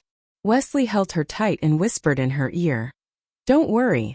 I won't go any further ahead. Then let's go back to the house." She closed her eyes, not daring to look around the empty field. He pecked a kiss on her lips and said seductively, "Honey." His voice sounded hoarse, full of lust. Blair had a bad feeling about where this was going. What do you want now? We have never done it on a field. During a mission, he had once hidden himself in a field of reeds like this and had thought of Blair. The idea of having sex with her in a reed field had crossed his mind at the time, but he had shaken off the pretty picture at once since it wasn't possible then. Now that he was here in a field of reeds with the woman he had missed so much, how could he miss such a rare opportunity? Blair was taken aback by his words. "Wesley, I'm warning you. Her voice trailed off. His lips were on hers. Breaking the passionate kiss, he swiftly carried her to the patch of green land beside the reeds. The leaves rustled violently, mingled with their moans of pleasure. Blair didn't think that Wesley had such a wild fantasy. "Honey, as if they have a heater." "Oh, when did you even have the time to buy and install the heater?" Blair was surprised by his efficiency. She had no idea when he did all this. He was with her most of the time. "When you were busy calling out my name in your dreams," he teased. Blair turned red, but she retorted relentlessly as she washed her face with the warm water. "How could that be possible? I was dreaming about Kinsley Fong last night." "Kinsley?" Wesley frowned. "How do you know him?" She paused and looked at him. "Sounds like you know him too." "Just an acquaintance. He got to meet Kinsley because of Yates, but they didn't have much interaction." Blair turned off the faucet. "Have you met him?" "Yes. Far more than that. He had shared a tent with him at the foot of a mountain for a whole week." "Is he handsome in person?" she asked excitedly. In her excitement, she completely forgot to use her facial cleanser and quickly wiped her face with a towel. She then trotted closer to Wesley, eager to know more about the big star. Wesley's face darkened. "No," he replied bluntly. "Really? How come? He looks dashing on screen." Blair was a bit disappointed. She admired Kinsley, but if he wasn't really handsome, she might not be his fan anymore. Poor Kinsley. He lost one of his fans at that moment. "It's just makeup," Wesley said succinctly. "Oh, I see." She finally remembered that she hadn't washed her face with the facial cleanser, so she turned on the faucet and washed her face one more time. When she was finally done with her morning routine, Wesley had already chopped the firewood and also watered the vegetables. They piled into Wesley's off-road vehicle, and he drove Blair and her grandpa to the vegetable field, which was at the edge of the village. The road was unpaved, so they needed a vehicle like this. Although the road was not a very good one, they were lucky it was wide enough for Wesley's car. When they arrived, Wesley asked Blair to stay in the car. He and Greenwood would go to work in the field. Blair wanted to go with them and stuck up for herself. Wesley pointed to the muddy field and said, "Your shoes will get dirty. It's no big deal. I can wash them after we go back home." No. "Stay here. Why don't you check WeChat if you get bored?" Wesley suggested while locking the car doors. He opened the sunroof to let some air in. Then he left with Greenwood. Blair fished her phone out of her pocket with her lips pouted. "Check WeChat if you get bored," she mocked. "Jerk." She put her phone back and looked around, feeling bored. When she looked up and saw the sunroof, she suddenly had an idea. "Think you can lock me in the car?" "Not gonna happen." Blair took off her shoes, stood on the seat, and plopped her shoes onto the roof of the car. Then she eased herself through the narrow opening. She paused to take a look around. "This isn't that high. I can get out this way," she thought happily. While harvesting the vegetables, Wesley looked back from time to time to check on Blair. Just as she exited the car, she heard him shouting, "Hey, what are you doing?" He planted the shovel in the dirt and ran to his car. His sudden voice startled Blair, who was about to put on her shoes. She paused and turned to look at him. "What?" she asked. Wesley reached his car, opened the door, stuck his head inside the car and pulled her down through the sunroof. Arg! Caught off guard, Blair fell into the car, screaming at the top of her lungs. She thought she might hit her head, but she didn't. Wesley caught her just in time. Left with no choice, Wesley agreed that Blair could stay outside. He asked Greenwood to keep her company, while he worked in the field alone. Greenwood sat on a wooden bench and trimmed the vegetables they picked.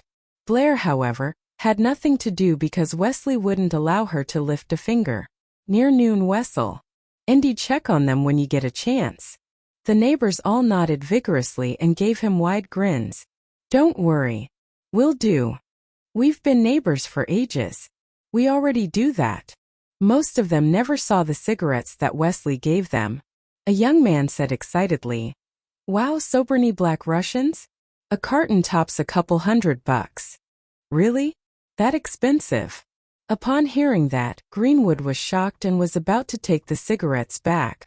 "Oh, there's no need for everyone to get a pack. That's way too expensive. They should be fine with just one cigarette each." Before Wesley could turn him down, his neighbors burst out laughing. "Greenwood, you old fart. Look at the car he drives. You think he cares about a measly $200? Money like his probably buys a lot of cigarettes." Greenwood shook his head. "His car only costs $400. It is less practical than my trike." $400? The young man who recognized the cigarettes shook his head. "You gotta be kidding me, Greenwood. Who told you that?" After saying that, he began to study the car.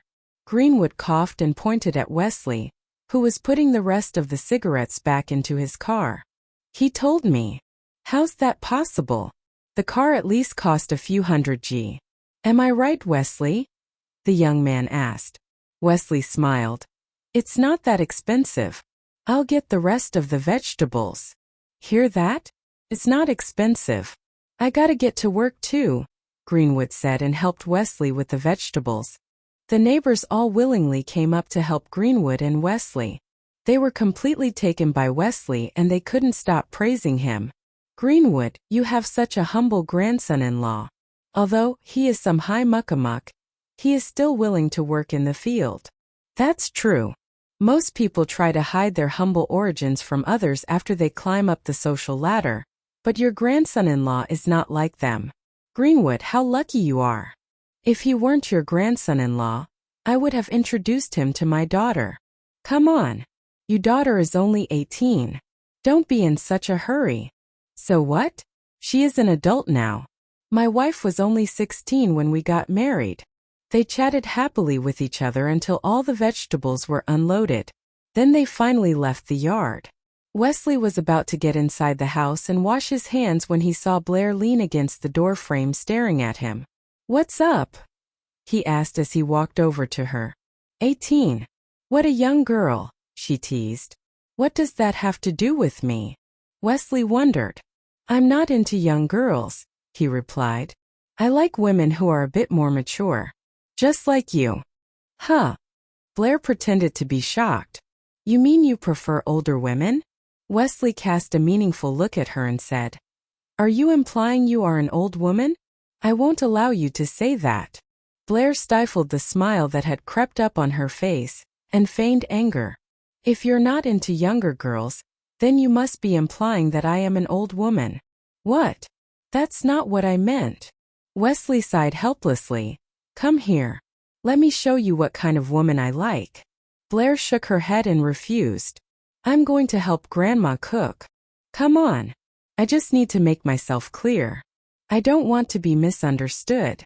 Wesley's voice trailed behind Blair as she hid in the kitchen with a face as red as an apple. Marie was just trying to light a fire when Blair put on an apron and began to cook without saying anything. In the following days, Blair finally understood what Wesley meant when he said he was going to spend a few more days here. It wasn't the scenic views that brought him to this place, but rather the seclusion and privacy that he rarely got to experience with her in the city.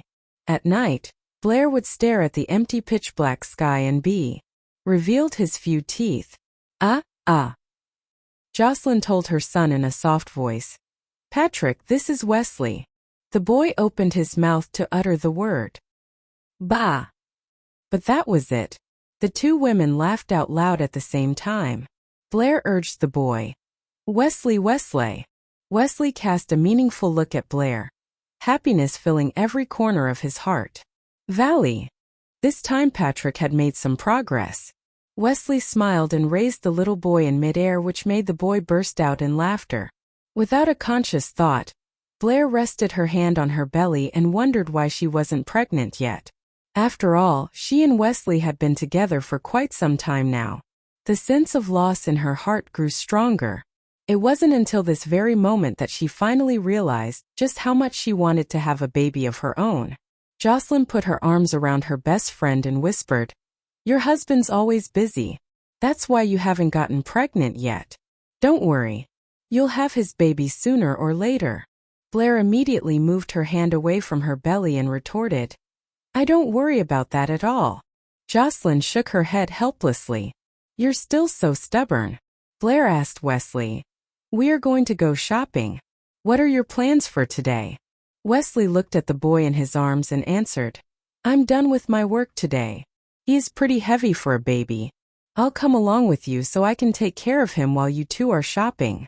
Blair shrugged her shoulders at him and went back to the bedroom to change her clothes. However, just as Blair got changed and was about to take off, Wesley stood in the doorway and refused to let her leave. What do you want? She asked angrily. I don't like what you're wearing. You need to change, he said firmly. She was wearing a white strapless top, leaving her shoulders bare. On top of that, she wore a black leather short skirt and silk stockings. If she raised her arms, you could see her belly button. Blair looked at her clothes and shook her head. No. This is my style now. After grabbing her coat, she was about to leave. Wesley grabbed hold of her wrist, threw her onto the bed, pressed himself against her and held her hands against the bed. A movement of one hand, and Blair's top was torn apart. Seeing her ripped top, Blair got furious and punched Wesley's shoulder as hard as she could. Seriously? That's another top you owe me for. No problem. Wesley got off the bed and adjusted his clothes. Change. And if I don't like it, you don't leave. Simple as that. Blair didn't know how to respond. The man was too overbearing. She gnashed her teeth and threw a pillow at him. Get out. Wesley caught the pillow, put it gently on the bed and left the room. In the living room, Jocelyn was holding her child. The kid was drinking water from his bottle. Seeing Wesley leave Blair's bedroom, she asked casually, Senior Colonel Lee, why do you want to go shopping with us? You afraid she and I will run off together? Wesley sat on the sofa and answered, I don't know what to do with her. He needed to keep an eye on her. Huh? You afraid that she'll run off and not come back? Jocelyn cracked a joke. Yeah. Wesley didn't deny it. Jocelyn's eyes widened. Why would you even think that? She loves you. A lot. I know that.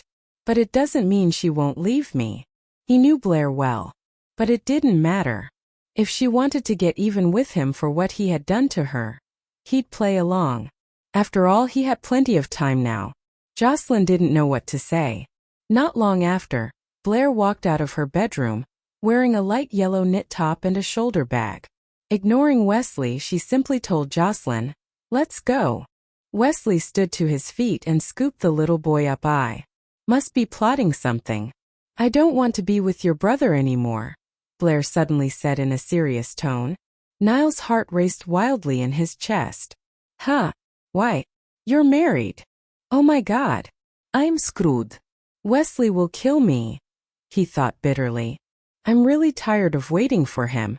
He has all these hot women who want him. Take Garnet, for example. She's so awesome, also a soldier, and I'm nothing compared to her. And that Megan Lawn. I really hate her, but your brother always chooses her over me. He even had sex with Patty Chong.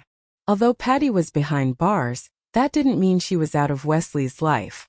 She had once seen a text message on Wesley's phone, and Patty's name had been mentioned. That was when she knew Patty wasn't gone and forgotten. She had only seen the name but not the full message. She didn't want to and didn't dare to. She was afraid that she might not be able to handle it. Now hold on. My brother never cheated on you. He wouldn't even dream of it. Don't be so suspicious. Niles was really anxious. I just can't handle all the BS. But don't worry. I won't try to kill myself again. She did her best to put Patty out of her mind, but she couldn't. And she didn't want to deal with Megan again. It was time to get out while she could. Niles, if you don't help me, I'll tell your brother that it was you who drugged him. All right. I'll do whatever you want. Blair, please don't tell my brother. He'll skin me alive. Listen to me, Niles. You come over. We'll just tell Wesley that we've been together and ask him to let me go. After he agrees, I'll leave this city without you. And you'll be free, Blair said. She had been trying to find a way to leave Wesley, and this was her only way now. Wesley didn't have any ongoing missions, so wherever she went he just tagged along. And whenever he needed to do something, he would take her with him. The two of them were always together, inseparable like shadows. She couldn't find a chance to get away. Niles raised his head to stare at the ceiling and sighed helplessly. Blair, I'd rather prefer it if you just told him that it was I who had drugged him, he said into the phone. Wesley would be furious if Blair told him that she and I were having an affair. He'll surely kill me, he thought with a shiver. Blair pretended to be upset. Niles, please help me this time. I promise I won't let him touch you. Trust me. No. Just imagine the scene. He loves you to hell and back. What makes you think he'd let me live? Niles was no fool. Blair pouted and said, Fine. If you don't help me, I'll tell him that you drugged him. And I won't stop him from beating you up either. I may even add some fuel to the fire. Wait. Niles panicked. On second thought, Wesley loves Blair so much that he might actually listen to her. She may be able to stop him from murdering me, he thought. Have you made up your mind? She asked. I'll do as you say. When Wesley came back home that evening, he saw Niles sitting on the sofa in his living room. What are you doing here? He asked with a frown. The disdain in his eyes made Niles' heart sting. He swiftly jumped up from the sofa. When she heard Wesley's voice, Blair quickly darted out of her bedroom and walked towards Niles. She slid her arm into his. You are back, she said to Wesley. Wesley, who was about to change into his slippers, paused and looked at the two of them. Come here, he told her in a dangerously calm voice. Blair shook her head. Niles is here to confess something. In his black boots, Wesley walked over to the two slowly and stood there, towering over them like a tyrant. Niles felt uneasy and began to break free from Blair's grip. Blair, however, pinched his arm to make him stay put. Niles cursed in. Drugged one night by her ex-boyfriend, a mysterious man took advantage of her in an ecstatic night filled with sex. To take her revenge, she married the man and used him. As long as I'm alive, I'm still his legal wife, while all of you are just his mistresses. She remained adamant even when he was involved in scandals with other women. Eventually she stormed off after she learned that he had betrayed her again. But life brought her back to him a few years later, to his astonishment. And in a serious tone. In order to ease his brother's anger, Niles said loudly, Blair, he is saying that he'll hold a wedding. Just say yes. Blair couldn't believe her ears. Did he just propose to me? When he proposed to Patty, he did it in front of all those people in the nightclub. But to me it's just marry me. He doesn't even have a ring. Oh wait, he did give me a diamond ring before, but I sold that. Still, he doesn't seem sincere. No. Blair turned him down mercilessly, just like how Wesley had refused her in front of his men many years ago. An awkward silence rang in the air. Sensing the danger, Niles sneaked out of the apartment quietly. After closing the door behind him, Niles heaved a long sigh of relief. Neither Wesley nor Blair paid any attention to his departure. Wesley tried his best to suppress his growing anger. How long are you going to oppose me? We need to talk, she said calmly. The two of them had never had a long talk so far. For so many years they had lived apart and could only talk through phone calls. Now that he was on vacation, it was time for them to have a heart-to-heart conversation. Wesley grabbed hold of her wrist, startling her. She thought that he was going to hit her, so she struggled violently. Arg! Let me go. Wesley, if you dare lay a finger on me, You will what? He pulled her into his arms and stared at her coldly. He felt anger pulsing through his body when he realized that she was unwilling to be intimate with him. I'll call the police, she yelled. Call the police? You can give it a shot. Do you want me to dial the number for you? Wesley taunted her. Are you making fun of me? Blair looked at him in disbelief. Does he think I'm an idiot who doesn't know how to call the police? What? I wasn't trying to make fun of her. Wesley felt startled by her words. He pressed her against the wall of the living room and said, Blair, you don't want to rise in revolt as the result will be hard for you to bear. He grabbed her by the chin and pulled her face into a fiery kiss. Ouch! My lips hurt. They must be swollen red. Blair cried in her mind, but Wesley persisted. I will listen to you, she tried to say. Blair held Wesley's face with both hands to stop him from kissing her. Wesley simply responded with a smile, expressing his deepest contentment. Just like that, Blair's plan of leaving Wesley had failed. After they got changed, the two of them left their apartment. He took her to the 5th floor of the Alioth building to have lunch. After lunch, Wesley drove her to a house he had been meaning to take her to for a while. Blair stared at the traditional building with curiosity. It was as if each brick had its own story to tell. The texture that had greeted strong summers and hailstones with such dignity could be felt with each touch. Even before they entered, she could already smell the Chinese herbs. Wesley parked his car and took her hand in his, as they walked towards the house together. The moment they entered the courtyard, a man in a Chinese tunic suit came over to them and said, Senior Colonel Lee, you are here. You may go to the living room first. I'll tell Mr. Tang that you are here. Wesley nodded politely and said, Thank you. The man ran off, leaving Wesley and Blair to have a gentle stroll down the courtyard. The sun shone with an enchanting sparkle, and the dried herbs were laid over the ground to bask in the sun. There was a plaque hanging on the door of the living room, Ginseng Hall. As to why it was named after ginseng was a mystery to them both. As soon as the two of them sat down, a servant walked in with a tray that had 2 hot cups of tea. These were Chinese-lidded teacups decorated with blue and white dragon symbols. Wesley and Blair thanked him with a courteous nod and watched him leave with an empty tray. Blair was unable to hold back her curiosity. Herbs. I hope so, Blair thought to herself. Suddenly, a little boy appeared before them. Action came in, he yelled. Ha! Ant. He was light-skinned, dressed in a blue coat and a pair of black pants. He could have been a year old or two.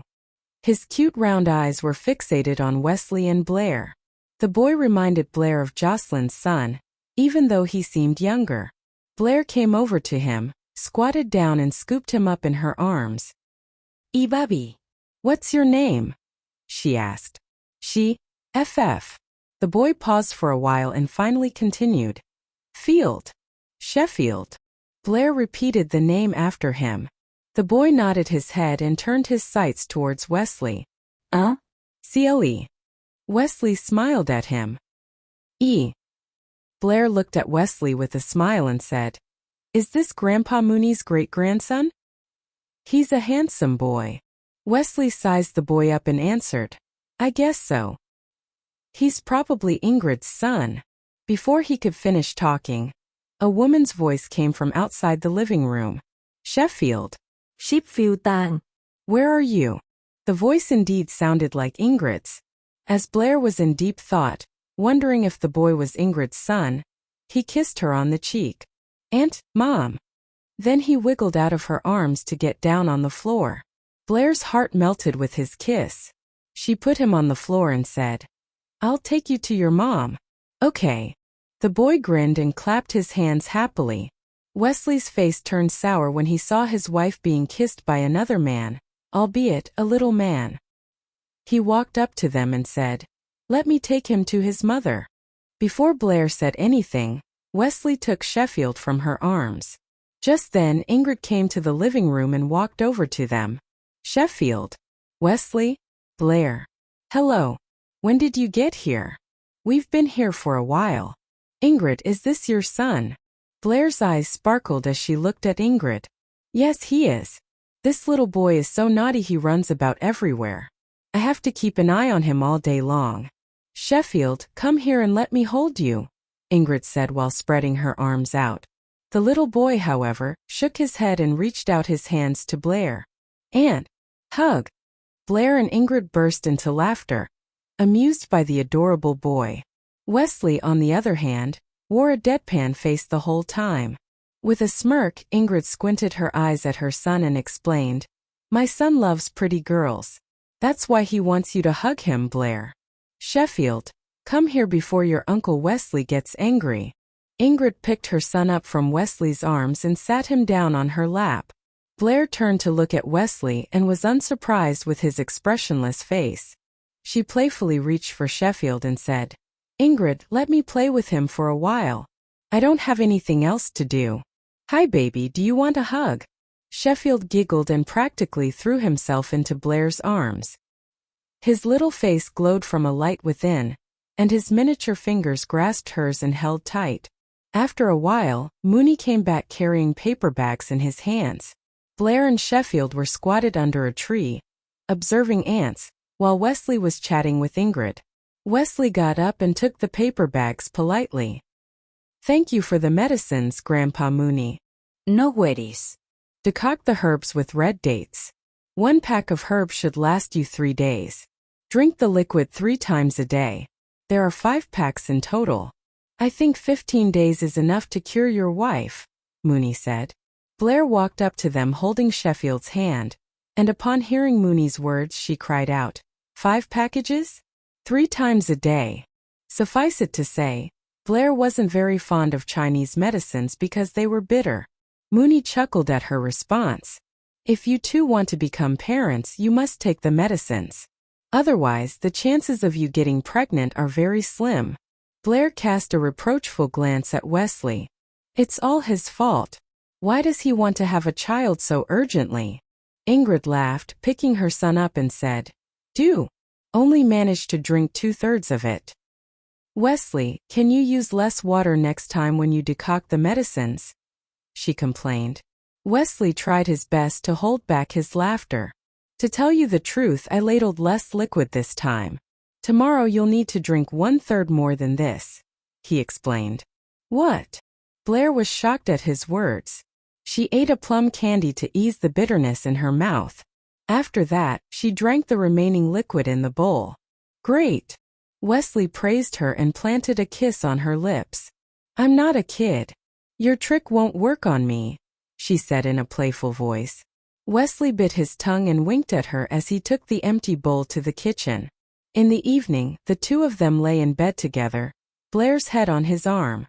Wesley was playing on his phone when suddenly Blair called out, "Wesley." He cast a glance at her and then looked back at his phone screen. "Why are you not mad at me?" she asked. Wesley locked his phone and put it aside.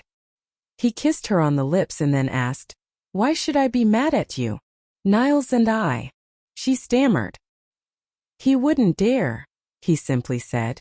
Besides, Wesley knew his brother very well. Niles only ever regarded Blair as his sister-in-law. If she had known that Wesley wouldn't fall for it, Blair wouldn't have made a fool of herself. Suddenly, Wesley's phone rang. He looked at the caller ID and then looked at the woman next to him. "Sweetie, I need to take this call on the balcony." Blair's heart sank. Why does he have to answer that phone call on the balcony? "Is it something serious?" she asked. After a pause, Wesley stammered, "It's no big deal. Just Megan calling." Since Blair disliked Megan, he guessed that she might not want to hear him talking to her. So he decided to leave the bedroom to answer the phone. Blair released him and said in a calm voice, "Okay." From experience, She knew that Megan was trying to create more trouble. Wesley went to the balcony and answered the phone. "Hello." After listening to her, he furrowed his brows and said, "But I thought you were gonna stay there for a while. Why are you back already?" He then cast a glance at Blair, who was lying in bed and looking straight at him. When he heard Megan's request from the other end of the line, he thought for a moment and finally turned her down. "I can't come to the airport now. I'll arrange someone else to pick you up." After a while he answered, "No, I'm not busy with work. I'm keeping Blair company." He never lied. "Okay. Bye." After hanging up on Megan, Wesley arranged for 2 men to go to the airport and pick her up before going back to the bedroom. Blair's eyes were shut, making it look like she was asleep. But her moving eyeballs under her closed eyelids betrayed her. Wesley turned off the lights and pulled her into his arms. He knew that she would be unhappy if he didn't give her an explanation, so he told her, "Megan just flew back from a country. I arranged for 2 men to pick her up from the airport." Blair didn't respond. Wesley waited for a while. Then, he lowered his head and kissed her lips gently. Blair struggled and protested in a low voice. "Let go of me, Wesley.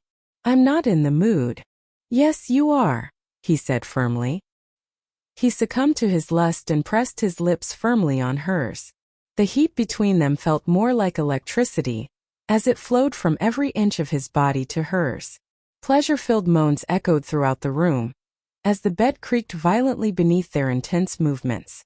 The more she screamed, the more he was enticed to move faster, deeper and stronger. Since Wesley was on vacation, he spent most of his time with Blair, and he soon realized something weird about her behavior. She had quit her job earlier, but seemed to be in no hurry to find a new job. Instead, she had been cooped up in the study for the last couple of days. That's strange. She is definitely plotting something. Most lifted her up by grabbing onto her collar abruptly. The scene was so funny that the other 3 women burst out laughing. Wesley, however, maintained a deadpan face and shot Blair a warning glance. It had already been 3 years since Carlos' accident, and Debbie was honestly surprised that Wesley hated her even more now, just as Damon did. Afraid that Wesley's attitude might hurt Debbie, Blair turned around and huffed, "Don't act like that. Debbie and I are good friends." Although they hadn't been in touch for years, her feelings for Debbie never changed. But Wesley didn't let go of Blair, which pissed her off. Seeing that Blair really wanted to hang out with them, Debbie walked over to the couple and saved her from the man's grip. Debbie had a smart mouth and she quickly shut Wesley up. He eased up on his grip on Blair when he realized that she really wished to be with the women. She was finally behaving like the lively girl she used to be when he had first known her. Her chirpy smile was back. He didn't know since when Blair had ceased to be that cheerful, bubbly girl. He wondered if it was his fault. Since she seemed happy to be with Debbie, he decided to go easy on her this time. But he whispered something into her ears before letting her leave with Debbie. Before taking his leave, Wesley cast a warning glance at Blair. She had been really depressed lately, and at long last she found some friends to talk to. She told them all about Wesley and what he had done to her. After spilling all her worries, Blair felt much better. Blair shared with the girls about how Wesley had been treating her like a prisoner. Debbie felt bad for her. She figured that some soothing words were just what the doctor ordered, and told Blair that Wesley was only doing that because he loved her too much. Blair didn't deny it, but still thought that confining her was out of line. He never really cared how she felt, while he selfishly kept her all to himself. The 4 women had tea that afternoon. Blair enjoyed her much-needed freedom after a long time of imprisonment. She didn't want to go home to Wesley, so she convinced Debbie to take her in, and Debbie agreed. Wesley always had his ways of finding her. Blair knew that he'd call her or track her phone down, so after reaching Debbie's place, she texted him saying that she would be spending the night at Debbie's, and then switched off her phone to avoid his calls. Later that night, Debbie went on a date with Carlos downstairs in the garden. They had made an appointment to walk their dogs together. Blair had the whole apartment to herself. Relaxing in the hammock on the balcony, she took deep breaths of fresh air. For the first time in a long time, she felt truly free and happy. Worried that Wesley might come to Debbie's place to drag her home, Blair had told Debbie to ask Carlos for help in case Wesley did come barging in. This was important to her. So she took out her phone, intending to give Debbie a call to remind her, only to quickly realize that she didn't have her friend's new number. She took the elevator and went downstairs to talk to Debbie in person. Eventually, Carlos agreed to help them, but he and Wesley were best buddies after all. Blair had to go home with Wesley in the end. It took a while for Blair and Debbie to say their goodbyes to each other. Wesley was in a bad mood because Blair was reluctant to go home with him. The long farewell irritated him so much that he yanked her away impatiently. On their way back, Blair leaned on the car window, her eyes fixed on the view. She refused to talk to him. Wesley was a man of few words, so he didn't try to start a conversation either. He let her be. When they were home, he took her hand in his, but she shook it off without even looking at him. After a long bath, Wesley took her hands in his gently. "If you promise me that you'll see the doctor, I won't watch you so closely anymore. You can go wherever you want and hang out with whomever you like." Okay. Blair thought about it for a moment and then agreed to his deal. Wesley made the appointment and accompanied her to the doctor's office the next day. The psychiatrist was a gentle woman. Her tone was comforting. While talking to Wesley, she spoke about Garnet. Blair figured that the doctor and Wesley went way back.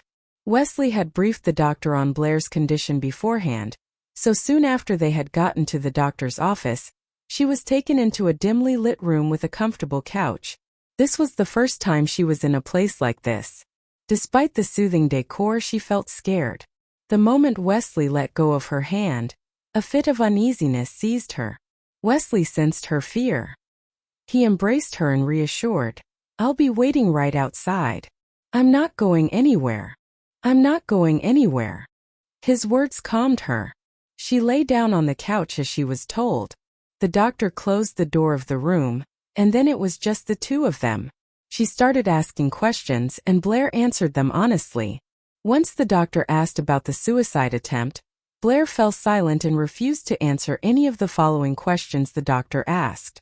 From outside the room, Wesley could see Blair's every reaction through the window, but she couldn't see him. When Blair fell silent, his heart ached.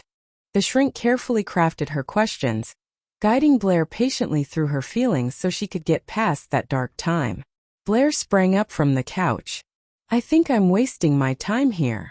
"Blair," the shrink prompted gently. Blair stood there nervously looking at her. "If you keep avoiding the problem, everyone will still worry. They're losing sleep and even their appetites, worrying you'll hurt yourself. Think of them, if not yourself. Does Wesley worry about me like this every day?" Blair thought. The problem was she didn't want to think about those days.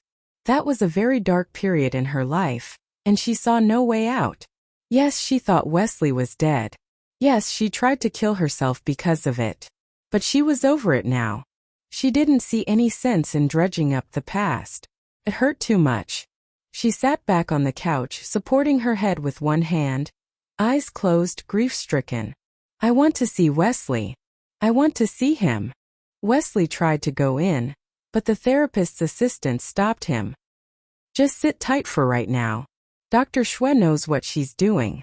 If they need you in there, I'll let you know." But no matter how the doctor tried to get her to calm down and focus, Blair would only cry, demanding to see Wesley, like a lost child looking for her mom. She was obviously heartbroken and grief-stricken, and it was too much for Wesley to take. He barged into the room. As if seeing a beacon after being lost in the dark, vast sea, Blair ran into his arms excitedly.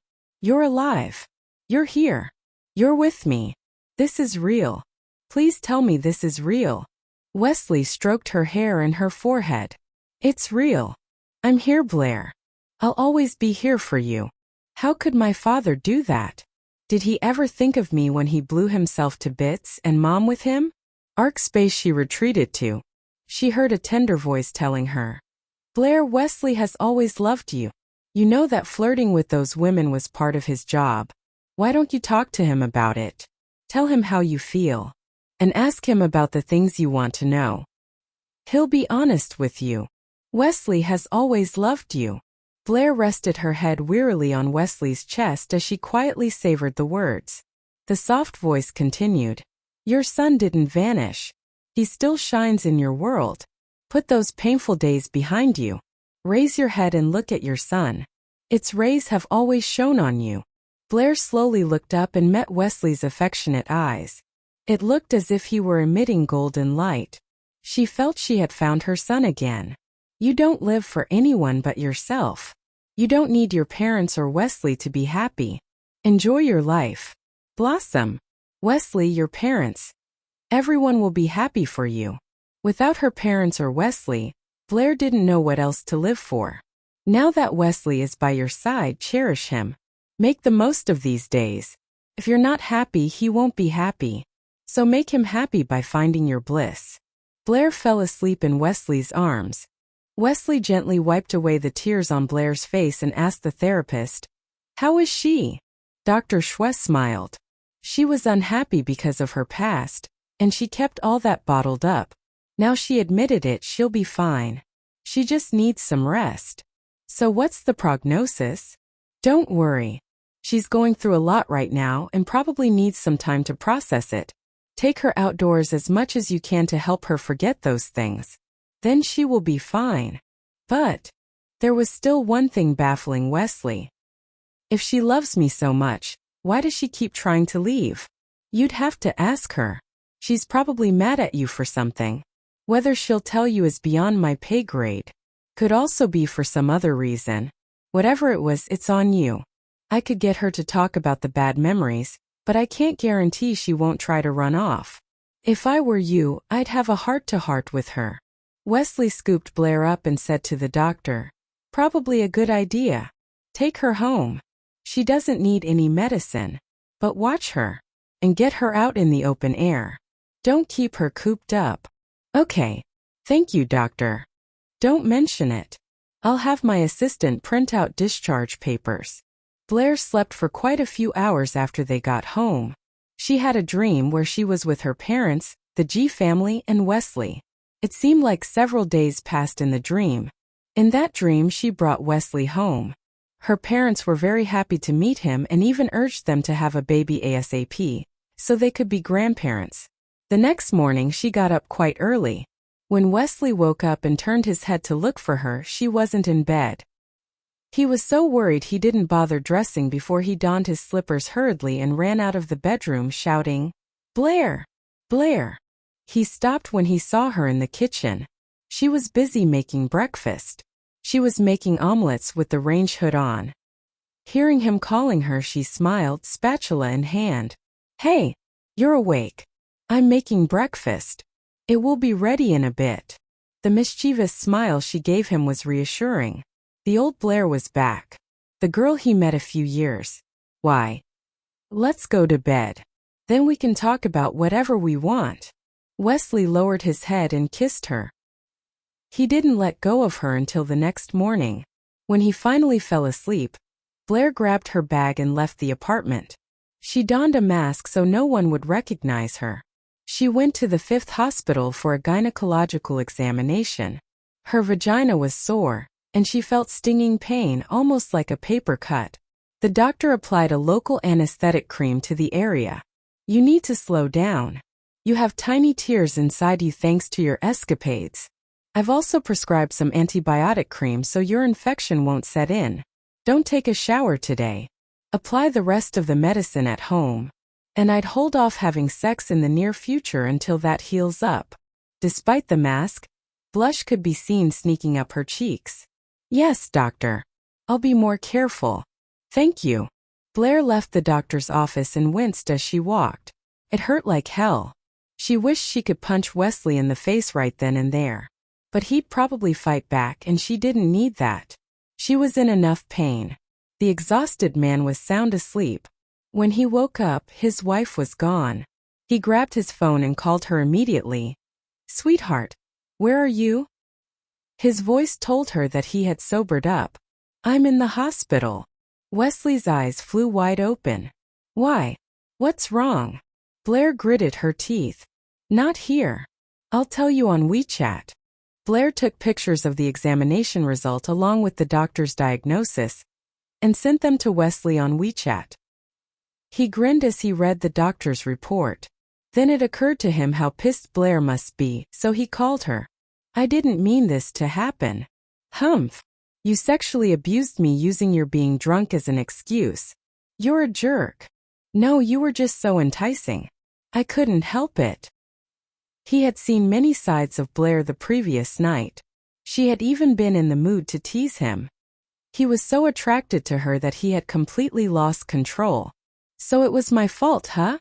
she asked, a warning in her tone. His goofy grin disappeared. "No, it was definitely my fault. I won't do it again. Please forgive me, ma'am." "Not so easily. I'm going to stay at Jocelyn's for a few days. Reflect on your mistakes for a while. Don't come for me. I don't want to see you anytime soon." He was just too much for her to handle. She was honestly afraid to sleep with him. Wesley frowned. "I'll come and pick you up tonight. You'll only make me angrier. Then, I'll pick you up tomorrow." He could only stay one night without her. No. "It's my call. Didn't you just call me ma'am? You should follow my orders unconditionally." Wesley knew that he had walked right into that one. He had to wait for her to come back now. Hartwell wasn't around. So it was just Blair, Jocelyn, and little Patrick at home.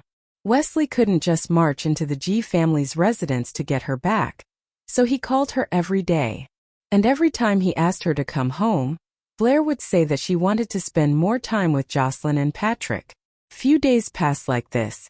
Then one day Blair got a call from Debbie. "Sis, do me a favor," Debbie said. "Fire away." Debbie giggled. "You didn't even ask what I want." "You're such a good friend, Blair," she said warmly. "I'm planning to teach the Queen of Manipulation a lesson, but your husband is getting in my way. I need your help." "Sure. But who is this Queen of Manipulation?" "Megan," Debbie said with a smirk. Blair laughed. The title suits her. Wesley looked back at Blair. "Honey, that's Megan. Wait for me at home. I'll come back as soon as I can." "Megan. Megan. It's always Megan." Blair wanted to stomp on that woman like an ant.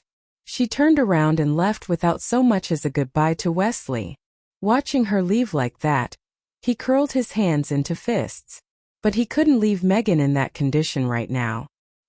He decided to stay and make up to Blair later. That night, when he was back home, the apartment was pitch black.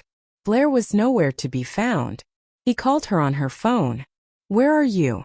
"At my uncle's." "I'm coming to get you." "No, I'm already in bed," she rebuffed.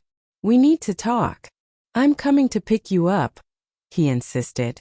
He also wanted to talk to her about Megan. If Blair really hated her that much, now that Carlos was out of his coma, he could ask Carlos to take care of Megan. "I just want to sleep. Patrick is also asleep. Don't come. You will disturb everyone. Good night." She hung up. Wesley looked around the big bedroom. He felt empty without her. And just like last time, for days Blair refused to come home. Wesley was busy taking care of Megan, but made time to see Blair. He only left after ascertaining that she was fine. After Megan had been discharged from the hospital, he went again to pick Blair up from her uncle's, but she used all kinds of excuses to not go home with him. Adelson sensed that something was wrong between the couple. He gathered that she and Wesley were in the middle of a fight. Blair sounded quite determined not to go home with Wesley, and as her uncle, he couldn't just force her to leave. He said to Wesley, "Let her stay here for a bit longer. I will talk to her." Wesley had to go home alone that day. Half a month later, Blair received an unexpected call from Niles. He sounded upset and said with urgency, "Blair, what's wrong, Niles? Wesley and I were in an accident. We are at the hospital now." "What? How are you? Where's Wesley? Is he hurt?" Blair asked in a panic. There was a moment of silence before Niles continued. "I'm fine. Wesley is hurt, but it's nothing serious. I realized something today, Blair," he said, sobbing slightly. "I thought he despised me, But when the accident took place, he protected me without any hesitation. I was so moved. This was the third time Blair had heard Niles cry ever since they had met. The last time he cried was also because Wesley had been injured. Despise you? Where did you get that idea? He is your brother and he loves you. Of course he would protect you. How is he now? Which hospital is he in? There are a few cuts in his arms. The doctor has stitched him up. He is having an intravenous infusion at the military hospital now. They talked for a while and after hanging up, Blair wondered whether she should call Wesley first or just go to the hospital. Before she could make a decision, her phone rang again. It was Wesley. "Hello," she answered immediately. "Talbot is gravely injured," Wesley said. "Temporarily." Blair's heart thumped wildly in her chest. "Was he in the car with you?" "Yeah. It looks his days are numbered. As to how many years he has left, I'm not sure." Inside the ward, Talbot stared at Wesley with a stunned face. He silently listened to his chief's blatant lies. Clearly, Wesley wanted Blair's sympathy. Then, shouldn't it have been Talbot who had made the phone call? To tell Blair that Wesley had been admitted in the hospital and was dying? If he wanted to make Blair feel sorry for him and visit him at the hospital, that should have been the story. But why was Wesley doing this the other way around? It was not Talbot whom Blair loved. But Blair was soft-hearted, and Wesley took advantage of this. She was already worried sick. Does Talbot? There's no one to take care of me here. Even Mom didn't turn up. Wesley. Medicine. I'll handle it. With the doctor's prescription, Blair claimed the medicine from the pharmacy downstairs. When she was back at the door of Wesley's ward, she looked at the medicine in her hand. Suddenly, she wasn't as sure as she had been in the doctor's office. Would Wesley listen to her? Well, he had to. She decided not to humor him this time. She stormed into the ward. Wesley was waiting for her. "Why did you refuse to take your medication?" Wesley was confused by her anger. "These are just minor injuries. What's all the fuss about? Take it." She put the medicine on the table near his bed. The air she was bearing told him that there would be a huge fight between them if he refused to obey her. Wesley fiddled with the medicine in his hand. With a small smile he said, "This is really unnecessary." Besides, he had already had the infusion. Blair grew furious. "Are you gonna take it or not?" The look on her face told him that she meant business. "Yes, ma'am." Under Blair's supervision, Wesley took the pill. That afternoon, Megan came to the hospital. Blair put on a long face as soon as she walked into the ward. The sight of the girl made her feel as if she had swallowed a bug. As always, Megan assumed her best masquerade, acting weak, helpless, and innocent. She pretended to be concerned about Wesley's injury and asked him how he felt. Blair was fed up with her act and felt like puking. She stood up and said to the phony girl with a smile, "Megan, are you hungry?" Megan was perplexed. So was Wesley. Blair never liked her. In case she was pulling some trick on her, Megan shook her head. "No, I'm not. You must be hungry." With that, Blair ran to Wesley and wrapped her arm around his. "See? This is something for you to savor," she said to Megan. Megan shook her head again. Blair's face turned grim. "Well, you have to watch." She stood on tiptoe and kissed Wesley on the lips, arms wrapped around his waist tightly, for fear he would push her away. That would make her a laughingstock in front of Megan. Wesley sighed resignedly inside, but he let Blair do as she wished. Afraid she would get tired from standing on tiptoe for long, he pulled away, looked at her, then moved his lips closer to hers to continue the kiss. Megan stood there awkwardly while the two were kissing, so embarrassed she didn't know where to look. After a long while, Blair let go of Wesley, satisfaction written all over her face. "Arm in arm with him?" she asked Megan. "Wasn't that yummy?" Head bowed, Megan idly pawed at the ground with her shoe, bit her lip and didn't say a word. Blair tilted her head and continued. "Know what I like best about Wesley?" Megan raised her head in confusion. She was so nonplussed she took the bait easily. Looking at Blair, she asked, "What?" "Of course it is." Blair paused for effect, and Megan grew even more nervous. Blair turned to Wesley and gave him a charming smile. Wesley sensed what she was going to say, and had a bad feeling about it. And he was right. He has amazing stamina. Megan turned pale. Wesley's face grew gloomy. It's not like he could stop her. Blair couldn't care less. She traced her hands along his masculine physique. He has chocolate abs, strong waist, and is a stallion in the sheets. I just can't keep my hands off him. What more could I want in a husband? I see the look on your face. I don't think you believe me. Would you like your Uncle Wesley to demonstrate? You should find a boyfriend like him. A man like that should make you happy. After a short pause, she continued. But there's only one Wesley Lee, and he's mine. I know you want him, but too bad. What can you do? Poor Megan. Wesley squeezed Blair's hand. Enough. Honey, can you fix her up with someone? We are her aunt and uncle after all. Maybe we could find someone good enough. After seeing the shrink, Blair felt great. She was more lively than she used to be. She used to avoid Ev. Ort is on the next floor. Don't leave, okay? I'll be right back. Greenwood waved his hand dismissively. Don't worry. We're not going anywhere. Before she left, Blair got some cash from the ATM and handed it to her grandpa. Use this to buy some food. But be careful, cash attracts some bad people. Find anything you like? Then wait for me to come back. It's on me. Okay. Go do what you gotta do. This mall is huge. We're going to have fun. Blair left the mall in a hurry and hailed a cab, ordering the driver to take her to Orion's company. The old couple had never been in such a big mall before. They were curious about everything. They would pause for a couple minutes looking around, taking it all in. And the goods looked so fancy they didn't even dare to touch anything, afraid that they would break it and wouldn't be able to pay. Check it out. I bet you'd look good in that, Marie said, pointing at an outfit at a men's clothing outlet. They had been thrifty all their lives. Now that they had the chance to visit a metropolis, she had the impulse to buy some nice clothes. Greenwood figured the clothes must be quite expensive, so he didn't intend to go in. But Marie kept nagging at him to do it. He acquiesced. Hand in hand, the old couple walked into the store.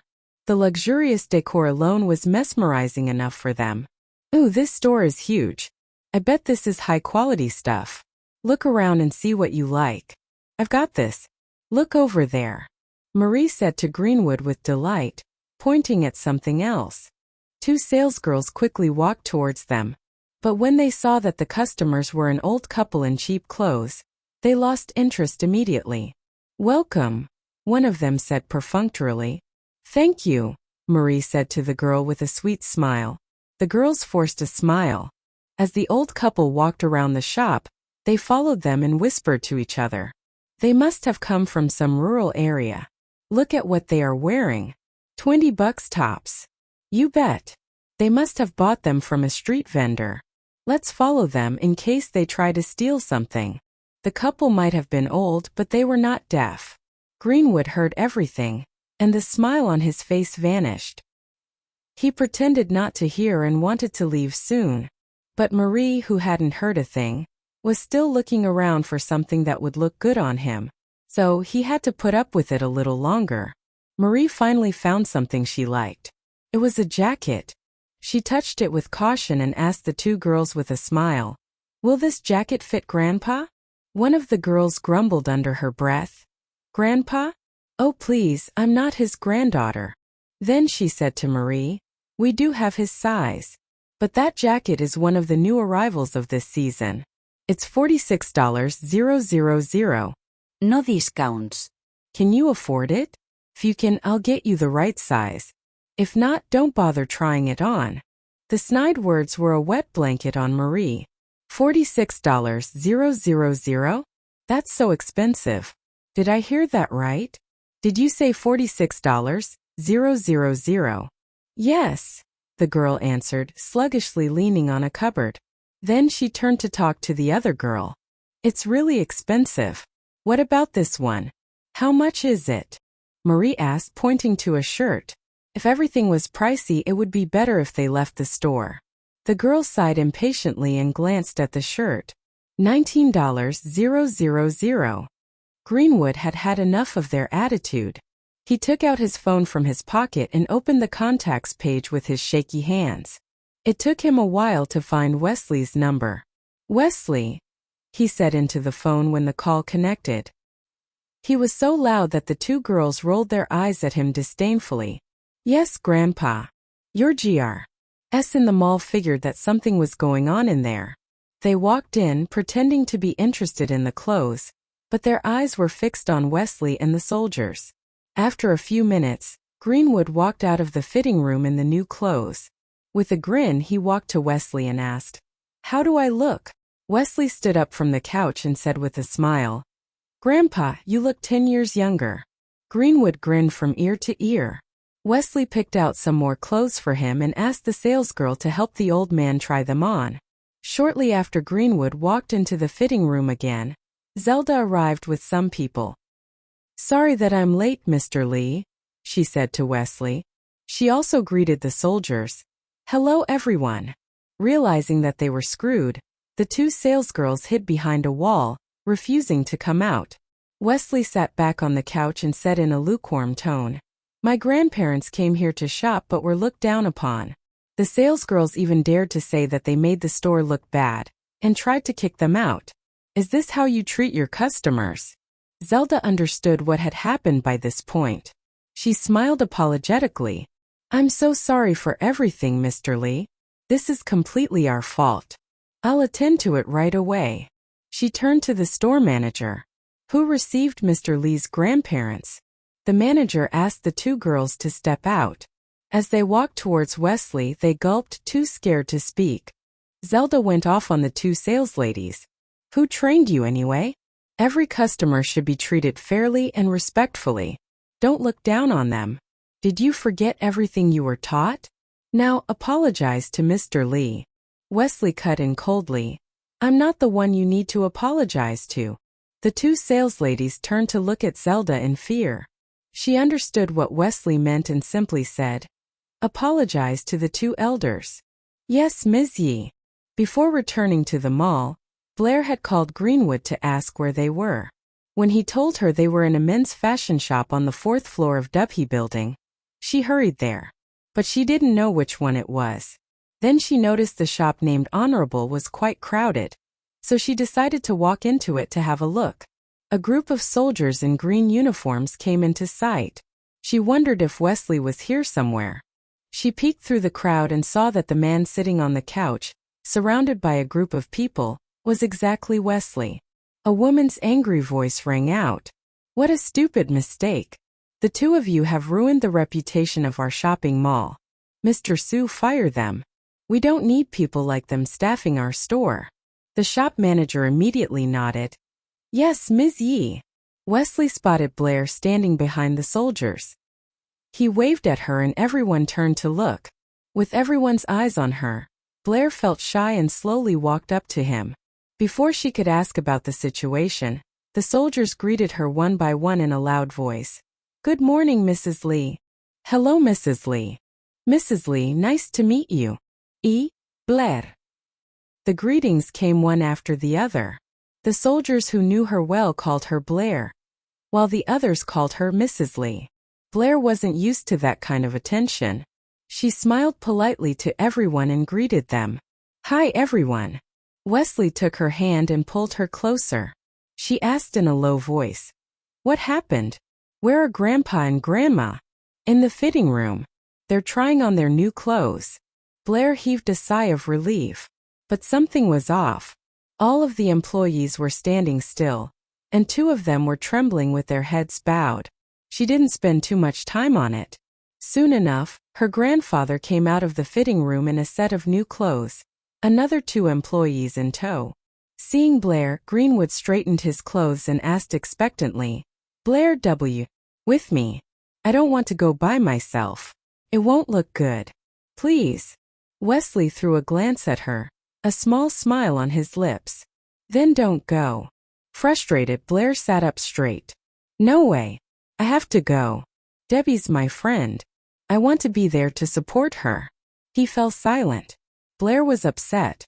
After a moment of silence, she glared at Wesley and said, "I'm sure Kinsley would take me there." "Kinsley?" The soldier's brows knitted tightly. "You like him?" he questioned, a hint of jealousy in his voice.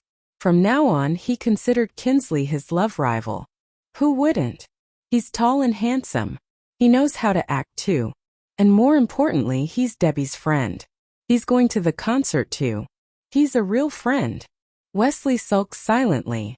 A few days later, Debbie held her first concert in Y City. A lot of big shots showed up, which just added to the awesomeness. Wesley was there too, and there were throngs just waiting to see him. But little did everyone know that Wesley only agreed to go because of some bedroom hijinks. It wasn't until the soldier came to the stadium that he realized Blair lied to him. Kinsley wasn't there. He asked Carlos where he was, and the CEO told him Kinsley was out of the country. He couldn't make it here. Wesley wanted to confront Blair, but seeing her trying her best to cheer for Debbie and laughing like a little girl, he felt happy. He decided to drop it. Megan was there too. She sat right behind him and Blair. Blair focused on Debbie's performance and sang along, while Megan tried to get Wesley's attention and chatted him up from time to time. Neither Wesley nor Megan showed any interest in Debbie's concert. But Blair was proud of her friend, who was singing gracefully on the stage. She didn't care about the two and continued to cheer her and sing along like the rest of the fans. The next day, Wesley and Blair went on a 4-day trip to the neighboring city. On their first day, they decided to go for a small trek. Halfway up the hill, Blair felt thirsty, but they didn't have enough drinking water with them. Wesley handed the camera to her and said, "Wait for me here. I'll go buy some." "Okay." As she waited, she took pictures of the beautiful landscape. A man suddenly appeared in her shot. Blair put her hands down and raised her head to look at the stranger. 3 young men were smiling evilly at her. "What do you want?" she asked warily. "That's a nice camera you got there," one of them said as he fixed his eyes on it. Blair's grip on the camera tightened. Of course it was nice. Cecilia had picked the best for her. It was worth more than $100,000. Knowing their intentions, Blair yelled loudly, "Wesley!" The 3 men were caught by surprise. "Wesley!" she shouted towards the direction in which the soldier had gone. The 3 men realized that she had company. They exchanged glances with each other, and in an instant, 2 of them lunged at her and locked her arms behind her. The third one quickly robbed her of the camera that was hung around her neck. "Wesley! Help! Wesley!" One of the men covered her mouth immediately. Wesley was paying for the bottle of water when he heard her screaming for help. He dropped the bottle and dashed back to Blair as fast as he could. From a distance, he saw her being surrounded by 3 men. Enraged, he barked, "Let go of her!" The robbers saw the tall, strong guy running towards them. They fled with the camera. "Wesley, they stole my camera!" Blair began to run after the robbers, but Wesley was much faster. He ran past her like a gust of wind and closed in on them. The robbers turned to see that the man was only a few meters away from them. Panicking, they shrieked, "Oh crap! Run faster!" They ran all the way to the road and fled in different directions. In a fluster, the man holding the camera knocked into a small electric car. The camera was thrown into the air and in the next second, it crashed on the ground. The lens was smashed to pieces. Wesley pinned the man down and rained a few blows on him. "The robber are about him. Please come in, Mom. Are you hungry?" "Yes." Cecilia nodded honestly. She was so anxious to see them that she couldn't grab anything to eat. "Have some fruit first. I'll cook something for you." "Thank you, Blair. You're such a considerate girl." The mother beamed. Blair returned the sweet smile. "You're welcome, Mom. It's just a meal. Here, I've washed the fruit." Cecilia casually picked up an orange and looked around the house. "Where's Wesley?" "He went to the military base." "Is he always busy at work? Don't you two spend any time together? Does he come back at night? What time does he come home?" Cecilia asked in one breath as she stood at the doorway of the kitchen with the orange in her hand. Blair answered patiently, "We just came back from a trip. He's out for some errands during the day, but he always comes back home by 11 at night. Wesley was home every night ever since he had come back from the border. I see. Cecilia ate a slice of the orange deep in thoughts. Then she asked implicitly, "What time do you two usually go to bed?" Blair's face turned red. She knew what the curious mother had in mind. Wesley had told her that his mother doubted his sexual ability. Blair of course knew how good he was. But the man was unhappy about her doubts, and to prove himself, he had banged Blair the whole night after that phone call. "Mom, there's nothing wrong with Wesley. It's me. There's a small issue with my uterus. Don't worry, it's nothing major. I've taken some Chinese medicines to improve the condition. Please be patient." Blair felt the pressure too. After all, Wesley was already in his 30s. Cecilia smiled and said, "Okay, I see. I'm relieved to hear that." Wesley came back home at night around 9 p.m. As soon as he came in, he saw the unexpected visitor sitting in the living room. Mother and son stared at each other for a minute, before he broke the silence in the end. "What are you doing here? Do you need something?" "Yes." Cecilia nodded her head. "I came to see how far you two are with my grandson." Wesley's lips twitched. "Grandson? Blair's not even pregnant yet." He figured Cecilia wanted a grandson so desperately that she had lost her mind. He hung his overcoat on the coat rack and said, "Niles is dating a girl. Go to him if you want a grandson." Cecilia scoffed. "Who knows if he's serious with the girl? I don't trust him. You and Blair are my hope." Her determined eyes were suggesting that she wasn't going to give in. In fact, she made it sound like she wouldn't leave their apartment unless they gave her a grandson. Wesley averted the topic and asked, "Where is my wife?" "She's taking a bath." Suddenly, her eyes widened with excitement. "She just went in." Go and join her now," she urged. Wesley was rendered speechless. What a thoughtful mother. Cecilia spent the following days with them in their apartment. She showed no signs of leaving, and no one asked her to leave either. From the looks of it, she had a great time supervising the two kids every day and making sure that they went to bed on time. Every night she would lean against the door of their bedroom, and if she didn't hear a sound, she would knock just to check up on what they were doing. Tonight was the same. Blair had a face mask on while she was chatting with Jocelyn on the phone, and Wesley was working on his laptop. When Cecilia didn't hear the kind of noise she expected, she started banging on the door at once. "Wesley!" Puzzled, Wesley rushed to the door in his pajamas, afraid that something bad had happened. Cecilia peeked inside and said to him, "Where is your wife?" He sighed and took a step backwards to let his mother see Blair. The moment Blair looked at the door and met with Cecilia's eyes, the latter waved at her awkwardly. Cecilia pulled Wesley close and muttered, "Stop wasting time and go to bed now. Don't forget your mission." "A baby. Are you feeling tired? Maybe I need to get you some Chinese medicines to give you more stamina and power." Exasperated, the soldier brought the palm of his hand to his face and sighed. "Mom, please stop whatever it is you think you're doing. Shouldn't you be taking care of Dad? Without you at home, Dad and Grandpa must be very bored. You should go back and take care of them." Cece. She didn't trust Wesley, but Megan and Patty were both special cases. Wesley would surely refuse any indecent suggestion from Megan, but that girl was so good at acting that she couldn't be trusted at all. The mere thought of Megan flirting with Wesley made Blair feel uncomfortable. "Maybe I can just go and take a look.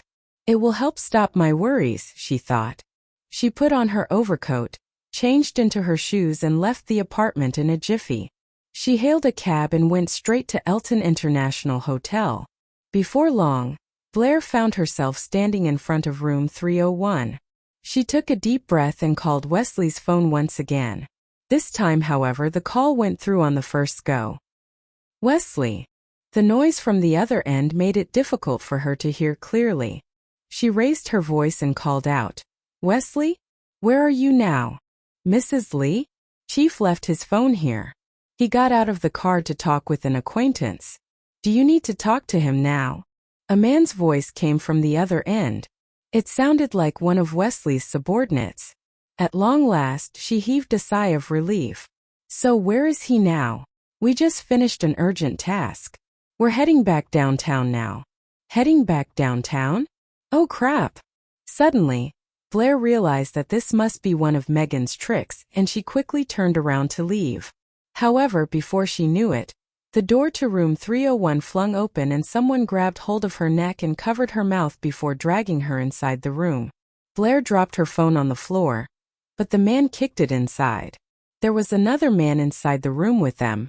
He picked up her phone and disconnected the call at once. Standing with his back to Blair, the man secretly did something on her phone before closing the door. The man covering Blair's mouth pushed her onto the king-sized bed. Gasping for breath, Blair scrambled back, trying to shrink into a corner furthest away from them. She looked around the hotel room. 4 large, menacing men were there, leering at her with an evil glint in their eyes. Blair was sure that Megan was behind this. The 4 men slowly approached the bed from the side. Their intentions were obvious. Blair racked her brain trying to come up with a solution. What do I do? Damn it. How do I find a way out of this? They had confiscated her phone, so she couldn't call anyone. She had to do something to save herself. But they were 4 against 1. She had no one for backup, and these men looked like they could easily break her in two if they wanted. Tears threatened to fall from her eyes as fear filled her heart. She tried to appear calm and asked casually, "Hi guys. I don't think we've met. What do you want?" Instead of responding to her, the men all began to unbutton their shirts and undo their belts. Blair clutched at the covers tightly, holding her breath. One of the men finally spoke, and the words made her sick. "We want to fuck you." That was what she figured. She had to think fast. Blair feigned a smile and dramatically heaved a sigh of relief. "Oh, I got you. So that's what you want. No problem. I'll just do whatever you want. Just don't hurt me. I'm all yours." The 4 men exchanged glances with each other. They couldn't believe what they were hearing. A red-haired man warned her. "Don't try anything." He moved towards her. "Hold up, Rex. Who says you get to go first? I can't wait anymore. She's so hot." One of the other 3 men said. "Right. Nice tits, long lustrous hair, long legs. Man, I've been lonely." Blair was boiling with anger. She cursed these 4 lewd men in her mind 100 times. "Fine," Rex said. "Just don't mess her up." Obviously, he was the leader. The 3 men advanced on the bed. Blair's face went pale. Still, she tried to keep her cool. "Wait!" she cried out sharply. She sounded too desperate there, so she tried to dial it back.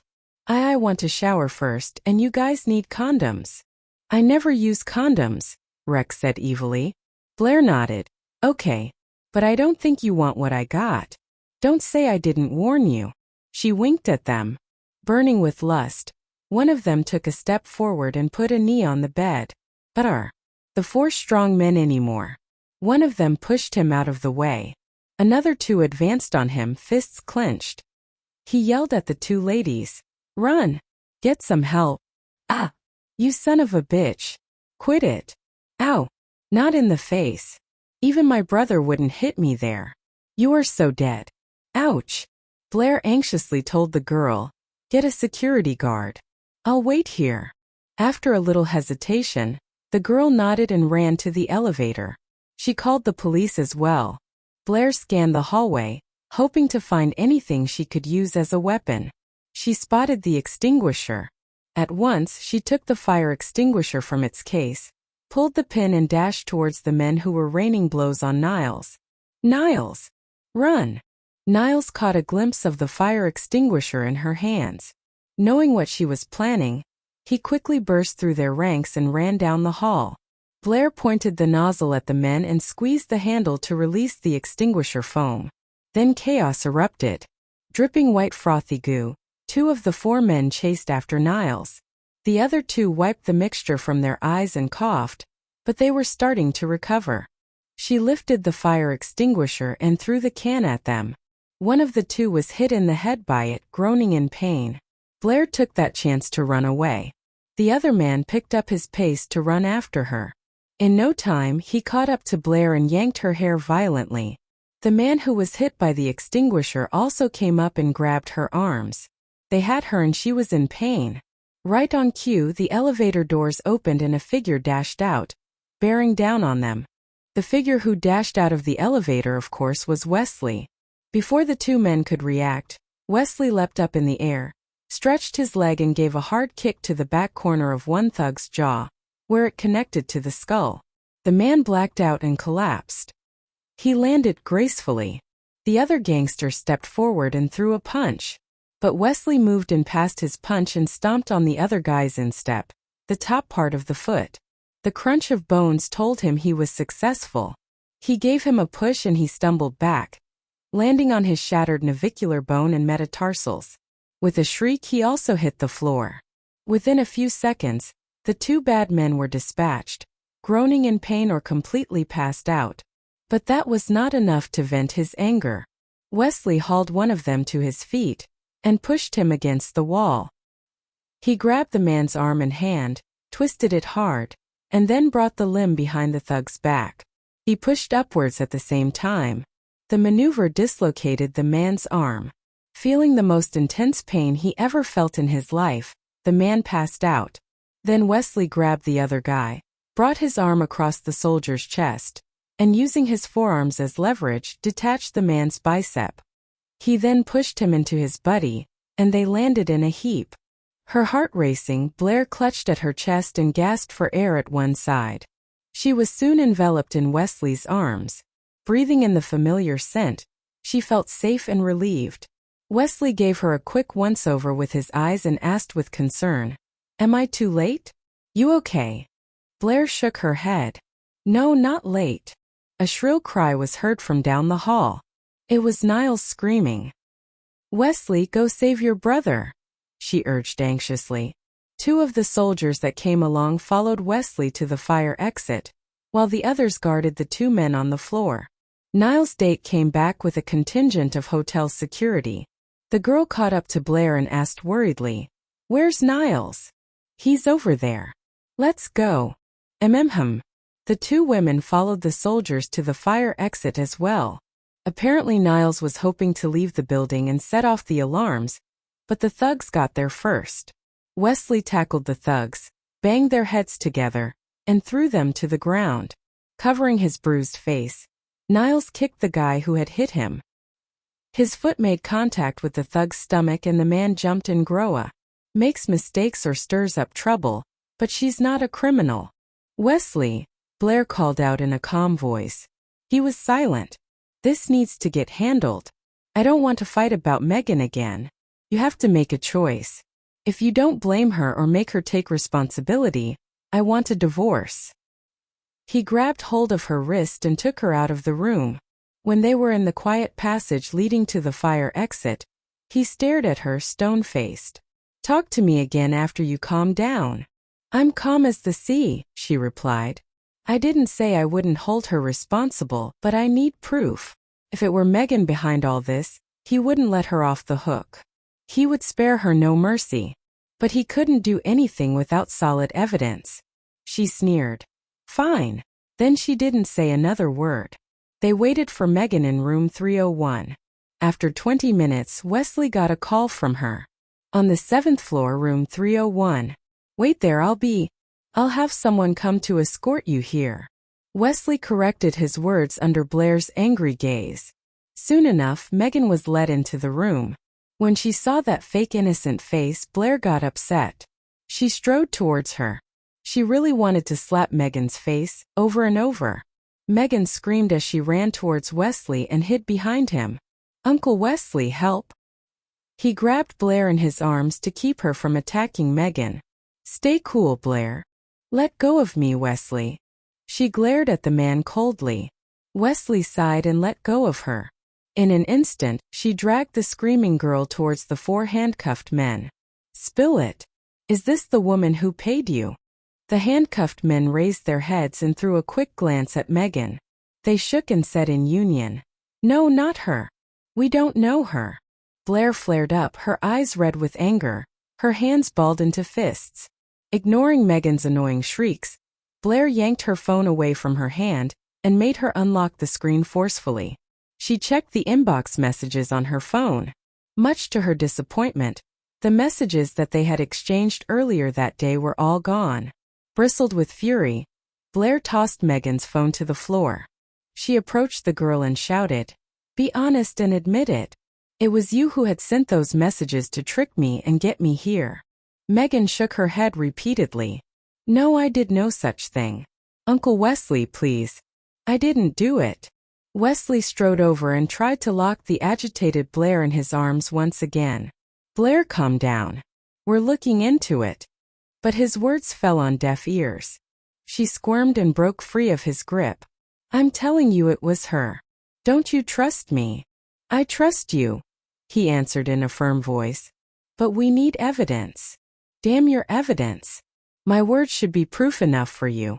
And I'm the freaking witness." Blair had wanted to keep cool. But when Wesley continued to defend the drama queen, she couldn't maintain her composure anymore. Wesley took her hands in his and looked her in the eye.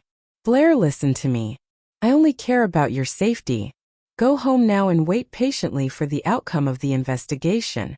I won't let go anyone who attempted to harm you. Trust me." However, his honest words didn't make her feel any better. She was disappointed by his lack of trust in her. "Wesley, I think it's best that we go our separate ways." He tightened his grip on her hands, but Blair wrenched her hands free. "Whatever the outcome is, it doesn't matter anymore. I thought you would take my word for it. Wesley, you let me down." She kept those words to herself. She turned around and walked out of the room. Wesley followed her out. "What do you want me to do now?" he asked, desperate to hold on to her. "I told you you have to make a choice. This is not negotiable, not anymore. This is the match point, right, H?" Wesley was disappointed in her. Knowing that she was trapped without any other excuses, Megan instantly played the pity card.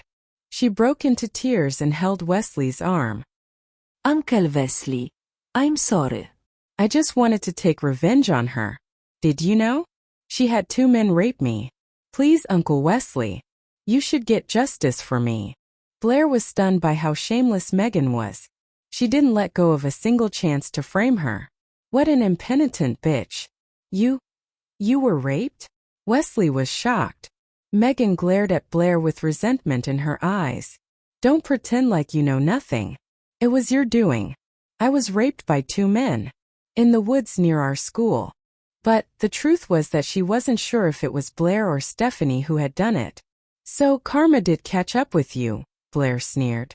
Megan gnawed on her lip to hold back her anger. She went on to beg Wesley in a pitiful voice. "Uncle Wesley, she had someone rape me. I just wanted to take revenge. But since my plan failed and she's unharmed, please spare me." Wesley broke free of her grip and moved away from her. Blair would never do it. He wasn't about to believe a word of her accusations on Blair. "Uncle Wesley, it's true. Please look into it. I was raped. Do you know how desperate I was at that time? No one came to save me. I called you last time because I wanted to tell you all about this. But you didn't come to see me. Can you understand how I felt?" Megan cried hysterically. Wesley frowned. So that was the reason why Megan had called him that day while he was cooking. "Whoever did that to you, I'm sure it had nothing to do with Blair. She hasn't left my side in the past few days. I'm not going to meddle with your business anymore. Report your case to the police. Let the law help you seek the justice you deserve. I can't do anything about it." Megan couldn't believe it. "Wesley Lee, did you forget what you and Carlos had promised to my late parents? You had vowed to take care of me for the rest of my life. How can you go back on your word now?" A cold light flashed in Wesley's eyes as he snapped. "You are lucky that your plan failed and Blair is safe. Or else I would have personally locked you up in jail. Carlos and I have tried our best to make it up to you and care about you. We can't do anything more than this. Of course, I can't say this on behalf of Carlos, but I, Wesley Lee, will never come see you again. I'll stay out of your life, Megan, and you stay out of mine." Saying so, he took Blair's hand and turned around to leave. Tears streamed down Megan's face. Uncle Wesley, please don't leave me alone. I know it was my fault. Please don't go. Her cries didn't soften his heart this time. Showing her no mercy, Wesley left her apartment with Blair without any hesitation. Once they got into the car, Blair asked the man, "Are you upset?" He squeezed her hand and answered honestly, "No, just disappointed." Wesley wondered since when Megan had become such a vicious girl. She used to be so innocent and lovely. Blair nodded. "Now that you know Megan's true colors, what are your thoughts about Debbie? Do you still think she is a bad woman?" He fell silent. She didn't press the question. Since he had promised to stay out of Megan's life, she decided to let it go. She didn't want to mention Megan's name anymore. Ever. Soon after, Debbie got married to Ivan. Blair and Wesley were invited to attend the wedding ceremony in Z Country, but they couldn't go. For one, Wesley wasn't familiar with Ivan, and secondly, he was busy with something else that day.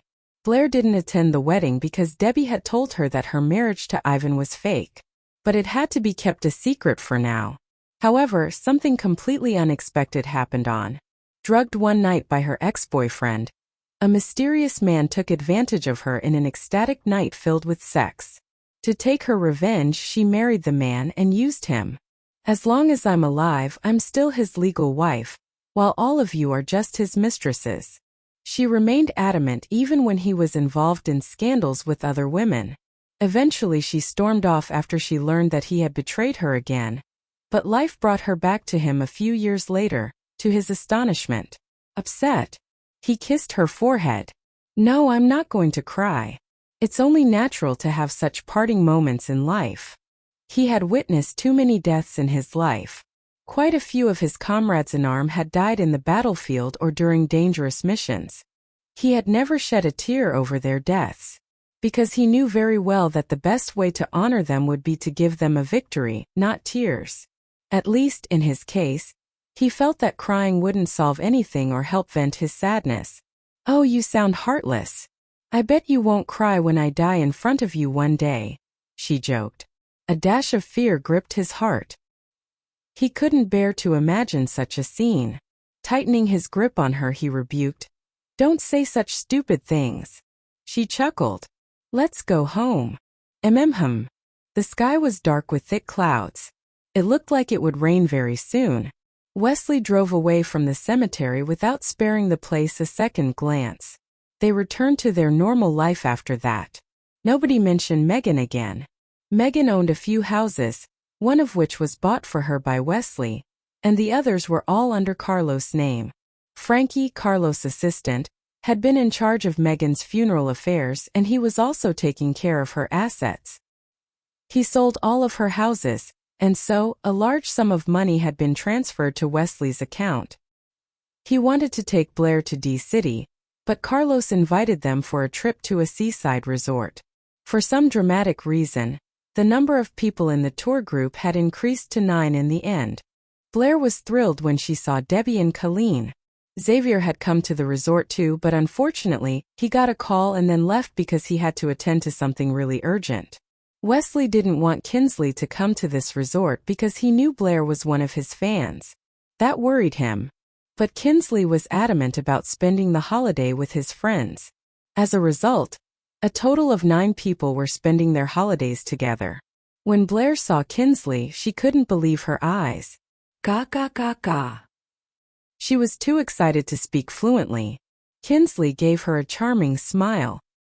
"Kinsley." I'm Kinsley Feng. "Nice to meet you, pretty lady." Blair nodded vigorously. "Kinsley, you're much more handsome than on TV. May I have your autograph? And may I have a selfie with you?" She gazed at him dreamy-eyed and hopeful. "No problem." Kinsley smiled the warmest smile. "1 second." Blair searched her handbag, but she had no pen. She settled on only taking the selfie. However, before she could do so, Wesley came over, grabbed her, and pulled her into his arms. "What are you doing? He's just a regular guy." He himself didn't have a selfie with Blair. He would by no means let this happen. He scowled in Kinsley's direction. Blair and Kinsley were rendered speechless. Stunned, Blair knew she had to find a way to calm Wesley before the situation got worse. She left Kinsley behind and went to their hotel room with Wesley. "Don't be mad. Kinsley is my idol." "Don't you have an idol?" she asked. "Yes, I do." "See? I knew it. Don't you want to take a selfie with your idol?" "Yes, I do." "Huh. Then why didn't you allow me to take a selfie with mine?" she protested. Wesley pulled her into his arms and made her sit on his lap. "You are my idol. Can we take a selfie now?" "Ha ha ha." Blair blushed and shook her head at his words. "You naughty boy. I'm not even joking." Face serious, Wesley took out his phone and opened the camera app. He raised his phone. "Say cheese." "Cheese." Blair responded out of instinct. Wesley brought the phone down and checked the photo. He shook his head. "That's a fake smile you got there. Let's do it again." Blair rolled her eyes. However, she didn't resist Wesley's demand. Wesley, too, drugged one night by her ex-boyfriend. A mysterious man took advantage of her in an ecstatic night filled with sex. To take her revenge, she married the man and used him. "As long as I'm alive, I'm still his legal wife, while all of you are just his mistresses." She remained adamant even when he was involved in scandals with other women. Eventually she stormed off after she learned that he had betrayed her again. But life brought her back to him a few years later, to his astonishment. "Our wife is so pretty." Growling under his breath, Wesley released Blair. He snatched Kinsley and flung him into an incoming wave. Water splashed in all directions. The wave washed over Kinsley. He fought to get to the surface, but the roiling water kept him down. Finally, just as it seemed he might drown, he emerged from the water, coughing and sputtering, barely able to stand. Wesley picked Blair up and slung her over his shoulder like a sack of potatoes. Casey wanted to stop him, but as she reached out her hand, she saw Wesley's enraged face. She shivered, withdrew her hand and waved at Blair. "Sis, take care." Then she raised her voice and added excitedly, "Kinsley is mine now." Ha ha ha. Mired in despair, Blair tried to keep her emotions hidden, but she could not help her next words. "Casey, you are no longer my friend." Upon hearing that, Wesley gave her leg a hard squeeze and spat. "What? This isn't you. You want a threesome? You can't even satisfy me. Don't you remember the time I got tipsy and banged you all night? You tried to run away because you couldn't handle it." He chuckled derisively. Blair's face was as red as a tomato. She pinched his back hard. "A threesome? You think everyone is as horny as you? Asshole. Put me down. I feel sick." With Blair on his shoulder, Wesley ignored her for the moment and continued walking along the seaside. He made sure to bounce so she might even feel worse. Just before Blair thought she was about to vomit, he finally let her down. Wesley finally put Blair down. The seawater reached her waist. She looked around and saw a huge rock behind her. She turned to him and asked in confusion, "Where are we? Why did you bring me here?" She thought that he was taking her back to their hotel room. It was getting dark. Wesley held her slender waist, lowered his head and pressed his forehead against hers. "You want to wear your bikini so much, huh?" he murmured. Blair looked at his white shirt, which had become transparent because it was wet all over. She could see his strong chest and 8-pack abs. She gulped before answering, "Yeah, I haven't had the chance to wear one before." This was the first time that she had come to the seaside. She had seen many bikini-clad models on the internet, and she wanted to try it too. His hands ran over her drenched body, which made her shiver. "You should only wear it in front of me," he said. He lowered his head and kissed her on the lips as they dwelled deeper into the sea. The water now reached Blair's chest. Realizing what he was trying to do, Blair struggled hard and broke from of his grip. "Don't. This is a public place. Don't worry. Carlos has reserved the whole area. No one will interrupt us," he coaxed her. Wow. Just how rich is Mr. Huo? Blair wondered. "Wesley, I can't swim." I'm afraid. "Trust me," Wesley interrupted her. He held her waist with one hand to prevent her from falling into the water. And just like that time in the reed field, Wesley made love to her in the sea. The waves lashed onto their bodies and the starry sky watched them from above. Blair had to admit that it was a really special night. The next day Blair slept in. When she finally woke up, Wesley took her to hang out with his friends. They were exhausted in the evening and Kinsley suggested that they should get a massage together. So all of them went to the spa. After getting the massage, Blair refused to talk to Wesley. He sensed that she was pissed off about something but didn't know what it was. When they came back to their hotel, Blair entered the room first and began to close the door. "You go sleep with Niles. I don't want to sleep with you tonight," she sighed. It to him. "Mr. Huo and Debbie are blessed by fortune. They will be safe and sound. They are probably on some island, waiting for you to go rescue them." That was exactly what he was hoping for. He wanted to put Blair's mind at ease too. She had been worried sick after Debbie had gone missing. "I'll run a bath for you," she offered. A warm bath would help ease the exhaustion. Wesley pulled her into his arms and made her sit on his lap, smelling her hair. No need for that. A quick shower would be enough. He only had 4 hours to rest before he got back to the rescue mission. He had to find Carlos. All right. Luckily, Carlos and Debbie were indeed safe just like Blair had said, and Wesley successfully rescued them from the island. There were still many things to investigate regarding the wreck and they had to deal with the culprits, so the party was not in the mood for a vacation anymore. After their last meal together, they packed their bags and went back to their respective homes. Blair didn't want to go anywhere in the hot summer, so she busied herself with the online translation work at home. Wesley became busier and busier too. He even went missing for 2 days. When he was back, his clothes were covered in mud and blood. Blair's heart ached when she saw him in that state. "Go get changed," she urged. He's a senior colonel now, yet he still has to participate in dangerous missions like this, she thought sadly. Wesley's phone was broken, and Blair knew about it. During the mission, one of his men had called her to let her know that Wesley was safe. He had come back just to see her, and he needed to leave once he got changed. Blair entered their bedroom and picked a set of clean clothes for him. Wesley didn't have the time for a bath. He put on the fresh clothes, gave Blair a gentle kiss and left in a hurry. Blair picked up his dirty clothes, put them into a large basin and began to wash them by hands. His clothes smelled of sweat, and there was blood and mud on them. She didn't frown at all. He was good at his job and she was proud. Wesley didn't come back again until it was almost midnight. Blair was still waiting for him. As soon as he walked in, she offered, "Are you hungry?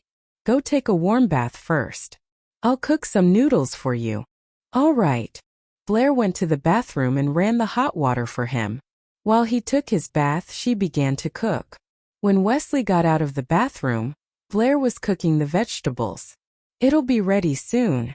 Wait for a while," she said. Wesley entered the kitchen and held his wife from behind. "Babe." Blair's lips curled when she heard his soft voice. "Are you free tomorrow?" "I am." She was available every day. She only had a part-time job right now. As long as she could finish her work on time, she could go anywhere at any time. She planned to find a full-time job after summer. "Come to the base with me tomorrow." After a pause, he added, "Bring Jocelyn along." "Jocelyn?" What's up?" She looked at him in confusion. "You'll know." Wesley didn't tell her, and Blair didn't press further. She ladled the noodles into a big bowl and placed it on the dinner table. After he ate the whole bowl, they went to the bedroom. "Let's play hide the sausage," he said with a mischievous grin. Blair couldn't stop laughing. The next day, Wesley drove Blair and Jocelyn to the army base. The two women stared at the young soldiers who were training in the grounds. Their athletic bodies made them drool. Jocelyn slid her arm into Blair's and said, "This is the second time a reassuring smile without saying anything. When they were a few meters away from the soldiers holding the roses, Wesley released her hand and fished something out of his pocket. Under Blair's wide eyes, Wesley went on one knee, opened the embroidered box and revealed a diamond ring. The stone glinted under the sun's rays. He is going to propose. Blair looked at the smiling soldiers around them, and then into Wesley's affectionate eyes. Wesley, you. She didn't know what to say. Wesley spoke loudly so that all the soldiers in the grounds could hear him. Blair, a few years ago, you proposed to me right here in front of all those soldiers, but I turned you down. And as they say, get up where you fall. That's why I decided to bring you here to ask you the same question. Blair, I love you. Will you marry me? Whoa. Marry him. Say yes.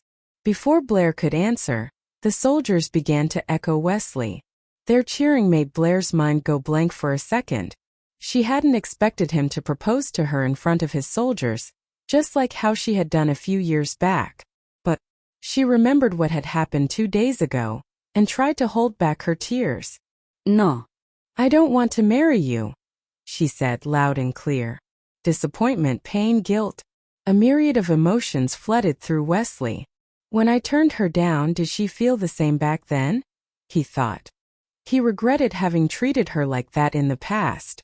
Blair thought that Wesley would be disappointed after being turned down. However, he simply lowered his head and flashed a smile. He didn't look embarrassed at all. She was confused. When I proposed to him and was turned down, I was so angry and disappointed. But he doesn't seem affected by my refusal at all. The soldiers who had been cheering stopped and began to talk among themselves. Chief was right all along. He knew that she wouldn't say yes. If he already knew, then why did he still propose to her? She had proposed to him a few years ago, and he too had refused her at the time. Maybe he just wanted to make her feel happy. Wesley got to his feet and took the ring out of the box. It's your choice to turn me down, but I insist on marrying you. I'm putting the ring on your finger, he said. He wasn't surprised at all. It would have been strange if Blair hadn't turned him down. After all, he had hurt her so many times during the past few years. He didn't blame her for turning him down. He only hoped that she would feel better and forget about the miserable past after getting the chance to turn him down just the way he had done to her. Staring at the shining diamond ring on her finger, Blair stammered in a guilty voice. Wesley, He interrupted her. You turned me down this time, but I won't give up. I'll keep proposing to you until you say yes. If she didn't say yes soon, their wedding would have to be postponed. He didn't want this to happen. He had promised her that he would throw a wedding after coming back from D-City, and he meant to keep that promise. He would make her say yes willingly. Wesley took her to where Jocelyn was standing wide-mouthed. She patted the back of Blair's hand lightly and said, Are you an idiot? You have been in love with him since you were 17. Now you are 27. It's been 10 years. You've long been looking forward to marrying this man. Why did you turn him down? Are you mad? Jocelyn wished she could open up Blair's skull and look what her brain was made of. Wesley held Blair's hand and told Jocelyn, She just got back at me for turning her down last time. And now we are even. When I propose to her next time, she will say yes. He turned to Blair. You will. Morning. I have a suggestion. You can stay with the Lee family in a country, Carlos proposed. Blair sighed. Staying with the Lee family is no different than staying with Wesley. You don't want to leave him forever, right? Carlos asked. Blair didn't know how to respond. This man is so clever. He knows what I'm thinking. I don't know how Debbie is able to live with him. Wesley is much easier to deal with, she mused. Wesley doesn't visit his parents often. Besides, he has decided to study in England. He may visit his parents only once before leaving. And his mom loves you a lot. If you ask her not to tell Wesley your whereabouts, she will listen to you. Staying with the Lee family with Wesley's child is a good idea, isn't it? Carlos asked. Blair was moved by his words and she agreed to his idea. And that was the reason why she had to refuse Wesley's proposal. Even if she had turned Carlos down, she would still have said no to Wesley. She wanted him to realize how desperate she had been when she was turned down. That day Blair left Wesley. When he came back home, he was welcomed by an empty house. The woman who was supposed to wait for him with open arms was now gone. What he had most dreaded had finally happened. The first person that came to his mind was Carlos, who had gotten his memories back. But he decided not to go to Carlos yet. He had his men look for Blair everywhere. A week passed with no clues about her whereabouts. It was time to call Carlos now. Wesley called Carlos and asked him about Blair. All Carlos said was, "Blair wanted to leave you. I only offered her a little help." His words stabbed Wesley right in the heart. Carlos was right. If Blair didn't want to leave him, she would have told Wesley that Carlos had offered to help her leave. But she hadn't. Her departure had come without warning. Wesley went to England for advanced studies in business. But he quit not long after. He found himself not interested in business at all. Instead, he chose to take up the position as the leader of a newly established organization of the country. Although he was busy, Wesley never gave up on looking for Blair. He had asked his people to search for her everywhere, including foreign countries. Something really strange was going on. It was like she had fallen off the map. In a country, two women were shopping in the mall, walking hand in hand. One of the salespeople in the store looked at them with admiration and said, "Looks like the two of you are very close. Are you sisters?" The two women looked at each other and said in unison, "Yes, we are." The saleslady then looked at Cecilia and asked, "You are the elder sister, and she is the younger one. Am I right?" "That's right." Cecilia was delighted by her comments and ended up buying many things from her store. A rich lady passing by happened to hear their conversation and left the store without greeting Cecilia. She went back home in a hurry and called her friends one after another. "Hey, did you hear? The Lee family is in a lot of trouble." "What happened?" "Baldwin has a mistress, and his wife has accepted it. I saw Cecilia and the mistress shopping together. They called themselves sisters. The mistress is young and pretty, and it looks like she is pregnant. Her belly is not that big yet, but I could tell from the way she was walking." "Huh, you've got to be kidding. Baldwin is such an upright man. Besides, he spoils Cecilia so much and everybody knows that he loves her. How's it possible for him to have a mistress?" The rich lady blew on her nails and retorted, "Come on. No matter how much he loves Cecilia, she is still an old woman now. The mistress is young. She looks like she's still in her 20s. Men like young girls, you know." You're right. Need to take better care of yourself. After all, you'll be a father soon," Niles thought. "I know." In order to give Wesley a hint about Blair, Niles tried to talk a lot with him, but Wesley didn't get it and even tried to hang up multiple times. Mom's bestie had a 4D color ultrasonic diagnosis today. "Wesley, it's a boy," Niles said excitedly. "I'm going to have a nephew. I hope this boy tortures his father to his best ability," he thought mischievously. "Niles, are you out of your damn mind? I don't freaking care." Wesley roared into his phone. "Easy, man."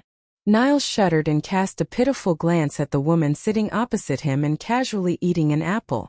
It was Blair who had forced him to update Wesley about the child. "If you don't have anything important to say, then get lost."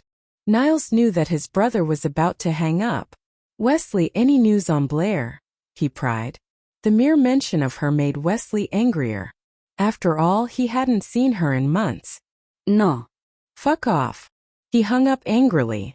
With his phone in his hand, Niles looked at Blair and pouted. "You heard him. He hasn't had any news of you yet. You can rest easy now. My brother is a smart guy. Why is he being so stupid this time? I've given subtle hints so many times, yet he doesn't get it at all. He can't blame me, right?" Blair nodded. "He can't blame me either. I'm right here with his family. That means I never left him." "Yeah." Niles nodded in agreement. "I asked you to tell him that I was staying here, didn't I?" she asked. "Yeah. You did ask me to tell Wesley that you were staying with us."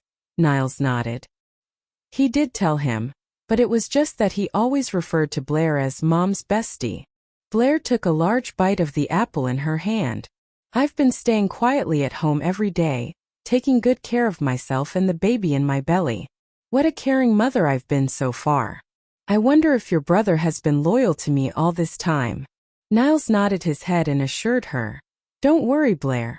My brother won't fall for another woman. Yeah, you are right. She threw the apple core into the bin and wiped her hands with the wet tissue. Are you not leaving today? She asked. Niles cared deeply for his future nephew and would fly to a country twice a month just to check on Blair. I'm leaving. Irene is waiting for me. Speaking of Irene, he felt both happy and annoyed. Irene was a singer, and for the sake of her career, she chose to keep their relationship from the public. The two of them had to go out on dates secretly.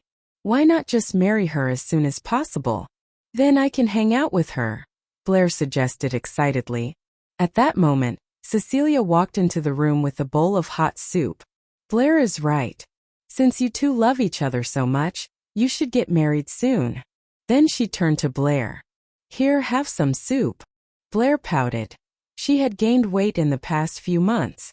Mom, I don't feel like eating now. I just had an apple. Cecilia cooked delicious food for her every day. And Blair had gained 30 pounds already. What if Wesley failed to recognize her when they finally met? The loving mother-in-law put the bowl on the tea table before Blair. You must eat. Don't worry about your weight. Only your belly is bigger. Your limbs are still as thin as ever.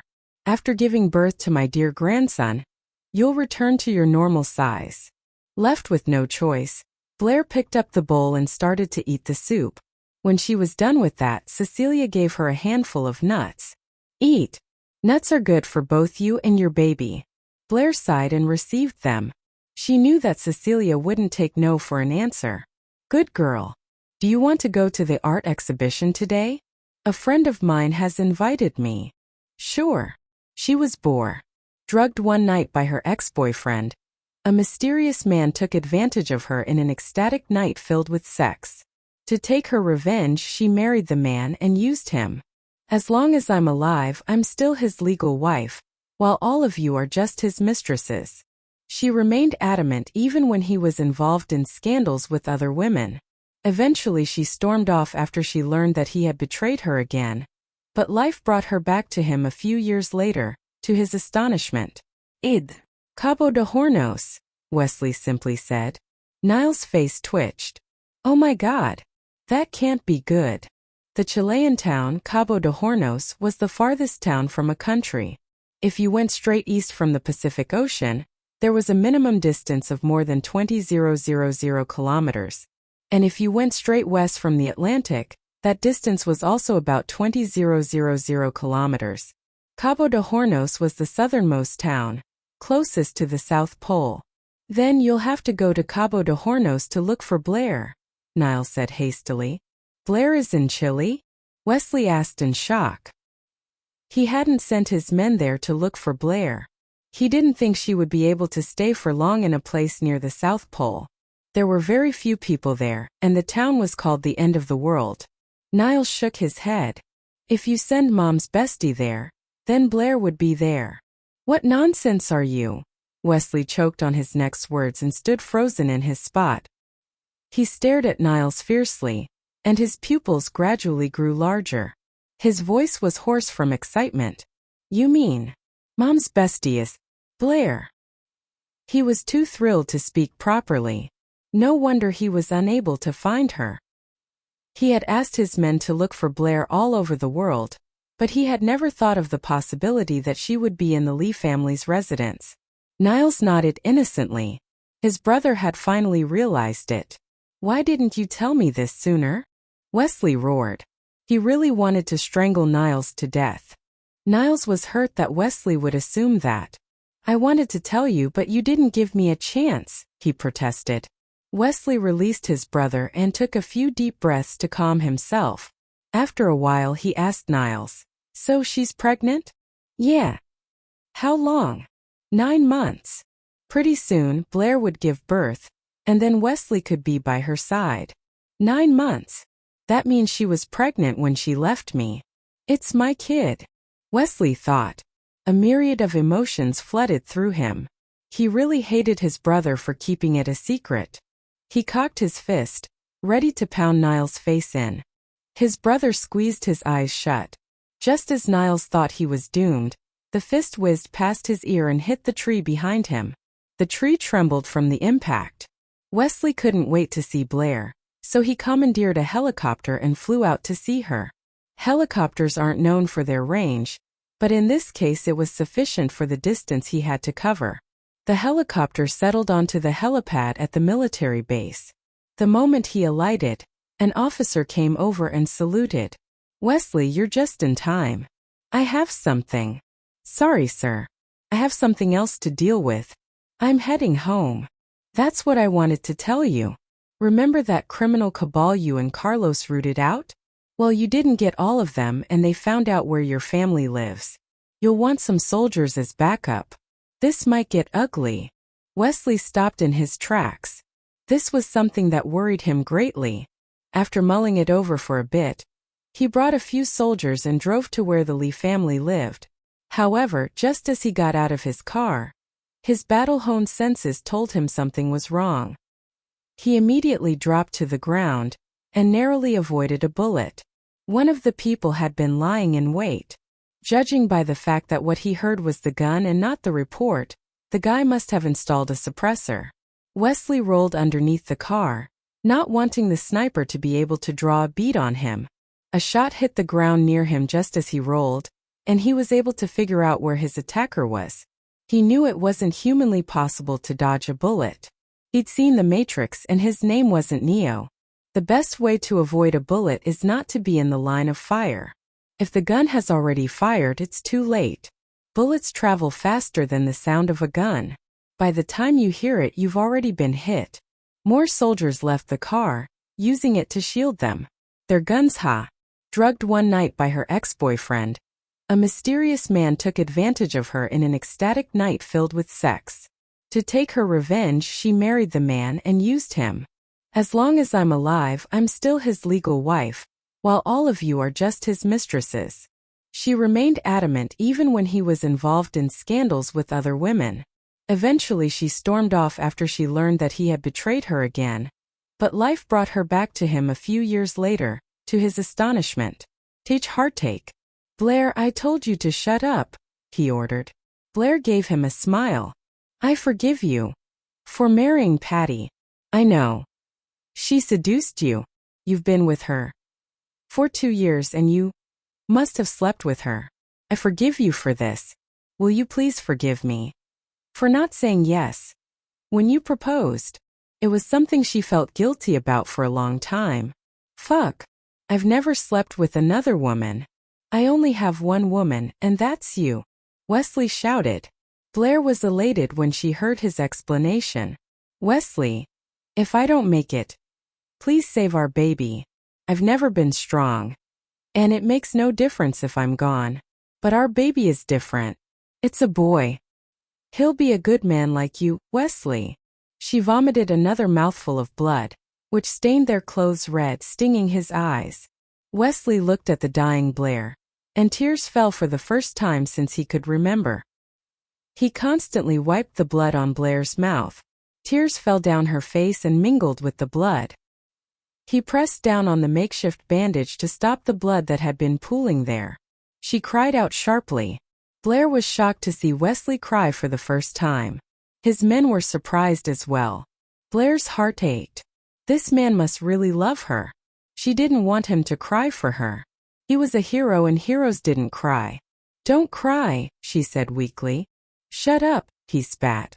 He moved the bandages, tearing off more pieces from his shirt to replace the ones that were now sticky and red. "One more word and I'll kiss you. I know you hate public displays of affection. If you talk, I'll kiss you in front of everyone," he threatened. Blair coughed up more blood. Cecilia came to the park to look for her, and happened to see her lying in Wesley's arms, drenched in blood. Cecilia screamed, and her legs went soft like noodles. She almost collapsed to the ground. It took a while before she came to. Some of Wesley's men had treated her for shock. The first thing she did when she awoke was throw off the blankets they were keeping her warm with. She fumbled for her phone. With trembling hands, she dialed Baldwin's number. "Who hurry? Something happened. In the park," she stammered. Blair felt so feeble. Her eyelids were getting heavier and heavier. She was passing in and out of consciousness. Wesley and the soldiers tore their clothes to strips to use them as bandages to soak up the blood. She was dying. But there was something she had to tell him. "Wesley, I'm sorry I said no to marriage. I love you. I never stopped." Wesley couldn't listen to her anymore. His heart was torn to ribbons. All his dreams came crashing down. His blood felt like ice water. He held her tightly and kissed her. The kiss tasted bloody. Blair didn't want him to kiss her like that, so she tried to push him away, but she was too weak to do anything. When he let her go, both his mouth and face were covered with blood. "Where is the damn ambulance?" he shouted. "Chief, I told them to hurry. They're stuck in traffic. They'll be here as soon as they can." Blair slowly reached out a hand to caress Wesley's face. Don't be mad. If we meet in the next life, will you like me first?" People said it was easier for a girl to chase a guy rather than the reverse. But why had it been so hard for her to chase him? If he flirted with her in their next life, she'd say yes in a heartbeat. He was so handsome, masculine, and capable. Girls were naturally drawn to him. He didn't talk much, embodying the strong, silent type. And yes, he had flaws. Big ones.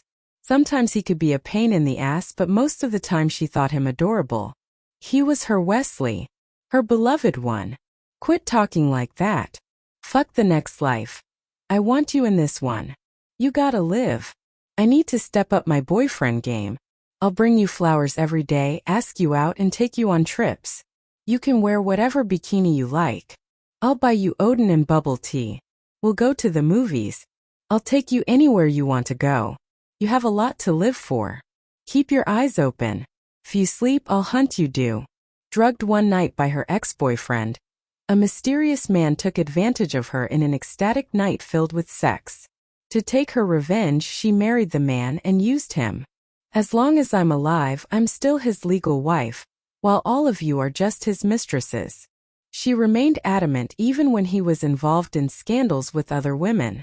Eventually she stormed off after she learned that he had betrayed her again. But life brought her back to him a few years later, to his astonishment. Both hands. Feeling how soft they were, he loosened his grip. "Don't move. 10 hut," he commanded again as if he were training his soldiers. Well, this one was definitely his youngest soldier ever. As such, he'd probably need more drills. When his orders were ignored again, Wesley pointed at the baby and reprimanded, "If you can't keep still, I'll hand you over to the honor guard. Then you will know what rigorous is." Instead of being scared, the baby chuckled. "Huh, wipe that smirk off your face. You think I'm bluffing, don't you?" Wesley released the baby's legs and crossed his arms over his chest. "Your mom is the only one I couldn't tame. You're just a little guy wearing a diaper. How hard can it be?" The baby thought Wesley was teasing him and laughed heartily. All of a sudden, his hand didn't seem to be such fun anymore. He stopped chewing it and started flailing his limbs joyfully. He slobbered as he giggled. Seeing that, Wesley took out his phone. "I have to get a pic of that, you drooling with that goofy smile. And I'll show it to everyone at your wedding." Then he snapped a pic. When he had taken enough pictures, he opened the album on his phone to admire his work. He had to say his son looked good on camera and he was so cute. Wesley scrolled down and soon stopped at a picture of a woman. His eyes froze and grew even more affectionate. He showed the picture to the little guy and said, "This is your mom. Her name is Blair Jing." Blair Jing. After putting his phone away, he went on, "Learn to call mom diligently. Don't slack off. To give birth to you, your mom chose you over me." The little one was saying something in his own language. Wesley had no idea what his son was going on about. Everything was fine until the baby's forehead creased, and his face turned red. A second later, a quirky odor filled the air. Wesley sniffed and looked around, but was still unsure where it was coming from. Then, he glanced at the little guy's face again. "Ah, Wesley thought, and his eyes landed on the diaper wrapped around his son's bottom. The little guy had been in an incubator for half a month after his birth. Wesley had been busy moving the base of his organization from Z country to a country. While he was home, he usually just hugged his son for a while, and then quickly got back to work. So before today, it was Cecilia who had taken care of the baby's needs. This was the first time he was facing this situation. Even so, he had the basic knowledge to know that it was time to change the diaper. This was a tricky task for the new father. Wesley hesitated for a while, then called Cecilia on the phone. "Mom, I need a diaper up here." Cecilia came upstairs with a clean diaper, a pack of wet napkins, and a box of tissues. "Hello, my cutie pie. Who just poo-pooed, huh?" she said to her grandson with a wide smile. The baby started kicking and waving his arms because of the discomfort caused by the wet diaper. Cecilia pushed Wesley aside and said, "Leave it to me." He didn't move. "Let me." Once the base of his organization was relocated to a country, he would have plenty of time with his son. There were so many things that he needed to learn. He decided to start now. Cecilia was worried that he wouldn't be able to do it properly, but after a moment's hesitation, she handed the napkins, tissues, and diaper to him. "All right. You're the father. You need to know how to do all this." Under her guidance, Wesley took off the little boy's pants, revealing his smooth, soft, chubby legs. Adorable, Wesley thought with a smile. He held those tiny legs in one hand and tore the diaper open with the other. Instantly, the odor hit his nose. What he saw on the diaper made him wince. This was his first time changing a diaper, and it wasn't a pleasurable experience.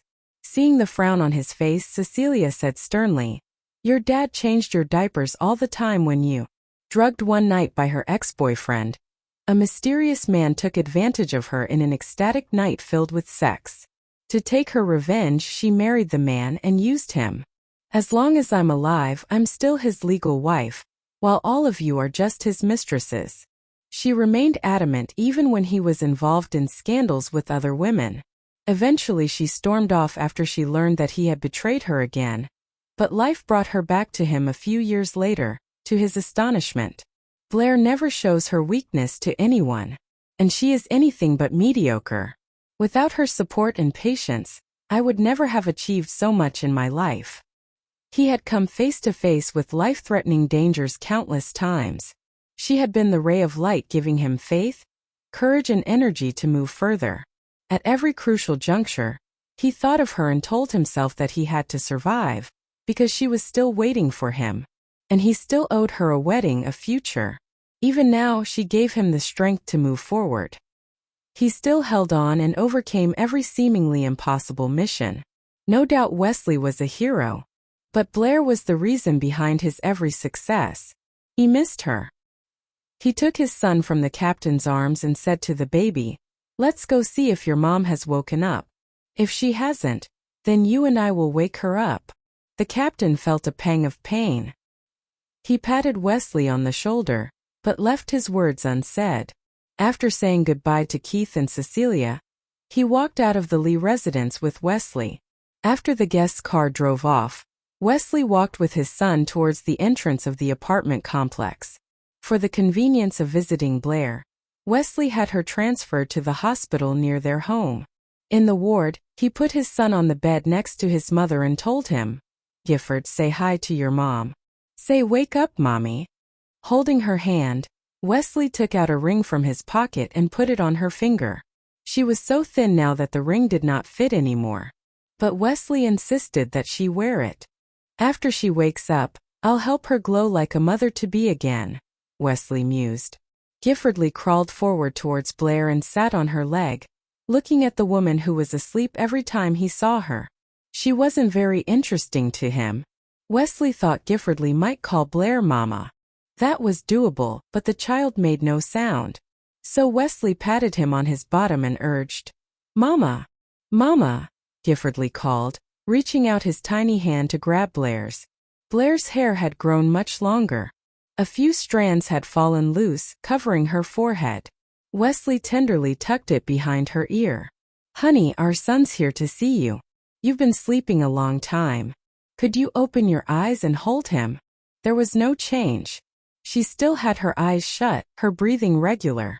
Honey, the spring festival is just around the corner. What are you wanting? Tell me. I'll buy it for you. You said you wanted to buy me a down jacket. You always said I wasn't wearing enough. If you get up, we can go shopping with our son. Giffordly held Blair's finger and shook it. Mama, he called lightly. Wesley stroked his head and said, Attaboy. Keep saying it. When your mom hears you, she'll wake up. Later, after placing Giffordly on the sofa, he fetched a basin of water, grabbed a towel and started cleaning Blair's body. Meanwhile, he kept an eye on his son. 2 hours later, carrying Giffordly, Wesley walked out of the ward and into the attending physician's office. I want to take my wife home, he said simply. The doctor thought about it and then replied, I know. But you don't have the necessary medical equipment at home. My brother's a surgeon. He's going to be living with me for some time after his wedding. Tell me what kind of equipment we need and I'll buy it. He knows medtechs and they can set it up. Niles and Irene were getting married. At Cecilia's request, he transferred to a hospital up in his hometown so he could be closer. Okay, let's go over instructions for outpatient care. Oh, meet your new mom. Cecilia was also perplexed. But Wesley took her outside the room. Blair was in the middle of a dream. A long one. She saw many people in her dream. And she was with her parents again. They lived in a beautiful place. And it was just the three of them there. They were very happy. Then one day, a chubby little guy came into their life. He looked exactly like her. And he even called her Mama. She liked this little guy because he looked like her and acted like Wesley. Wesley. Only then did she remember Wesley. She had lost her Wesley. She started looking for him everywhere, going up streets and down alleys. Her utopia was now far away, barely visible on the horizon. But she couldn't find him anywhere. The chubby monkey followed her around. After more searching, Blair was exhausted. She kept hearing voices, but she couldn't figure out where they were coming from. Jocelyn and Debbie were calling her. Cecilia was crying. The chubby monkey was saying good night to her. But where was Wesley? She kept walking and searching until she reached the end of the world. Ahead was a huge black hole, through which she saw Wesley. The chubby monkey ran into his arms immediately. Then she heard Wesley promise him they would find him a new mom, because Blair wouldn't even open her eyes to look at him. Blair didn't understand. Her eyes were open the whole time. Why did Wesley blame her for not opening her eyes to look at Chubby Monkey? As she was trying to figure this out, Wesley turned and carried Chubby Monkey away, saying that he was taking Chubby Monkey to meet his new mom. Blair was heartbroken.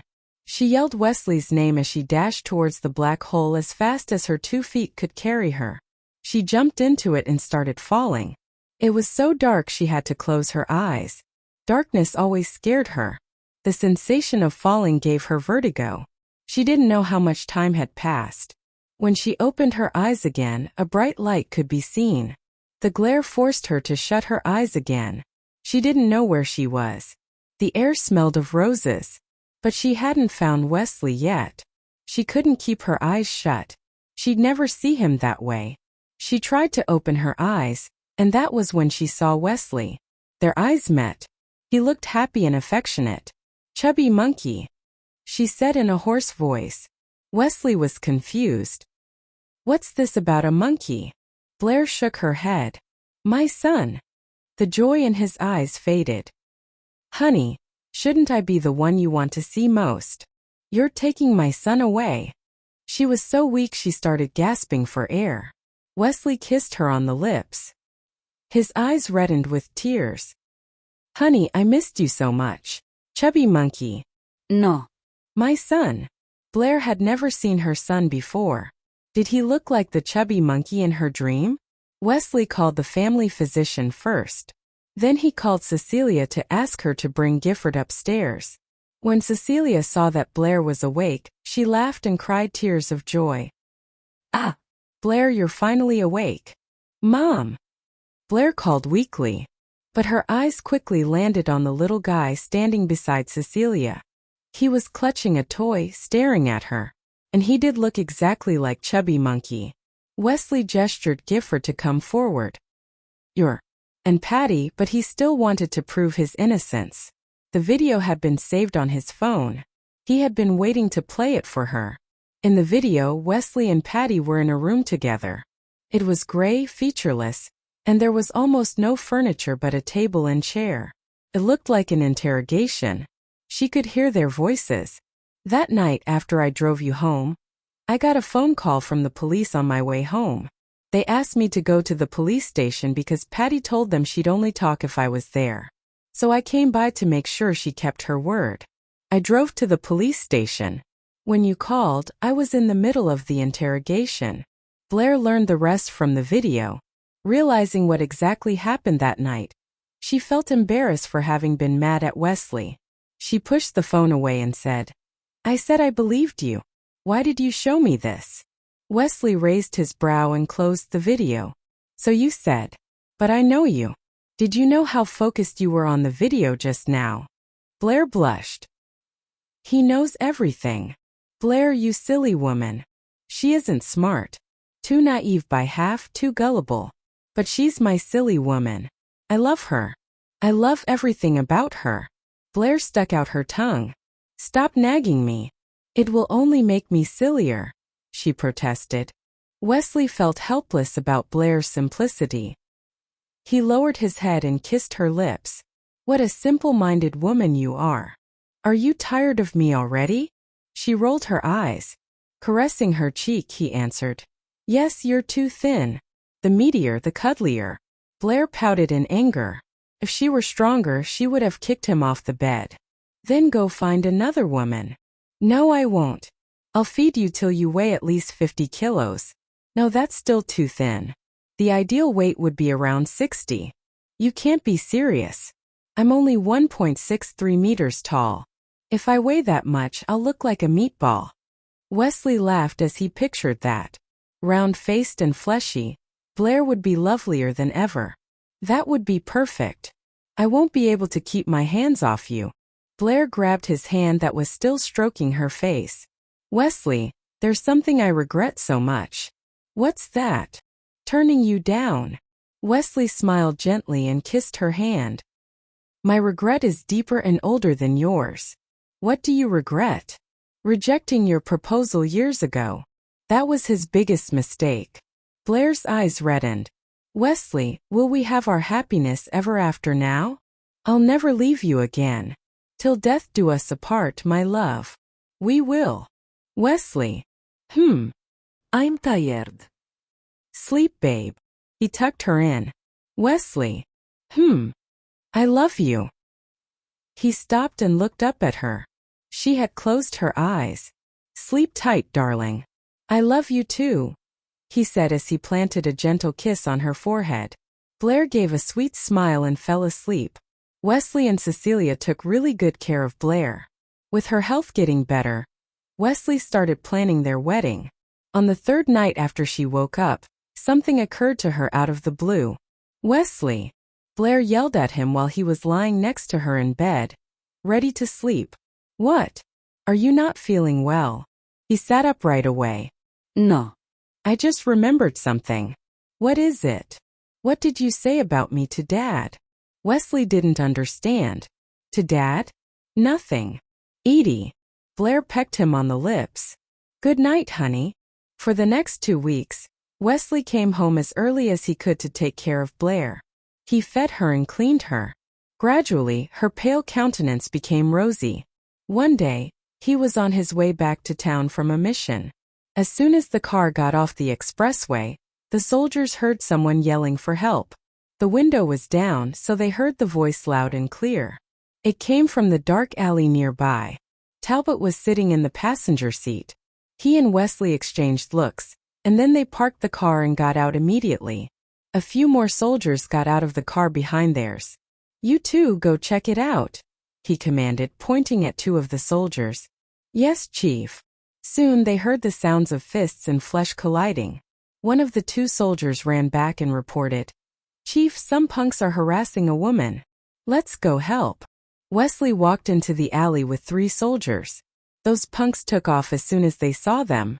The woman was on the ground, looking awkward and miserable. The young soldiers were confused as to what to do. They looked at each other. Then one of them asked her, "Hey, are you all right?" The woman's perfume smelled seductive and unusually strong. The soldiers found it repulsive. None of them wanted to get close to her. I'm okay," she replied weakly. The soldiers were relieved to hear that the woman was okay. "Chief, should we take her home?" They were all wondering the same as they stared at each other. Then the woman raised her head and said in a feeble voice, "Wesley Lee. I know you."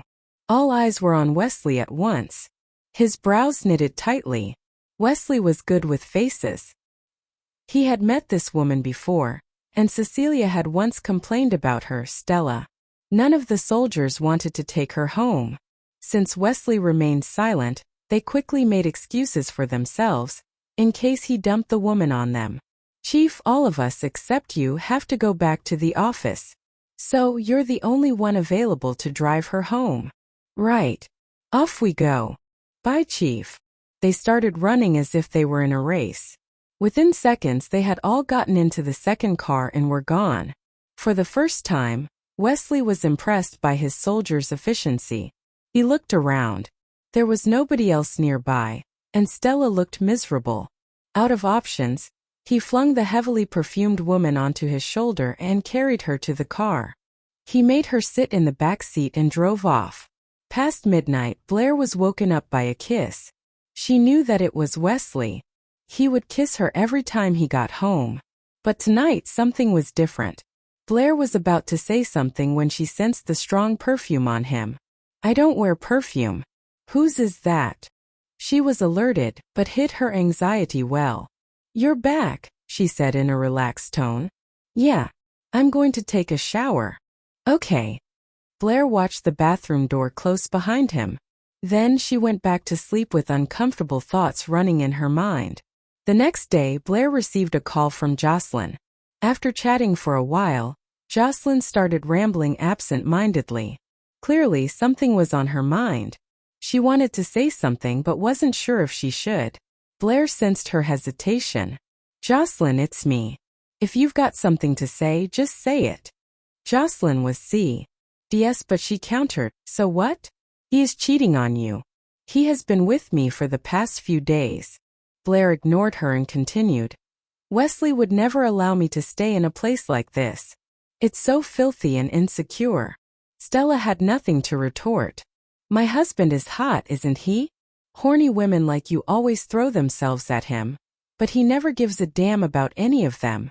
"Yes, he is hot and also very good in bed." Stella finally managed to fire back. She assumed that Blair would flare up, but she was wrong. Blair gave a contemptuous smile and replied, "You can tell that? It's true. He is incredible in bed. But what a shame. You can only guess. I'm the only one who gets to sleep with him. You're too naive. I've been sleeping with your husband for 3 days. Look at you. All pale and sickly. How can you satisfy him?" "So of course he would come to me," Blair remarked calmly. "You can't stay in a hotel like this for long. Do you want a house? I can ask Wesley to buy one for you." Stella turned purple. "I don't want a house. I only want Wesley." "Okay, by then." Blair turned to leave. That was when the doorbell rang. Stella opened the door hastily. Wesley was standing in the hallway, carrying a bag of late supper. Without looking inside the room, he handed her the bag and said, "Here. Bye." As soon as Wesley said goodbye, he sensed someone else in the room. He looked inside and his eyes widened. "Honey, why are you here?"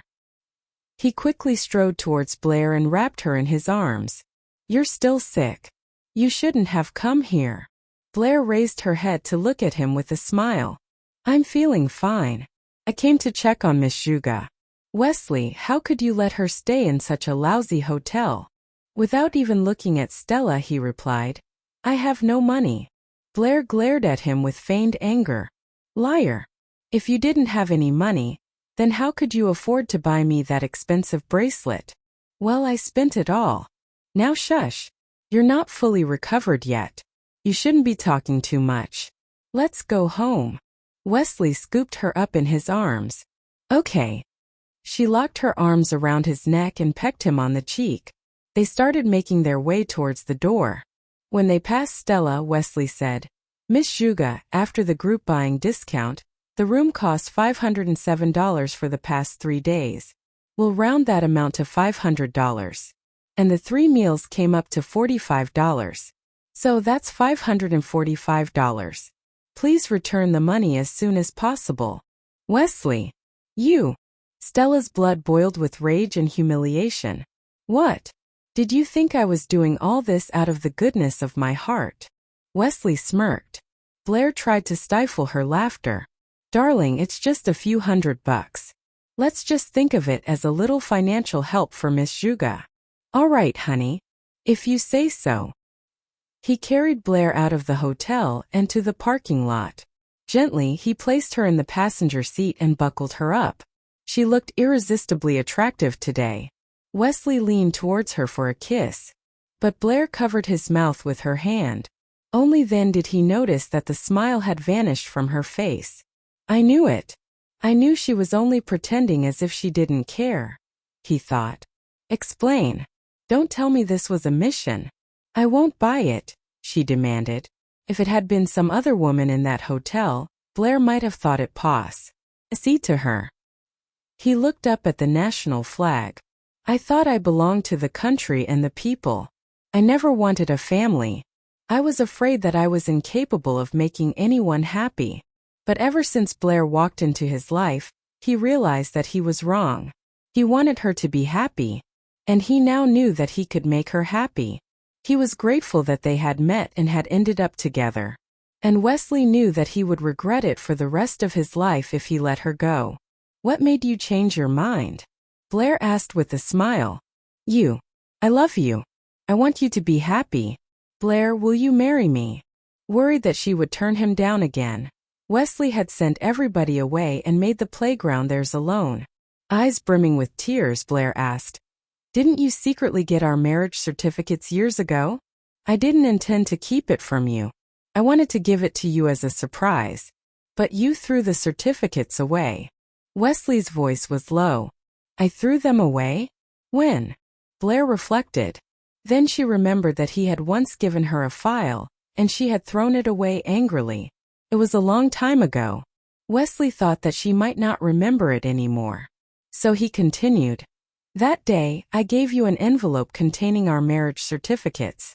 But you discarded it without even looking inside. He had been heartbroken back then.